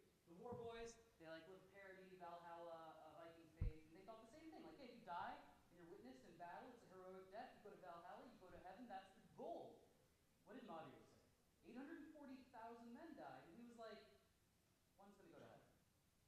One is going to be reincarnated as a human, and the other 839,998 of them are going to either go to hell or be reborn as like animals or plants. The one guy who was going to be liberated, straight up go to heaven, was a Jain Shravak, right, a lay person. His name was Varun. He had taken a pachkan, a vow, to follow his anuvrats. Took a vow, and that's important because intention. He was then drafted into the war by his king, and because of his vow of Virodhini, Hinsa, and self-defense, he also had this like idea that, look, I'm not going to attack someone first. I'm going to wait until I know that they are attacking me, and then I will allow myself to fight back in self-defense. So he like was on a chariot and he came across his enemy dude. The enemy dude fired an arrow. He's like, oh man, that arrow's about to hit me. All right, fine, I will shoot an arrow back. The other guy died. Varun was like about to die. In his last breaths, he said a prayer to Mahavir, and then he died, and then he went to heaven. Bhagavad Gita. This is like text, right? Like we're talking canon, scripture here. This becomes text. This becomes theological and like goes a little into the deep end. If you are interested,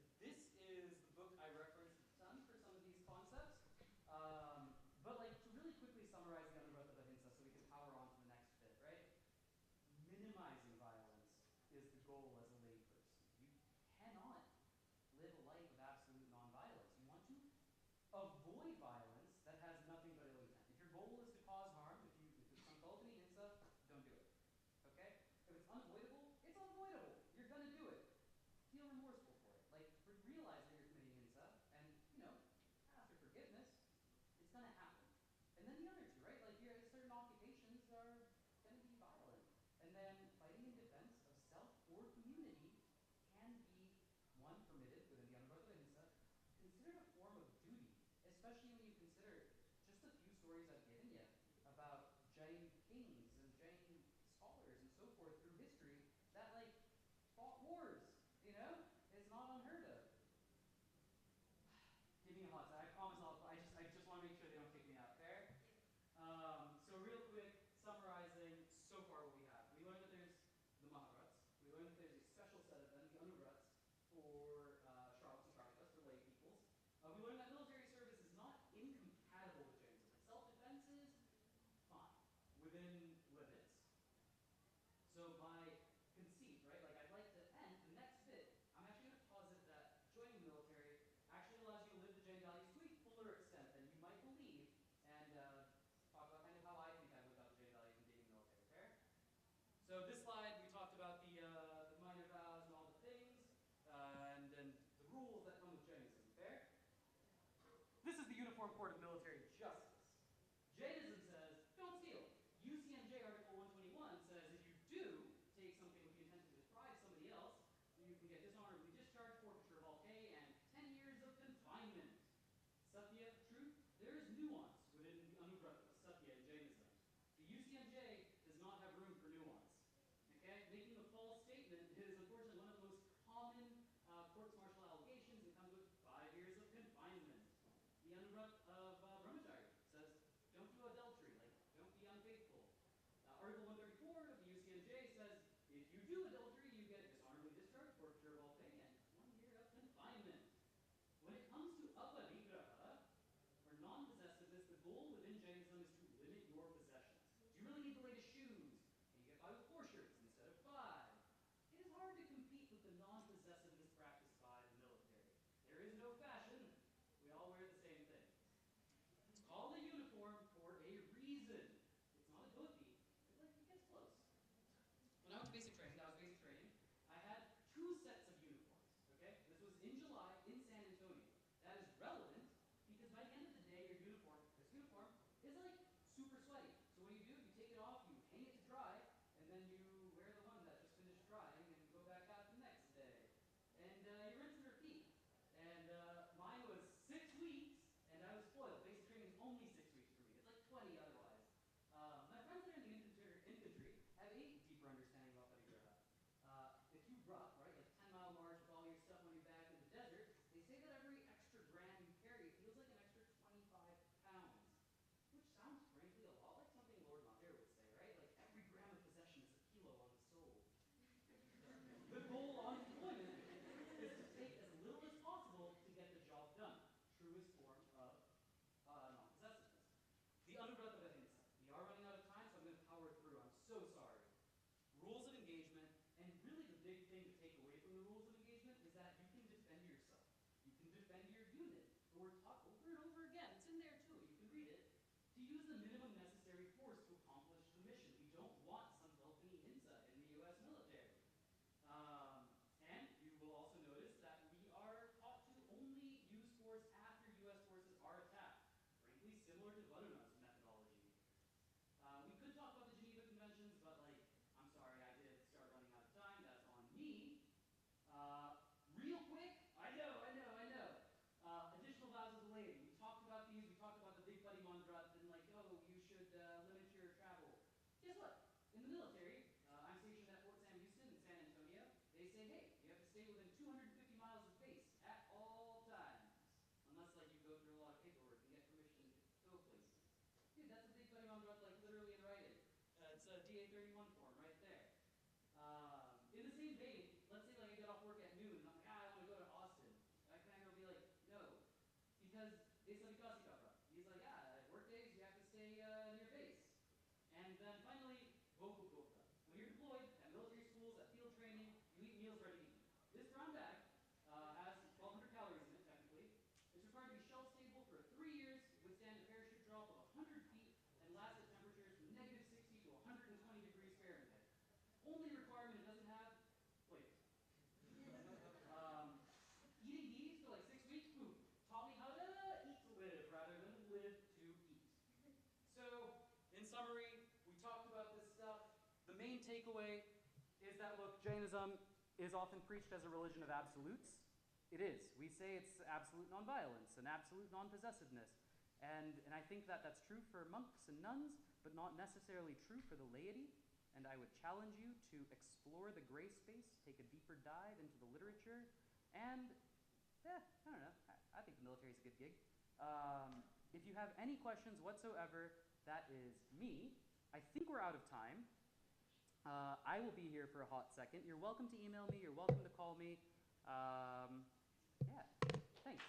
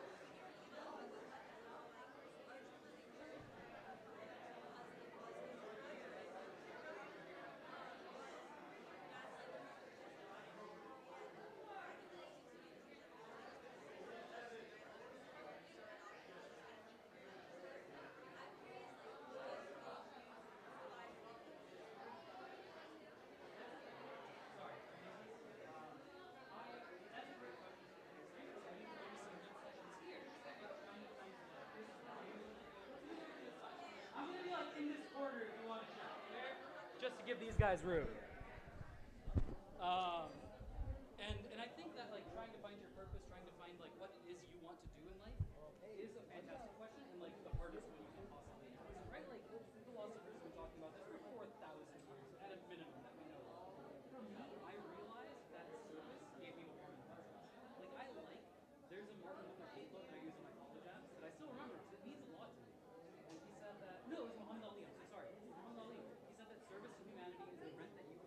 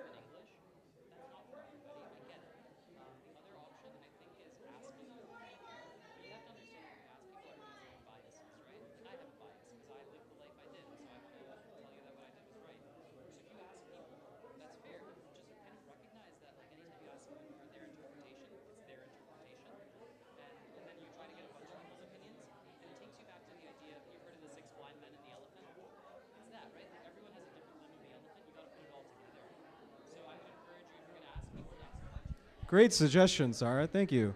Okay, 44 is where Sarah's standing, but she's not in 44. Next is 45, which is way in the probably in the back over there. If you guys want to meet over there. 46. What crew are you guys? 40. What? 43. Okay. Oh, I guess 43 is okay. 43. You guys combine. Figure it out. 46. Are you guys together? Okay. Find some seats. 47. All right. Find some seats. Find some seats. 48. All right, seats, sit down, sit down. Awesome, you guys found each other. All right, 49, 50, and 51. Where's 49? All right, 49's way at the back over there. Where's 50? 50, 50, 50. I don't see one hand for 50. Oh, okay, they're all by the water cooler. Okay, find some seats if you can. Thank you. 39, you're going to be in quarter, next room. 36 is in quarter, next room. 51, where's 51? Yay, there you go. All right, people at the back, once you're done getting water, feel free to sit down and take some seats.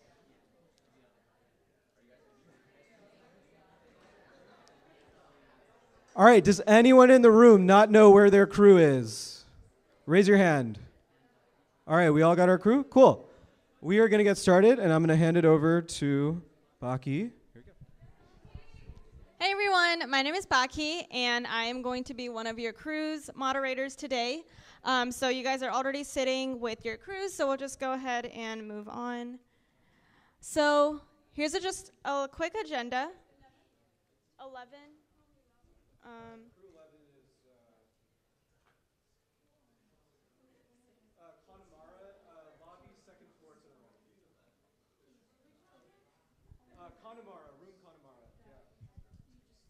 All right, so just a quick overview of what we're going to be doing today.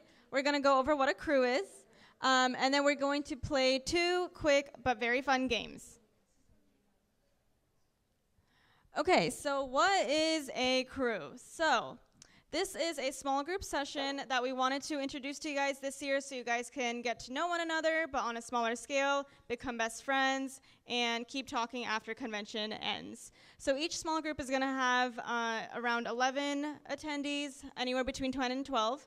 So this is y'all's crew. You guys are able to do the session however you guys choose. We are going to give you some prompts and questions and ideas to kind of facilitate the conversation, but if it kind of goes off track, feel free to just keep going. We want you guys to talk about whatever you guys want to talk about.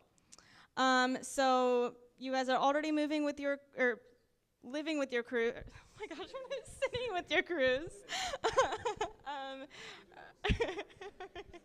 All right, let's get started.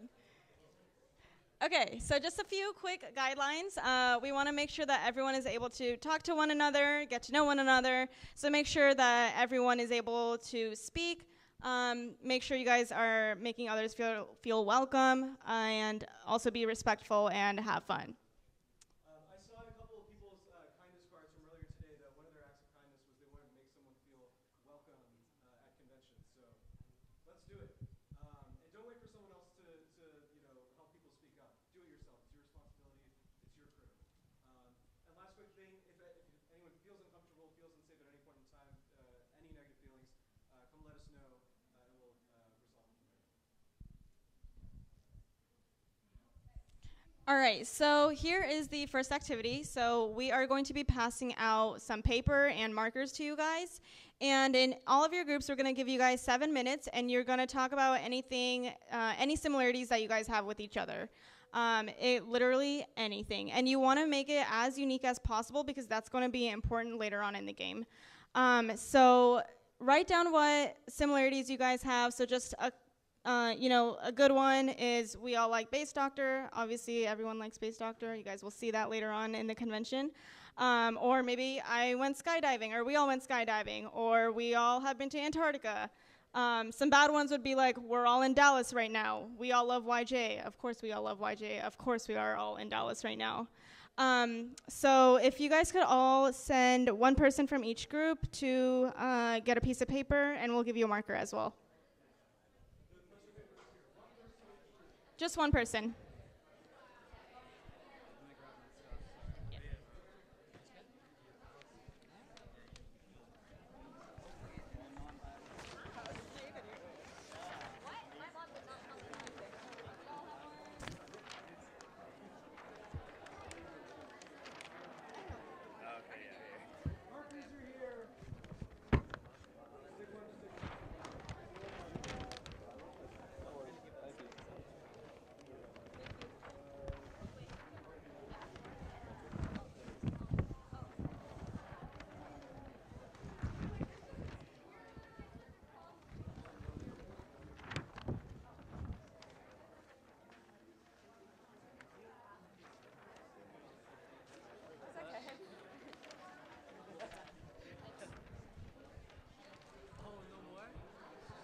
Wait, let me see. Do all the crews have at least one piece of paper? It's only one per group. Is there a group that does not have one or has multiple? Does any group not have one? Do you want to go back and see if they have it, and then if they don't have it, we'll try to find you another one? Hi, is crew 48 in here? Can you raise your hand if you're in 48? Is there anyone else in 48 here?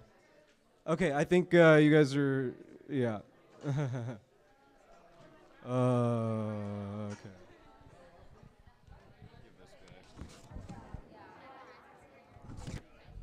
Okay, do all the crews have a piece of paper? Now we have an extra, so I think there was someone who was looking for paper. Does everyone have a piece of paper? Awesome. Okay, so we're gonna go ahead and get started. As a reminder, write down as many similarities as you can. Try to make them as fun and as unique as possible. This is gonna be important for later on in the activity, so we're gonna give you guys 7 minutes and have fun.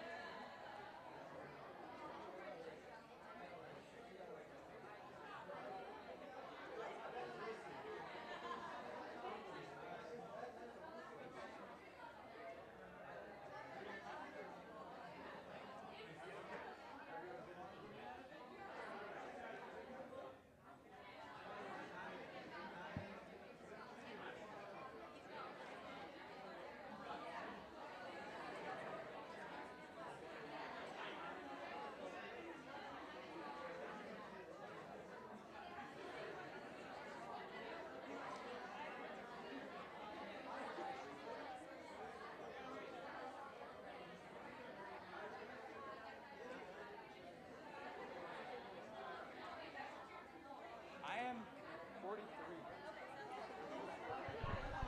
43, where are you? 43, crew 43, where are you? You're right here, you're right here.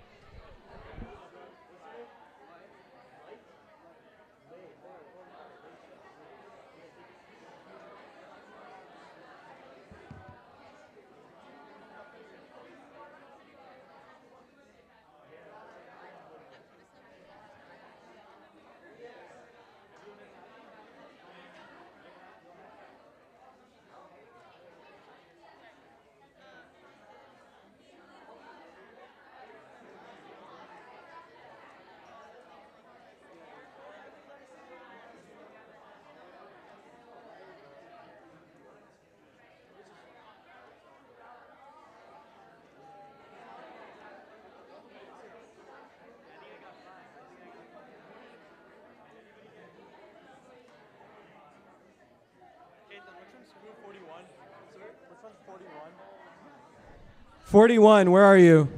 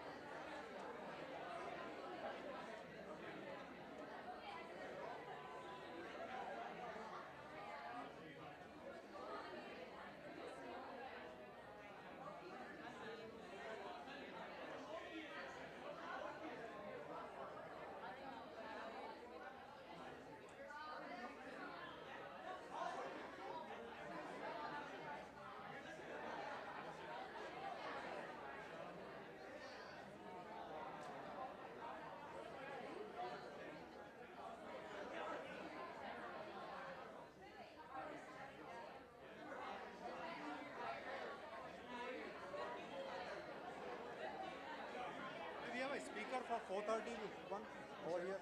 We have a speaker that is doing 4:30 session, the journalism and all that.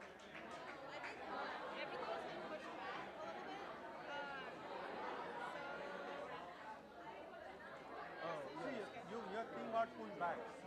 Sorry? With your Careers and journalism session? Yeah. We pushed things back a little bit. Okay. So hang tight. Okay. We're aiming to start around like 5:05. And in here? In here, right now.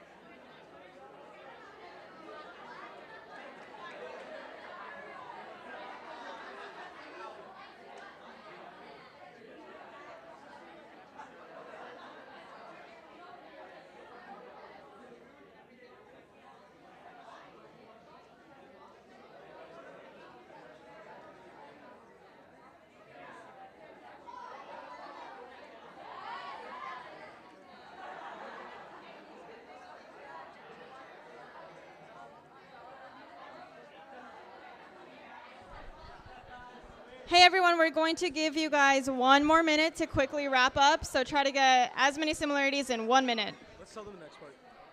Let's tell them the next part. And while you guys are wrapping up, we're just going to explain what the next part is as well.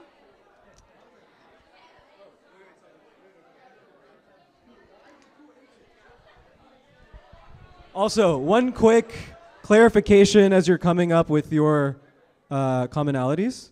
Remember, Satya. Ha ha ha. Okay. So don't make it up. You know, they have to be original commonalities. Anyway.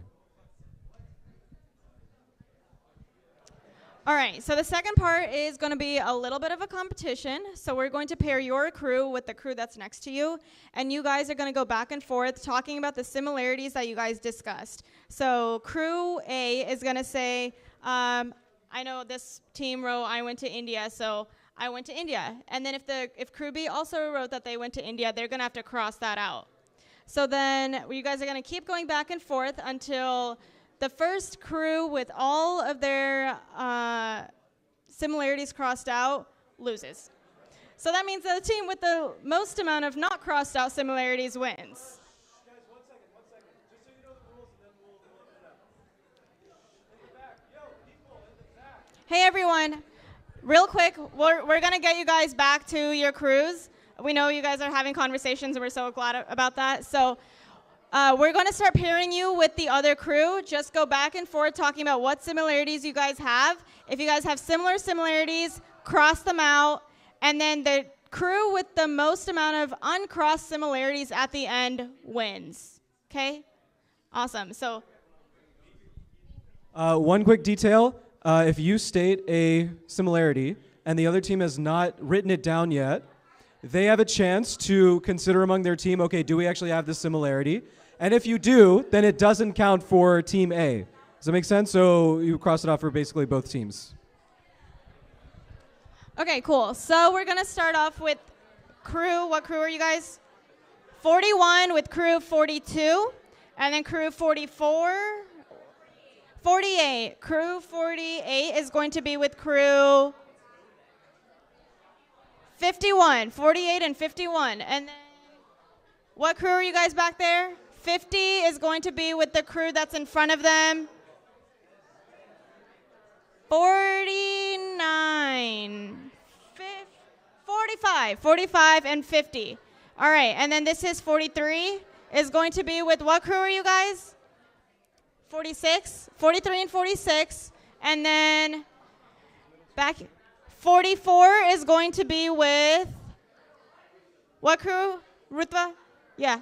47. And then okay, so the last three crews are going to be all together. So the middle team and all the way to the back, the three of you guys are going to be together. So just take turns crossing off your similarities. Does that make sense?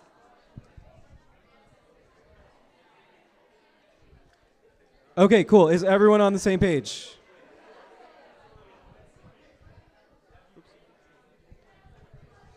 So we'll close up the similarity writing now. Find your, oh my God, these walkie-talkies. Find the crew you're competing with and start going at it. Start reading off the similarities. And remember, this there's a trio of groups over here, so it might get a little chaotic, but that's okay.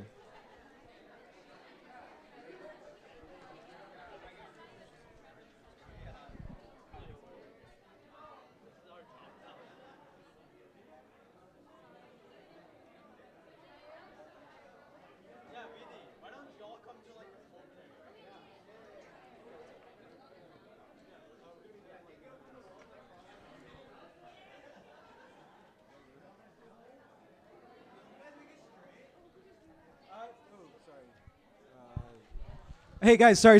So we can't actually hang things up on the wall. I'm very, very sorry. It's a hotel rule and they'll yell at us if we do. So yeah, maybe just have one person like hold it up or a couple of people hold it up. We cannot tape anything to the wall. Sorry about that. And we're going to give you guys 5 minutes to go through as many similarities as possible. 5. It'll be like a speed run.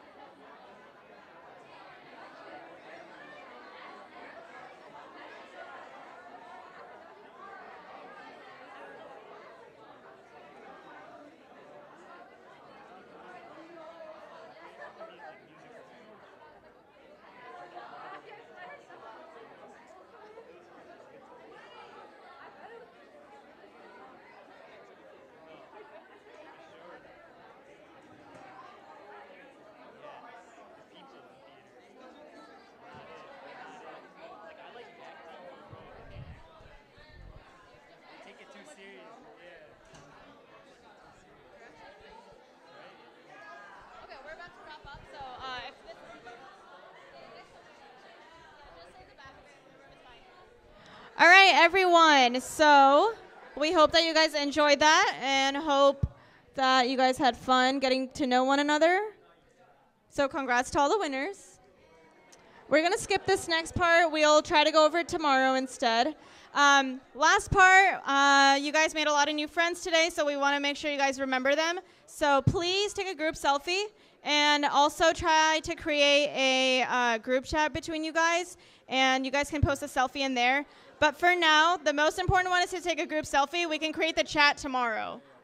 So group selfie, everyone. I should be seeing a phone for every group. Phone, every group.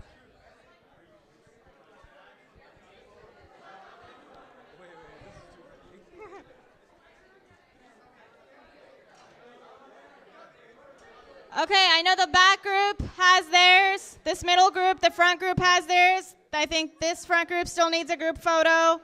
That back crew still needs a group photo. That's fine, as long as like most of them do it, it's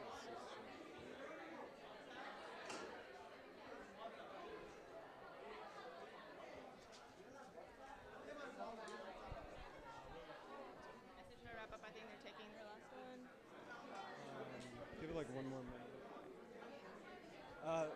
Next message, you just be like, all right, we're done. We'll release. Let's do that right at 5. I'm so tired, man. I know. Are Did you we? sleep at all? Like 3 hours, 4 hours. I'm old. I need like literally 6 Yeah, I hours. know, yeah. I'm trying to figure out, like, you know, Garba, am I gonna dance? Are my feet gonna My give feet, out? like, genuinely, like, are literally killing me, like, Yeah. I mean, You also no. dropped something on mine. Yeah, so that did not help. I mean, they already hurt this morning when I woke up, and then... You guys are walking around a lot, so.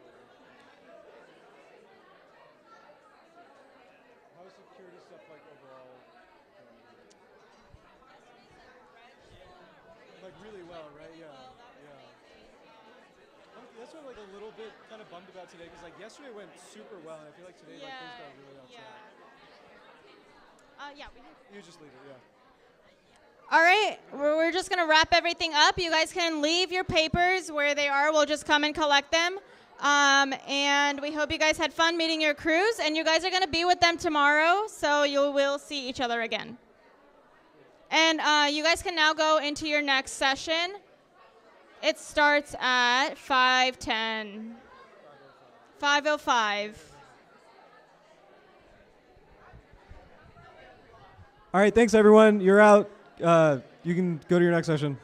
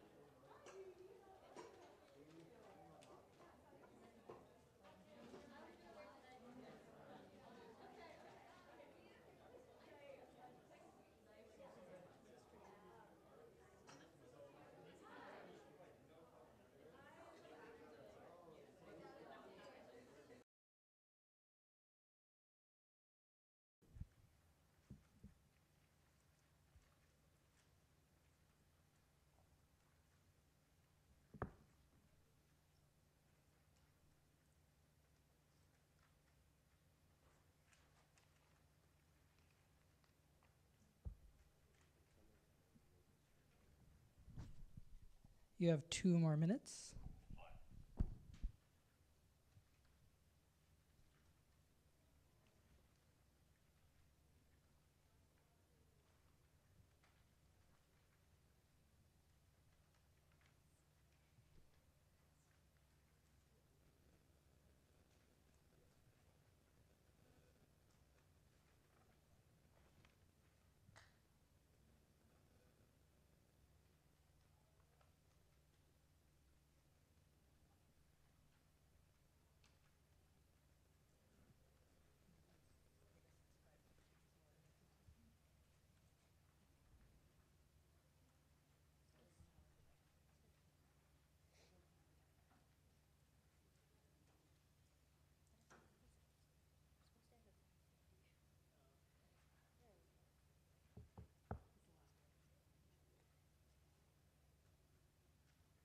Okay. All right, thanks everyone for joining. If you want to keep writing, you're welcome to. We're going to introduce ourselves, and then we'll go around and do a little bit of chatting about what you all want out of your careers. I'm Dhrumal Mehta. This is Hillary Shah. Hillary, do you want to start by telling everyone a little bit about your journey, and then I'll tell everyone about mine. Yeah, hi guys, I'm Hillary, she, her pronouns. I am 22 years old. I recently graduated from the University of North Texas, so like 3 minutes from here. Y'all all drove by it. And I'm based in Dallas, Texas. I have been involved in community organizing and political work since I was a teenager, so when I was about 15. I always knew that I wanted to do something to help people, and I always knew that I wanted to create something into the world that wasn't there before. And community and political organizing really spoke to me in that way. As I also felt like I was called from like my religion and Jainism and the values of ahimsa that we have to minimize the amount of harm in the world, and I felt like I could do that through my job. And so I started working on voting rights and voting wrongs. There's a lot of voting wrongs in Texas, and so I focused on that for quite a bit. And graduated college, and then right now I work in Washington, D.C. I manage the digital fundraising program at Emily's List, which is the largest resource for women in politics. We help women, Democratic pro-choice women, get elected all the way from city council, all the way up to Senate and governor, House seats and everything like that. And so I was originally involved in like field organizing and talking to people on the ground. COVID hit, I could no longer do that safely. And so I moved to digital, and I love it. Loved it ever since. I'm really glad that I kind of followed my passion. I'm one of the only people that I know, only people in my family who's doing this. And so I'm definitely the odd one out, but I really enjoy it. I'm really glad that I followed my dream. And I'm gonna be attending law school in the fall to pursue like public service law and continue, I don't know, reducing the amount of ahimsa in the world. And so that's what I kind of view my job in politics and like social science as contributing out. Thanks. I'm Dhrumal Mehta. I'm 30, so I've just aged out of YJA. But my career is a little bit more about Satya. I am a journalist. I teach, for 7 years I was a political journalist. Now I teach at Columbia University's Graduate School of Journalism. I teach data journalism, so crunching numbers and then telling stories with them. My path was a little more circuitous. I did not know I wanted to be a journalist. I started college thinking I would triple major in economics, political science, and international relations. I had every class planned out. I knew exactly what I was going to do for the next 4 years. And the second week of school, I scratched all that and became a philosophy major. So yeah, I threw that all out the window. And then as I sort of started to really enjoy philosophy, I had, I think a lot of you, I talked in my previous session, a lot of you had also mentioned you're kind of struggling with like STEM, not STEM. I was kind of in that same place. I ended up getting a master's in computer science, and I really got interested in natural language processing. So how do you teach computers how to understand human languages, right? In the process of doing that, I needed a data set. I was actually just interested in metaphors. How do you get computers to understand metaphors? And I just needed a data set. Any data set would have done. But I found a really nice one, which was the congressional record. Every word that's ever been spoken on the floor of the Congress parsed into XML in a very nice way. And I started working on that, and I made no progress on my project about metaphor, but I learned a whole lot about how the government works. And then I eventually graduated. I became a software engineer at Amazon. I really did not like what I was doing. About 6 months in, I quit, and I got a journalism job and ever since I've been a political reporter. But I still do use some of that data stuff, so I'm happy to talk to you more about, STEM, not STEM, that tension that I think a lot of us have. All right, so I'd love to go around and just ask, I'm gonna start with me and then I'll get to you, Hillary. I'll tell you my answers, and I'm kind of curious to hear some of yours. This did not work as well for me because I ended up just sort of reverse engineering my current job, but what do I love to do? I love to learn new things. I love to teach those things. I think you can see where this is going. And I like building stuff and writing stuff, and that's basically exactly what I do now. What am I good at? I said I was good at explaining complicated things, which also is what I do now. What does the world need? Teachers. You can really see that I'm not being very creative with this. People who communicate clearly and separate truth from fiction, and people who can teach people how to think critically. Hillary, what are you thinking? Okay, also kind of reverse engineer what I'm going to do. Right now I work in digital, but I want to go to law school. I want to be an impact lawyer, which is basically people who use the law for good and sue bad actors, whatever that may mean to you, whatever that may mean to me. So what I love to do is I wanted to help people. I wanted to create things that are new in the world and put something new out. I wanted to be with people in a team, and I wanted to feel like I was leaving the world a better place than as I left it. I felt like I was really good at community building, felt like I was good at analyzing structural issues and breaking them down into tangible actions that we could solve. And what does the world need is a lot more people to do that. So, yeah. Anyone wearing a pink t-shirt, tell us what you love. One thing. We'll start with you and then go back that way. What do you love? Tell us your name and what you love.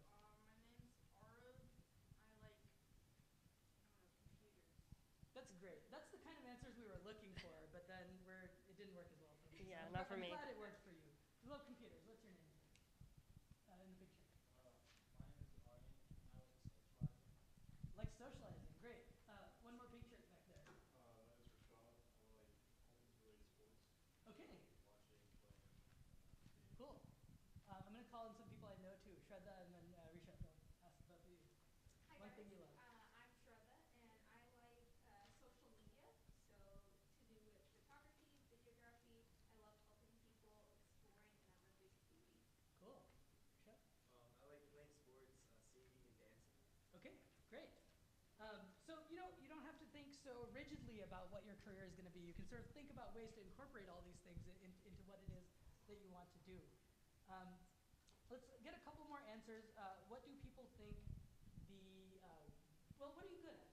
Anyone wearing a blue shirt? There's too many of you, but we'll start over here and I'll stop at something. So, go ahead. I think I'm pretty good with like my soft skills, like communicating with people, connecting with new people, and just being compassionate.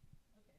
Surprise, your skirt's blue, but I'm going to call it your face. So I'm always down, like listening, giving advice, and people always say that I have a calm energy. A calm energy. I'm feeling it right now. It's really nice. Who else? Yeah, go ahead. One thing I'm good at, or one thing? One thing you're good at. One thing I'm good at is talking about something I know very little about and sounding like I know a lot about it. A politician in the making, I see. You should run for office, yeah. You're going to get very far in Congress. One more back there, yes. Okay, go ahead. I'm pretty good at academics. Academics? Okay. Maybe a professor in the making, who knows?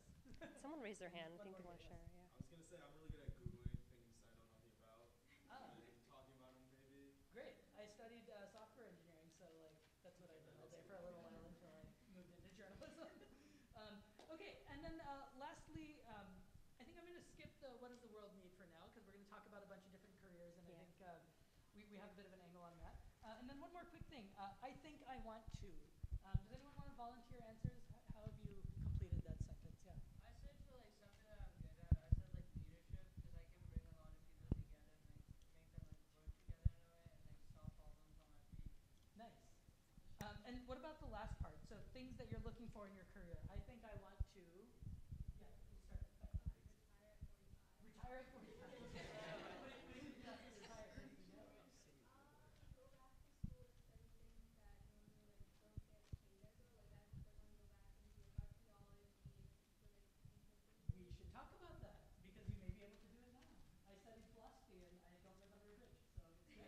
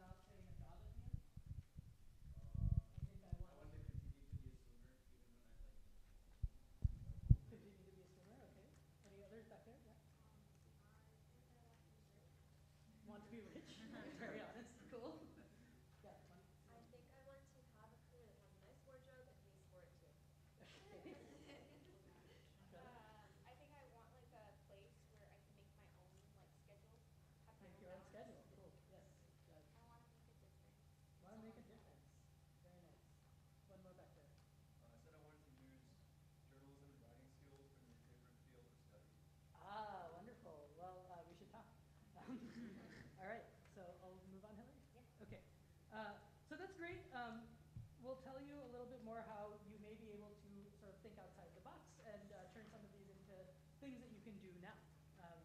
So this is our, I would call it a lightning talk. We're going to whiz through a bunch of different majors that you can pick in college.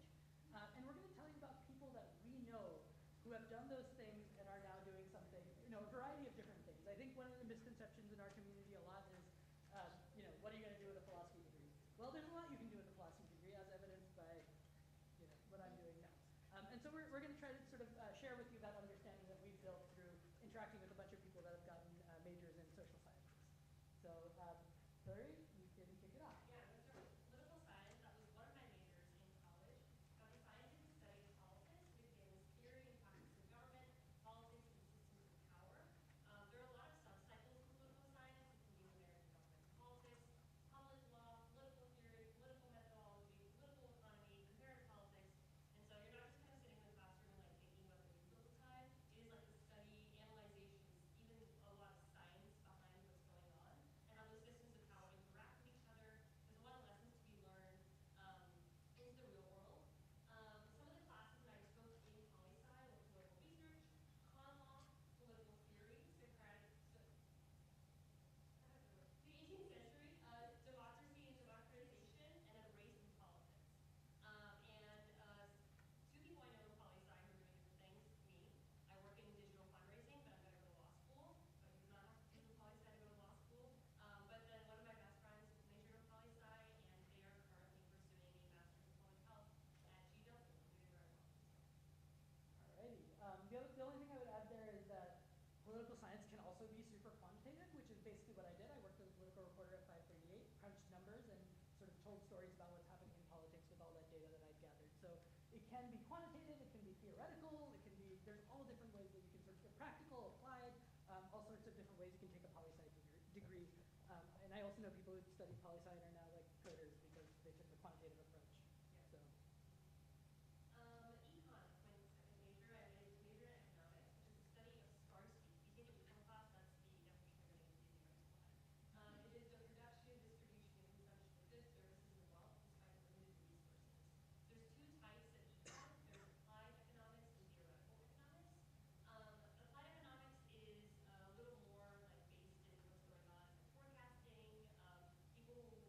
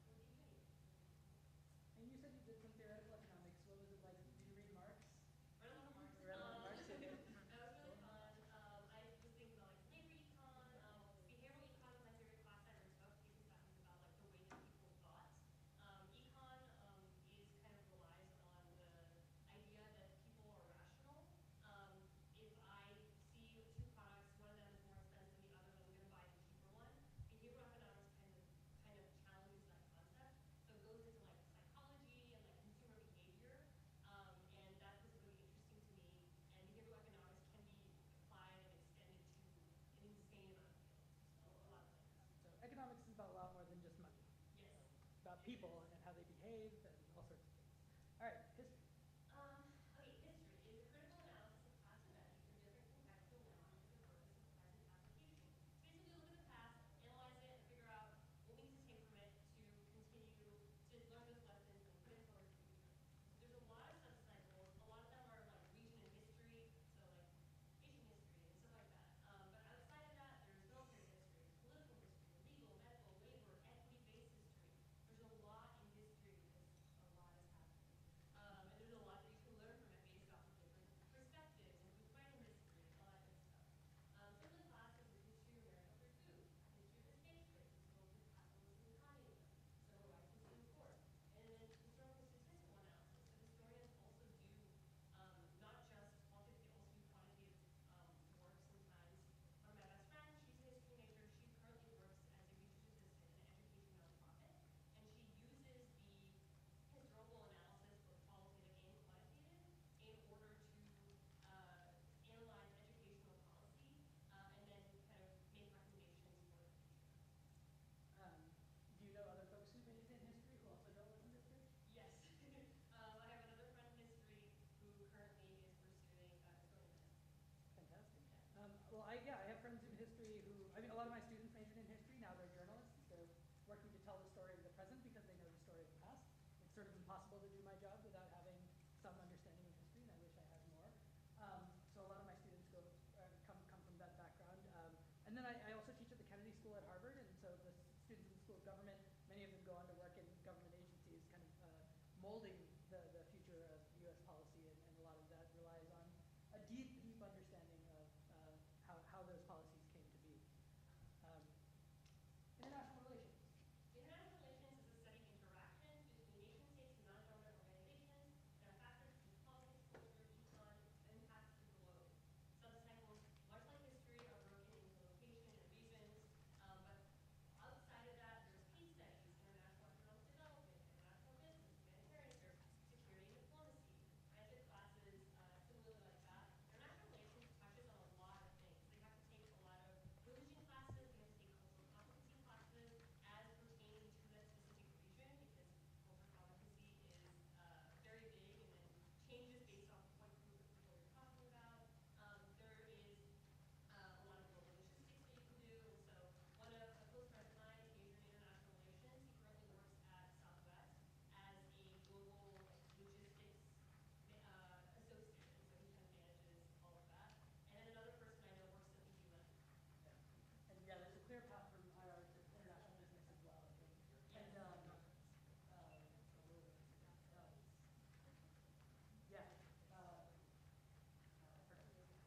I'll let you know. So international business is like something that people end up doing.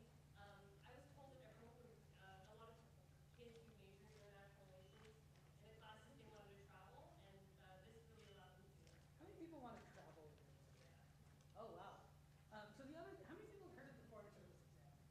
So this was my dream in high school. I wanted to study politics, government, and economics, take the Foreign Service exam, and become a diplomat, like an ambassador to a country or something like that. There's an exam for that, and there's like not just one ambassador, right? There's like a whole office of people who like live and work in that country. You have to learn a new language, go there, sort of immerse yourself in the culture.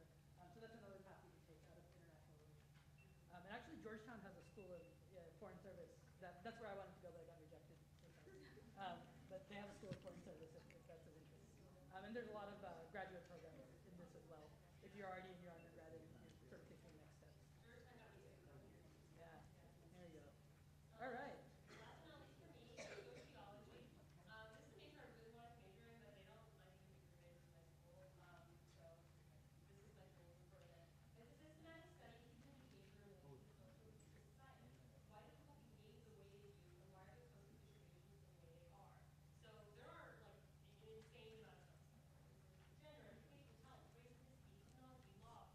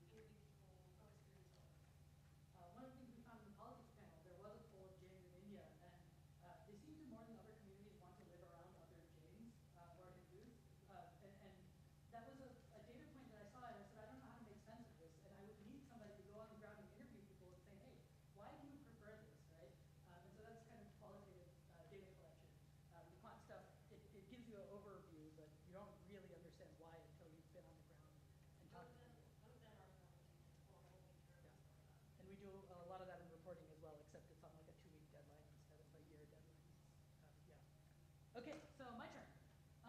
Philosophy is near and dear to my heart because I studied in Pachala and wanted more, and did JNA academics role, and I was there in high school, and I got really into philosophy. I sort of didn't totally expect it. So the systematized study of general fundamental questions such as those about existence, reason, knowledge, value, mind, and language.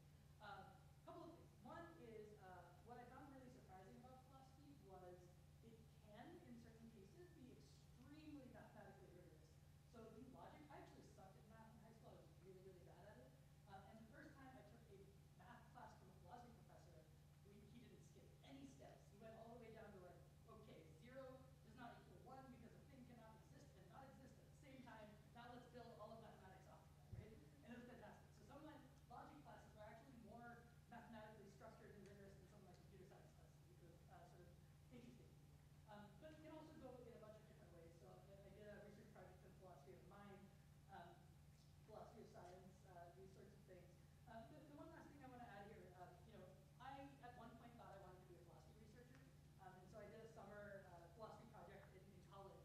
And it was a lot of time by myself in the library, which I could not handle at all. I got extremely depressed, so I went to my philosophy professor and said, I was supposed to meet with him for a research thing, and I was just like bawling. I was like, I don't know, my whole life is messed up, and I don't know what I want to do, everything sucks. And I just bawled for 45 minutes, and he goes, and he just listens to me the whole time. He goes, Jermel, you have articulated 7 problems here. And he goes and lists them out one by one. And that was the kind of like sort of mental clarity that I was so awed by. And so that's why I picked philosophy. And I use it all the time. We try to tell stories. We need to be empathetic and be human. We also need to be logical and structured and rigid. And so those things all came together. And like while I don't write about epistemology or whatever, I do still use all the skills I got every day. I have another friend who did actually end up he went to Denmark to do his master's in phenomenology, I think, and then he now is a PhD student in Boston. He did his PhD at Boston University, and now he's about to be a professor of philosophy at the University of Chicago. There are a lot of things you can do with the philosophy degree, and also a lot of transferable skills. You can also pair it with another major, and you can do 2 things together, which is what I ended up ultimately doing. Journalism. Also very near and dear to my heart. I never studied it. I didn't know I wanted it, and then I landed into it, and it was awesome. It's thought of as the rough first draft of history, which I think is a fantastic phrase because it is rough. We often work on very tight deadlines, so your editor will be like, you got to get me 800 words on James in America in the next 2 days. Have fun, right? And so I have to go out and interview a bunch of people. I have to gather as much information as I can. One thing that's really nice is you can call people and they don't expect you to know anything, but they will still talk to you. They will tell you things. So and they'll answer your calls because they want to talk to journalists and get their word out there. So I talk to academics. It's also a very broad field, so you can focus very narrowly on like health journalism if you want, or you can be like a general purpose beat reporter. You just pick up whatever story it comes along your way, and you sort of specialize in gathering information, conveying it accurately, but also in a way that's interesting that people will read. Also, after my philosophy training, it took me a while to get that interesting part right because I was very dry in my writing initially. Core skills you'll get: reporting and interviewing, writing and storytelling. There's a lot of different subfields you can go into: broadcast, TV, radio, and film, documentary, which I know someone who went into documentary and then took that into a career into film, so sort of trained in documentary journalism, but then sort of pivoted into film. RTDF, radio, television, film, can prepare you for acting, that sort of thing, but also give you sort of concrete skills. If you want to go work for a news station or a TV station, you want to be a producer. There are a lot of jobs out there that pay just fine that you can do with the skill set you get out of that. Online journalism is what I do. Data and method is also what I do. I mostly write. I don't like talking without a script that has been edited like 3 times by my editor, so I will not do live broadcast journalism. That's not for me. Magazine long form. Again, and then the nice thing about journalism is you get methods and then you get a beat, right? And so you can either be a general purpose reporter or you can be breaking news. You're the person that runs towards the fire when a fire happens, right? And you like go and interview the people coming out of a burning building or what have you. Arts and culture, business and economics, sports. I heard a couple of you say sports. If you're a quantitative person into sports, there's like this big sort of quantitative sports journalism, like data analysis on sports to then report stories, which is a lot of fun. And you can be like both doing that and also like you're on the field, like getting interviews from players, kind of combining all those things. Politics, science, all sorts of things. So it's a nice way to be a sort of generalist and bounce all I've ever really wanted to do. So, yeah, a lot of my students go on to be journalists. Some of them work in marketing and PR if they're like not into journalism anymore. It can be a stressful field. It can take, you know, long hours and stuff like that. But I find it extremely rewarding. But you know, you can also marketing, communications. Every business needs people who do all of these things. So it's not just you know, if you don't get a journalism job, it's not the end of the world. But I have faith that you will. All right, government public policy. So this I split into two parts: undergraduate degrees and graduate degrees. Mostly because I teach at the Kennedy School, which is graduate degrees. How many people have heard of an MPP or an MPA? Show of hands.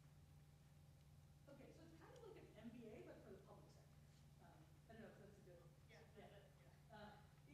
It gives you all of those skills, but then you're going to say, like, I want to use this to sort of in the service of the public, right? I want to work for the government. I want to improve social services. I want to make food stamps better, like that sort of thing.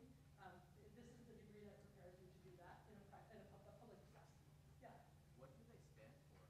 Master of Public Policy and Master of Public Administration.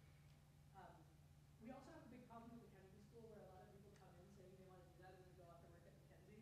I'm not saying you should do that, but that is it is a degree that has tangible skills that all businesses need as well. So like the good chunk of our students go off into consulting and then we're very sad. Undergraduate degrees, you might find these with a variety of names. UT Austin has a degree of government. Northwestern, where I went to my undergrad, has environmental science and social policy. We have a school of education and social policy. So these degrees can go by a variety of names, but they sometimes include the word policy or government somewhere in there. And there's just so many things in public policy. You can really specialize in so many different kinds of fields. I have a lot of friends like privacy policy, which is a huge field that's been kind of blowing up, as you guys can probably tell in the future. Yeah, and it's a little bit like the sociology. Like you've got quantitative and qualitative data gathering, but like the idea is not just to understand the system, but then to go and apply it to building policy, building a better world. Right? And I would add, like MVP and MPA, I think most folks in the working world sort of know what that is, and you know, I think it's like pretty comparable to an MBA in terms of, I don't know, graduate degrees. Yeah. So quantitative methods. So these are, I think, relatively new as undergrad programs, but a lot of schools have them. It's the kind of stuff that I basically do quantitative methods for journalism, but it's like data science, but for social sciences, right? So like you're trying to do data analysis, you're probably going to do a lot of programming, coding, that sort of thing. But the idea is to understand human behavior through that. So it might involve things like economics, sociology, history, whatever, but it's all really focused on the data methods. At Columbia, this degree is called the Quantitative Methods in Social Sciences. That's where I teach. Where I went to undergrad, it was called Mathematical Methods in Social Sciences. At Harvard, there's an Institute for Quantitative Social Science. You'll also see it sometimes listed as applied statistics, data science, or just statistics, but statistics is usually more theoretical than applied statistics. It's like taking that and applying it to problems, right? So like the way I'd say it is, I do like coding a lot, but I don't totally understand all the math symbols, and so that's like I'm the applied side, and all the people who are like drawing symbols on chalkboard are the theoretical side. Okay, we've got we have a little bit of time. We'll definitely have time for Q&A. As we're doing this, we handed out a second worksheet.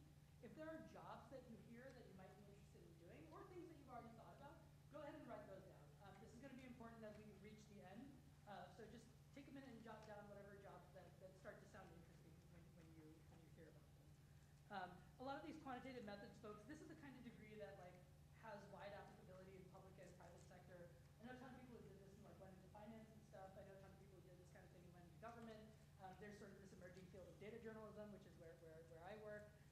But there's a lot of, it's basically learning how to gather data quantitatively and then analyze it. Right? Anthropology. How many people have heard of anthropology? Okay, cool.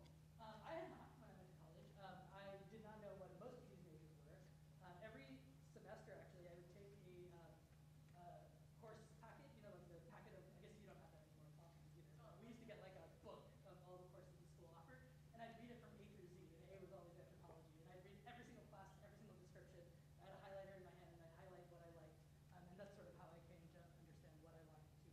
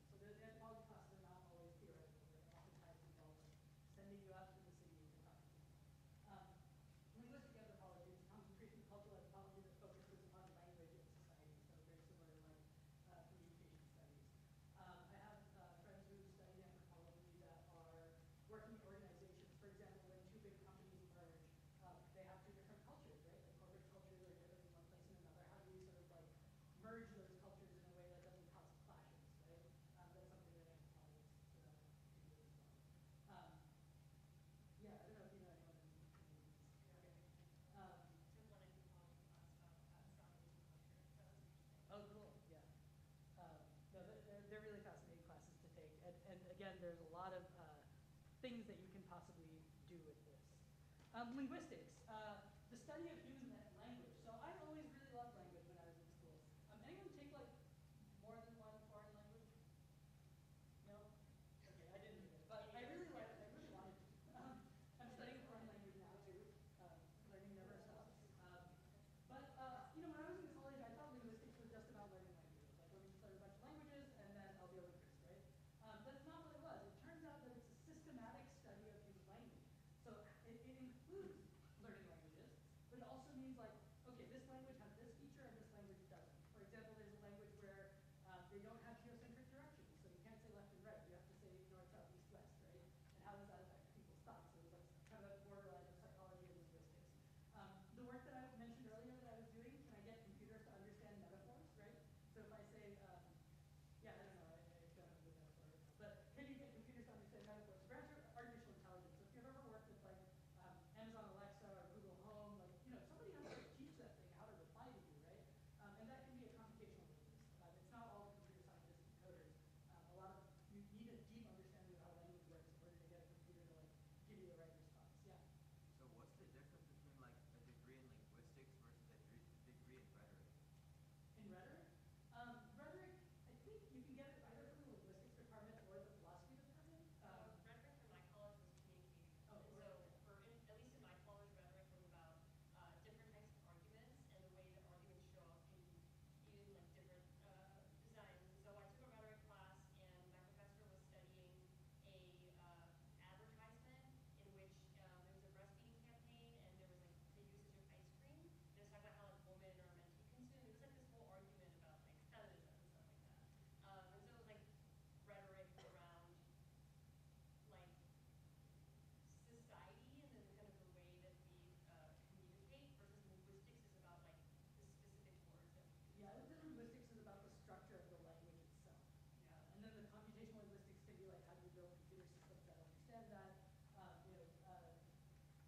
Some of these other subfields, phonetics, phonology, morphology, like they're highly, you're like comparing German to Gujarati and sort of understanding the features of this one and that one, and yeah, all kinds of fancy stuff. I've lately gotten very interested in distributional semantics, which I can tell you more about if you're interested, but it's about how words are related to each other. So anyways, you will get a better sense of this once you read the actual course descriptions, because those will tell you like what you exactly will be doing. But all of these fields can be also like highly technical if you really want to go that way. Others, people who are doing things. Yes, the CIA looks for a lot of linguists. I know people who have studied linguistics and got to work for the CIA as like an intelligence agent. I know people who have studied linguistics. One of my friends, he ended up getting a PhD in linguistics, but then he started a website called GovTrack, which tracks. I don't know if anyone familiar with GovTrack. So if you work in my field, you definitely use it. It's like, have you used GovTrack? Yeah, you use it. It tracks legislation as it makes its way through Congress. So like, it's a website where you can go and see, okay, who proposed this bill, where is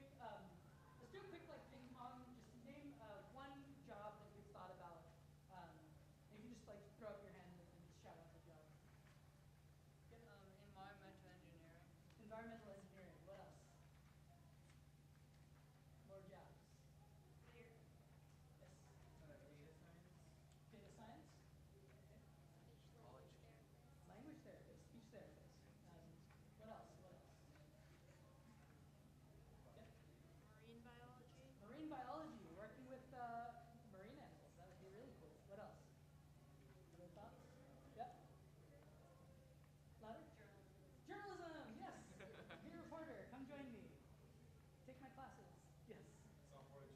Software engineer. Cool. Anything else? Newscaster. Cool. What else? Also journalism. Yes. Financial engineer. That's cool. I don't know what that is. That sounds fun. Architecture. Yes, my roommate at YJA is an architect. So cool stuff. So a lot of things, but as you know, like I think I was thinking like this when I was sitting in your seat too, which is I knew the names of a couple of jobs and I would like mention those names, and that's all I really thought about when I thought about careers, right? But it's not about like having a word and then doing that. I think you can have a sort of broader understanding where you don't really figure out what you want to necessarily do, but you're already working towards something. Like I declared my major. I declared my philosophy major sophomore year of college. I declared my computer science major junior year of college. And I had no idea what I was going to do with it, but I'm really, really happy with my job now. So you don't have to be decided going in as well. Okay, so last thing I'd like you to do. This is the Japanese concept of ikigai. And this is about finding something that is fulfilling for you to spend your day doing. You're spending probably at least 8 hours a day at work. If you're anything like me, it's more like 12, maybe more sometimes. But you want to spend that time doing something productive that you really love, that brings you joy, but is also aligned with your values, right? And so that's sort of how I transitioned from software engineering to government, to journalism, because I didn't really enjoy what I was doing. I handed my entire signing bonus back to Amazon and I said, I'm leaving. I'm going to get out of here. I took like a 50% pay cut and I went off to be a journalist, and it worked out well for me. Okay, so enough about me.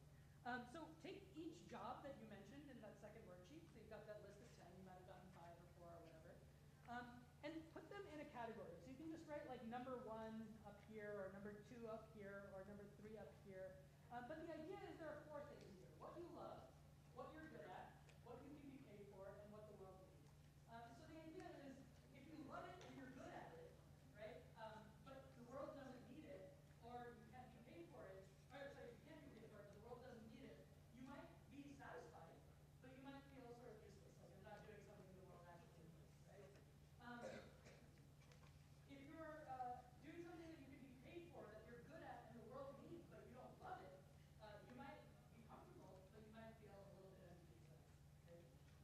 If you're doing something you can be paid for, that the world needs and you love, but you suck at it, that can lead to excitement and complacency, but also a sense of uncertainty.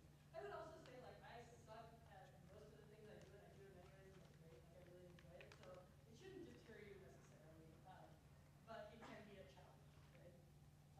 I'm not good, I will say right up front, I'm not good at reporting, and I'm not good at math, but those are both like the key components of my job, and I just figure it out. I enjoy it. I'm not the best at it, but I enjoy it, and it's good.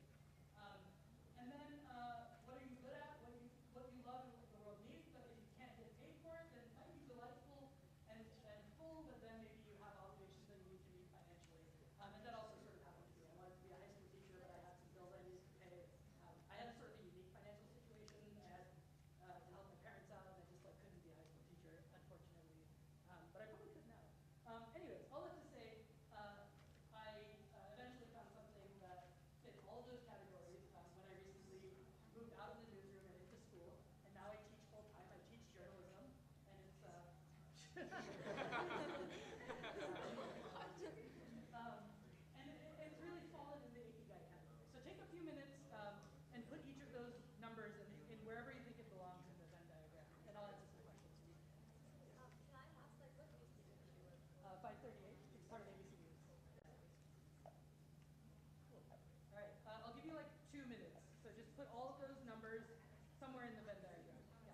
So a lot of like job sites usually have a lot of like requirements, like master's degrees and like Yeah. this and that and that. And then like when you're like looking at it like from I guess point of like wanting to switch careers or like not sure like what you really want to do, how would you like navigate? Yeah. Sorry, So I'm, like, the question was that a lot of I don't even know where the mic is. I feel like I'm speaking. It's right here. Okay.